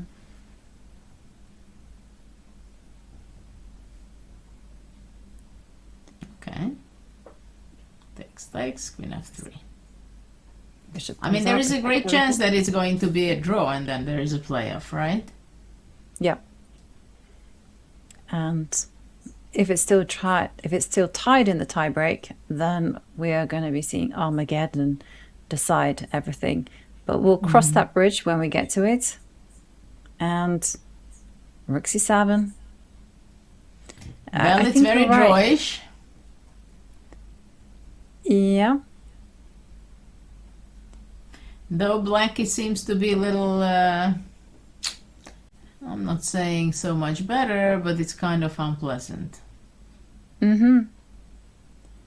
And it's certainly starting to look more and more unpleasant if the evaluation bar is to be believed, especially as Alice starts to mobilize No, but now the queen queen. f3. Queen f3, and white is looking for counterplay with the bishop on e5. It should be.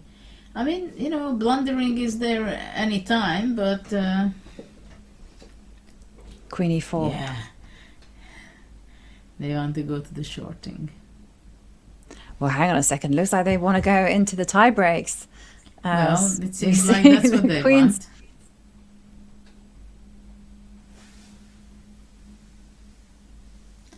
Well, this 30 is not seconds. possible to lose. No, This is I not don't think going it's... to be. No. But the question is, will this game finish before the match clock ticks down? If they agree a For draw, sure. we are in for another game. No, but none of If- them offer a draw. Exactly, we they're not already- offering a draw. 8 seconds. 5 seconds. Okay. And okay, that's it. The match clock has ticked down to 0. So this is going to be the final game in the bullet. And we're going to be moving on to a tie breaks if this game finishes in a draw. Our very first tie breaks of 2026 in the Women's Speed Chess Championship. A draw agreed. And we're going to be seeing tie breaks.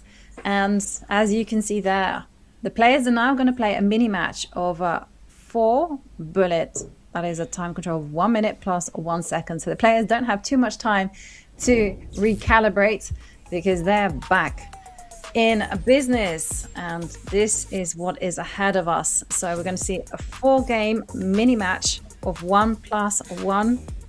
If there is a winner, that person moves on to the quarterfinals. If it's still tied, it's going to be Armageddon, where the players bid for having the black pieces. And the other one starts with 5 minutes, but it's going to be a whole lot of fun in the road up to an Armageddon.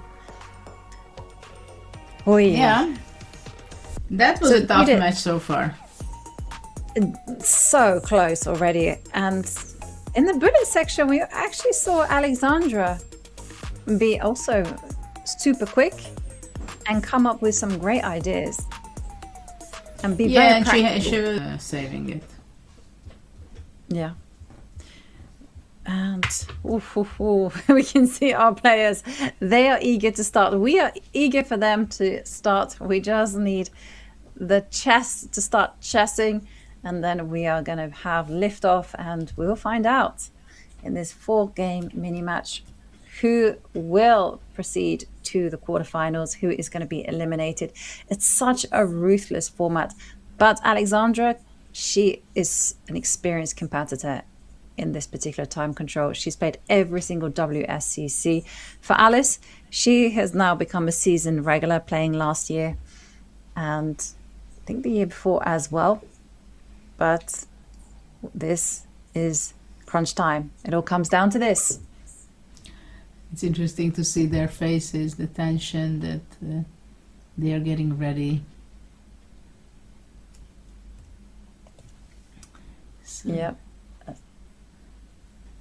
producers, I think they're asking whether everybody is ready for the. Everybody knows the rule.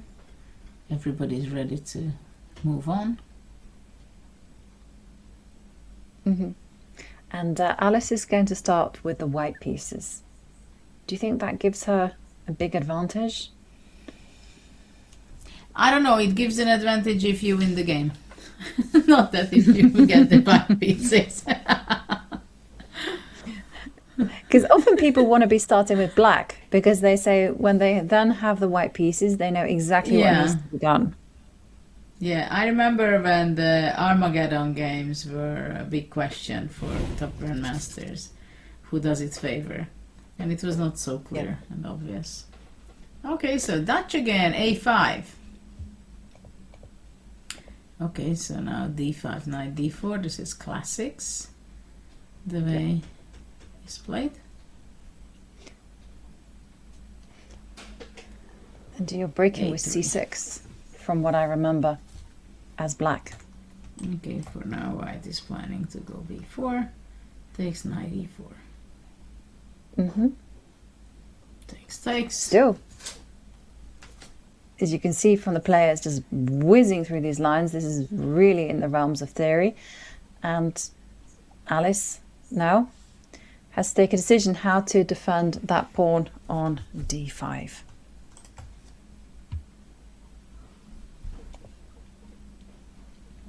Maybe white can go F3 and E4.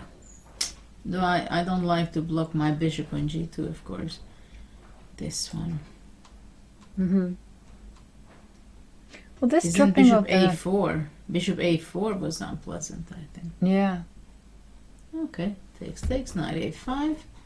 Trying to put pressure on the pawn. Now your idea in play. A rook C8, C1, rook C7.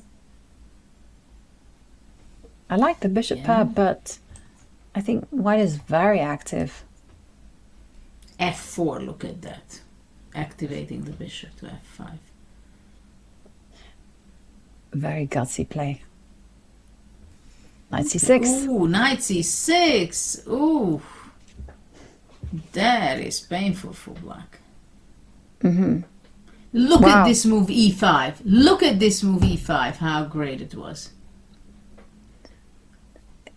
Unbelievable. Beautiful move. Yeah. And so difficult to spot when you're just playing on instincts. Bishop instead drops back, and white just has an overwhelming advantage. Double up on the C line. Mm-hmm. Completely winning.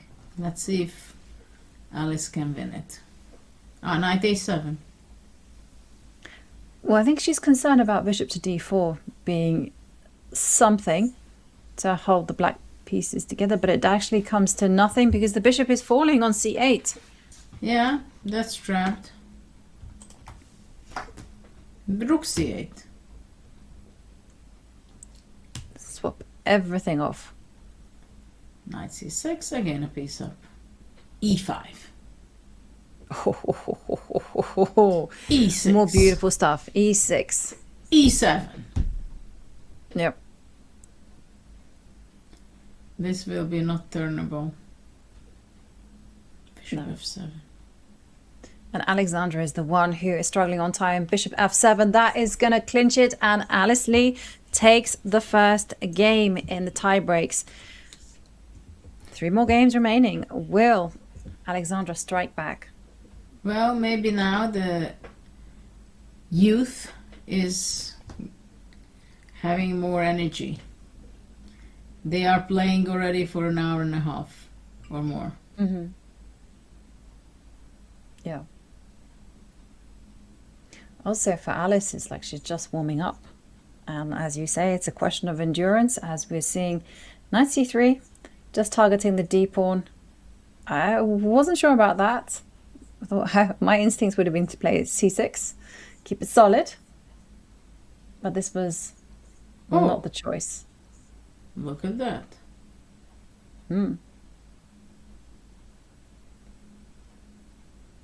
Wow. What a move. Queen takes. What is the idea? Well, probably somehow Queen takes takes queen? and bishop c5. Yeah, the question is what white is taking. E6, isn't it? E6 looks very strong. But instead she trades. Okay, but this is no big deal for white c6. And knight king e6. King c7, so bishop a7, b6 is the move. Mm-hmm. Can she go bishop takes a7?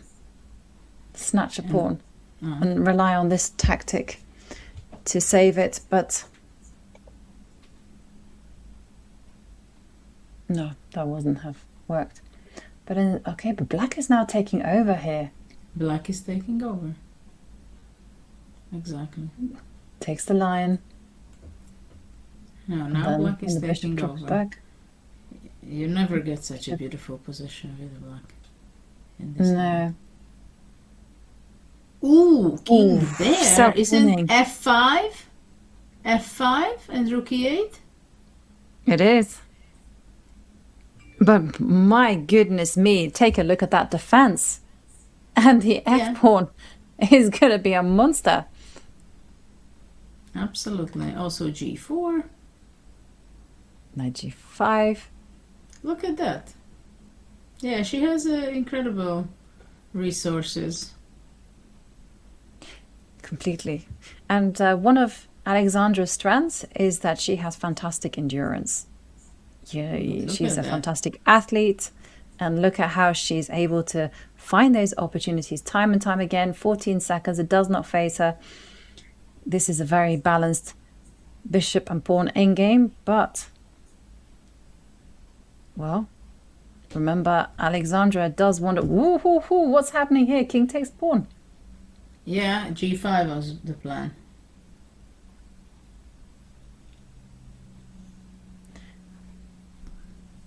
But now you start advancing.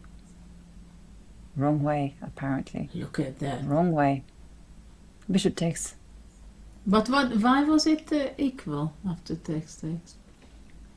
No, but this isn't certainly not equal, because now you have to shoulder out the king. You have to prevent it from reaching that corner. And it's technique. Can you do it with 9 seconds left? The king is going to go back, I was going to say, but it hasn't gone back. And now this is the big thing, that Alexandra must not allow that king. Oh, but that king sadly goes into the corner. Ay, ay, ay. Oh.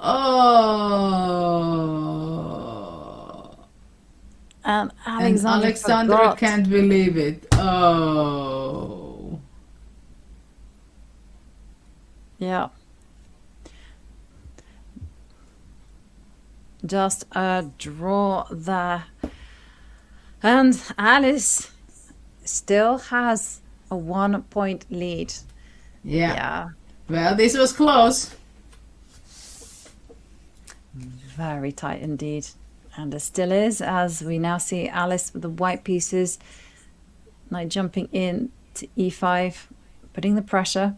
This is a very trendy opening that I've experienced a lot on online chess. I did wonder whether they were going to go for a c5 and f4. H5, okay, we are here again. H4. Absolutely. I mean, are we not entertained, Judith, with such chess? But now e5 is an idea. Taking the pawn on c4 followed by e5. That's something that you can do. Yeah, it's always a question of when to take and play e5. This h4, h5 is just coming from nowhere. Yeah. And if Alice wins this, that's it. She's going to the quarterfinals. And it looks like Alexandra is, if the evaluation bar is to be believed, f4. Definitely fighting. f4. I don't know. Trapping in the bishop. I don't know. But this f5 having this bishop on g6, but obviously it's kind of. I mean, we can't be objective. It's a bullet game. No. Knight e2 coming to f4. Pawn on c6 is hanging. Okay, bishop f7.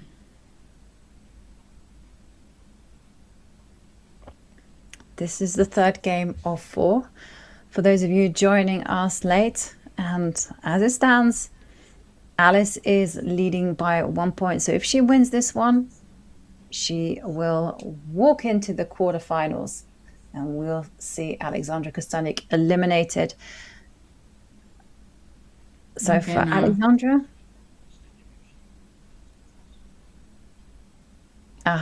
okay, so my apologies. It's a must win for Alexandra if Alice wins this. Okay, what went wrong here? Bishop d5 was there. She missed it. Oi, But oi, okay, oi. white has a huge advantage anyway. Queen f4, the black squares. e6. Yeah. Rook c6. Rook c6. What's And going yeah, on? just to Rook update c6. you, Take the pawn. if Alice wins this, Alice is going through to the quarterfinals. Alice is going through to the quarterfinals if she wins this. And Alexandra has got no time. Alice Lee wins. She moves to 9 points. And it is Alice that is our 4th quarterfinalist. And for Alexandra, it was a tremendous fight. But it is Alice Lee, our champion. Whew. Wow. What a match it was. I mean, we promised excitement. I'm not sure we were predicting something like this, Judith. Yes, absolutely. And well, what an ending. And well, we felt it that the shortest thumb control the bullet can favor a lot the youngster lady. Alice. Yeah, you called it. You called it, Judith. You know, and Alice herself even said in an interview, when it came to the bullet, she thought she was the best player in that format. And she proved it in the tie breaks. That she won 2.5.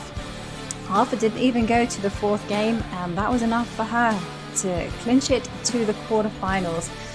Whew, after all of that excitement, let's take a look at what is ahead of us, because we now have on Friday 2 more matches. Take a look at our bracket here, because we saw Ju Wenjun, Katerina Lagno in superb form, just dominating their round of 16. But let's move down to what is ahead for us all. And Anna Muzichuk, we saw she defeated Vaishali in very impressive fashion with a powerful display of 3+1, but it is these 2 matchups. Divya Deshmukh against Rose Atwell, just 17 years old. And we also have Bibisara Asalbaeva, 3-time Women's World Blitz champion, facing off against one of Uzbekistan's greatest female hopes, Afruza Hamdamova. And she is certainly one that, in my experience, I think she could be doing something very well. She's just 17 years old. So a lot of excitement in store for those of you joining us on Friday. You don't want to be missing that one. We are going to go on a short break and we're going to try to get an interview with Alice, our new quarterfinalist. So catch you in just a few minutes.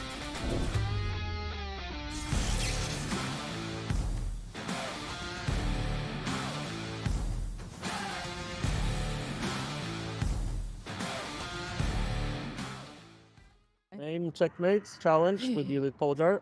Take one. Back rank mate, 2 bishop mate, knight and bishop mate, queen mate, corner mate, smoother mate, I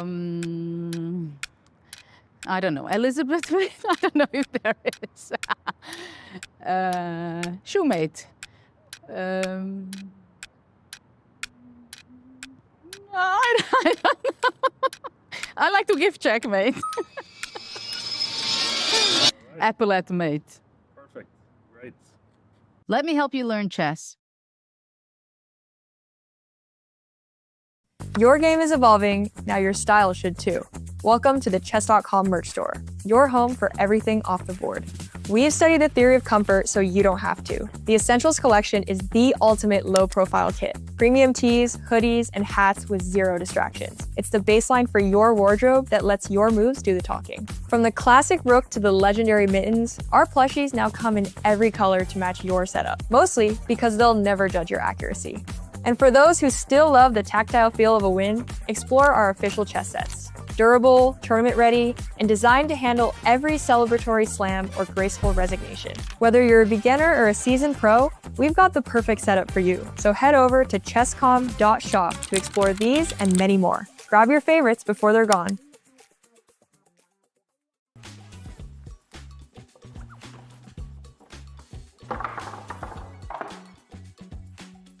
Does an own goal count? Hey guys, new plan. If I make this shot, we're gonna launch a no ads plan.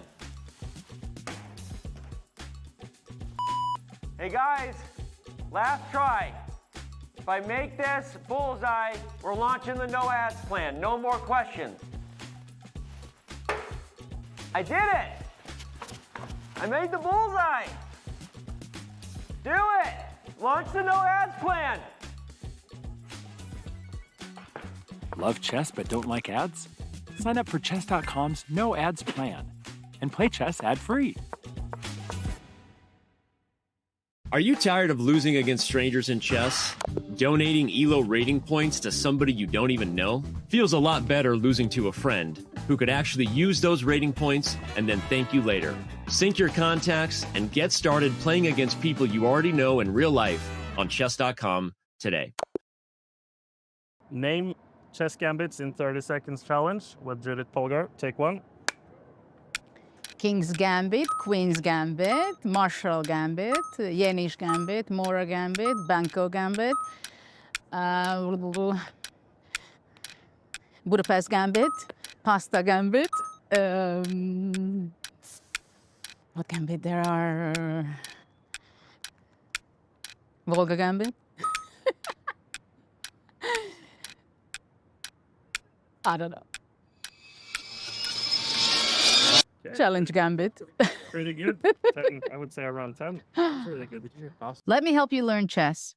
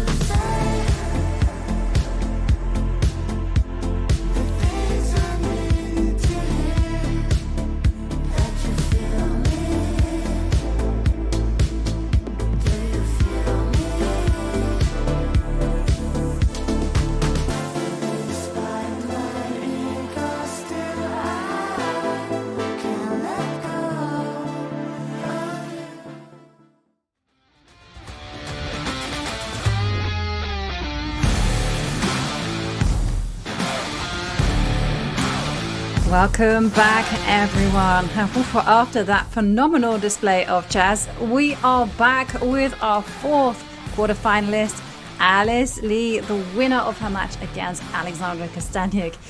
Alice, that was an absolute incredible display of speed that we saw there. How are you feeling? Yeah, I'm feeling really nervous because obviously I think this match was very close, and up till the very end, I think maybe it could have gone either way. But yeah, I'm very happy that I was able to win this match.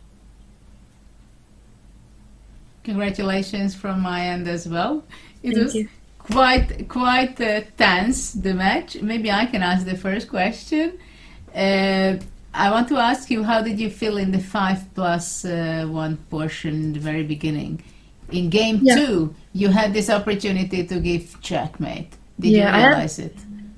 I saw this like rook c8, like I calculated it in advance, but somehow like I just never, I just forgot like that after queen f3, then obviously I just blundered this mate. So it was a bit upsetting also because in the first game I think I had good chances, and then I kind of moved a bit too quickly and blundered my bishop. So, you know, but I think like even though the first two games were obviously not great, the third game I was able to kind of, I felt she had some pressure, and I was able to draw. So after that I got a bit, I think, untilted, and I just continued playing. Yeah. And one thing we saw you do throughout this whole match, Alice, was that you kept changing your style. You know, you played the Caro-Kann, then you went for e4, e5. You're able to switch things up. Did you have a game plan going into this particular match? I also want to say you played a lot of h4s. Oh yeah, I don't know. I feel like some of my opponents just know that whenever they play h5, I'll play h4. I'm not sure if it's always good, but probably not. But it's like just very intuitive for me. But yeah, I think in general, I didn't really have like too much of a game plan. I just thought that, you know, the Caro-Kann, I wasn't really getting positions that I wanted to be playing. So I just switched it up to the Petrov, which I think is very solid. And I guess like I was okay with draws as black, and I wanted to like them put pressure as white.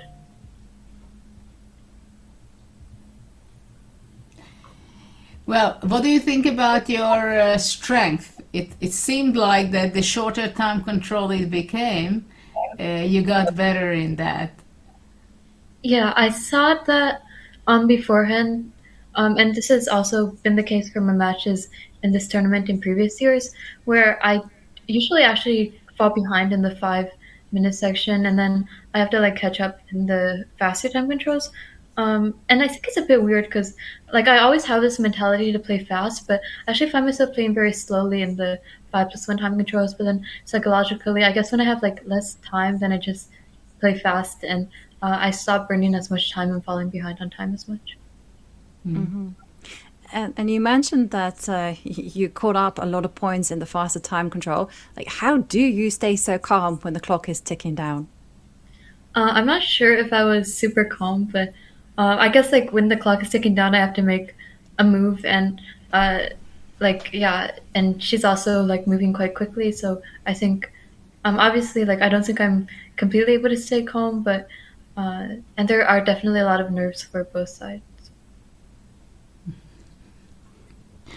And I have another question for you. Looking ahead, you're going to be playing Zhu Wenjun in the quarterfinals. How are you feeling about that? Because we did hear you in an interview say that Zhu Wenjun is very good at the 3+1 portion. Yeah, I had some experience playing against her, I think 2 years ago. And I lost the match like very badly. I think it was maybe 10-5, and I scored some points like later on. So definitely I think this will be a difficult match. You know, she's like an extremely strong player. So I'll just have to, I guess, maybe adjust my mentality and focus on maybe improving in like the 5+1 section. And how do you prepare for such a match? What kind of training do you do, or what kind of mindset you're entering into the next match? I usually feel like for speed chess, like the best way to prepare for me is just to be in like a good mood. So I just make sure that like I'm as confident as I can be beforehand, and also I make sure that like I'm comfortable with the openings I'm playing, and I have like a backup plan to switch it up.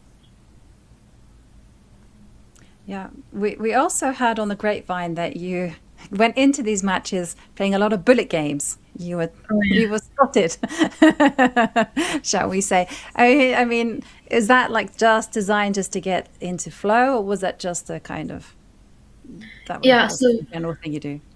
Usually, like when I'm playing on Chess.com, I play on like a touch screen, but somehow like in the past few days, my touch screen has been like glitching a lot, so I had to like switch to an older computer that I have, and now I'm like playing with a mouse. So I wanted to like get into the flow of just making sure that I could move quickly beforehand.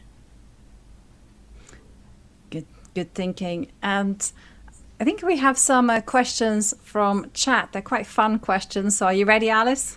Yeah. We have one from Dennis Eldridge, who asks, what is your favorite element? Oh, wait, I always get these questions about the periodic table of elements because it's like always behind me. But I guess I would say oxygen because, I don't know, it's useful for humans. Mm-hmm. Yeah, it totally is. And we also have another question from Krishna, who asks, what's your next big goal, whether it's chess or anything really? I think my next goal is probably Grandmaster. So I'm taking a gap year from schooling in the next year before I go to college, and I will be like focusing entirely on chess. So I'm hoping like in this year I'll be able to put in some good work and move closer, if not like achieve the title.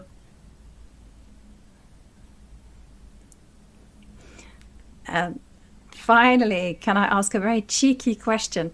So again, it's from chat. and Judith and Alice, I don't want to put you on the spot, but I thought it had to be asked. It says, Krishna asks, what do you think will be the score in a Women's Speed Chess Championship match between you and Judith? Oh, I don't think it's very good. It might be the worst in like institution. Maybe like, if I'm like generous to myself, maybe like 3-10 or 3-11, something like that. That's a tricky question. I couldn't with this time. My apologies. I never played. I think I never played the bullet game in my life. What is that all about? First sections. Yeah. Well, thank you very much, Alice, for joining us. It was a pleasure to follow your games, and the best of luck in the quarterfinals. Whew, it was an exciting match, but let's remind ourselves of the bracket. What exactly went down as we have our fourth quarterfinalist, and we already see that Alice Lee is reigning five-time Women's World Champion there. Katerina Lagno also won on Monday alongside Anna Muzichuk. But these are the matches that we're going to be focusing on Friday. We're going to be focusing on first up, Divya Deshmukh against Rose Atwell, followed by Bibisara Asalbaeva against Afruza Hamdamova. And Judith, what an adventure it has been. We had two different matches. One of them followed a very straightforward narrative. The other one went all around the park and took us many different places. Well, this was a good move order, I guess, that in the beginning we just saw a very clear victory for Katerina. And this one, the expectations were on very high by us, and that's what we got. And our audience also, excitement was all here. And it was fun to watch with, of course, a lot of blunders, which was missed also. But it's nice to see youngsters excel, and it was nice also to listen Alice in the interview that she has a very positive and very nice mindset. So I want to wish her also good luck for the next stage. Yeah, absolutely. I was very impressed with her nerves under pressure. But that is a wrap on today's action. 2 more names are headed to the quarterfinals with some incredible play. A massive thank you to you, Judith, for just all your brilliant insights. I'm just always amazed at how quickly you spot the tactics and the best moves. And a thank you to everyone watching at home.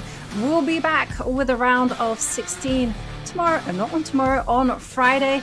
And we will see you then with all of the excitement. Good night. Thank you.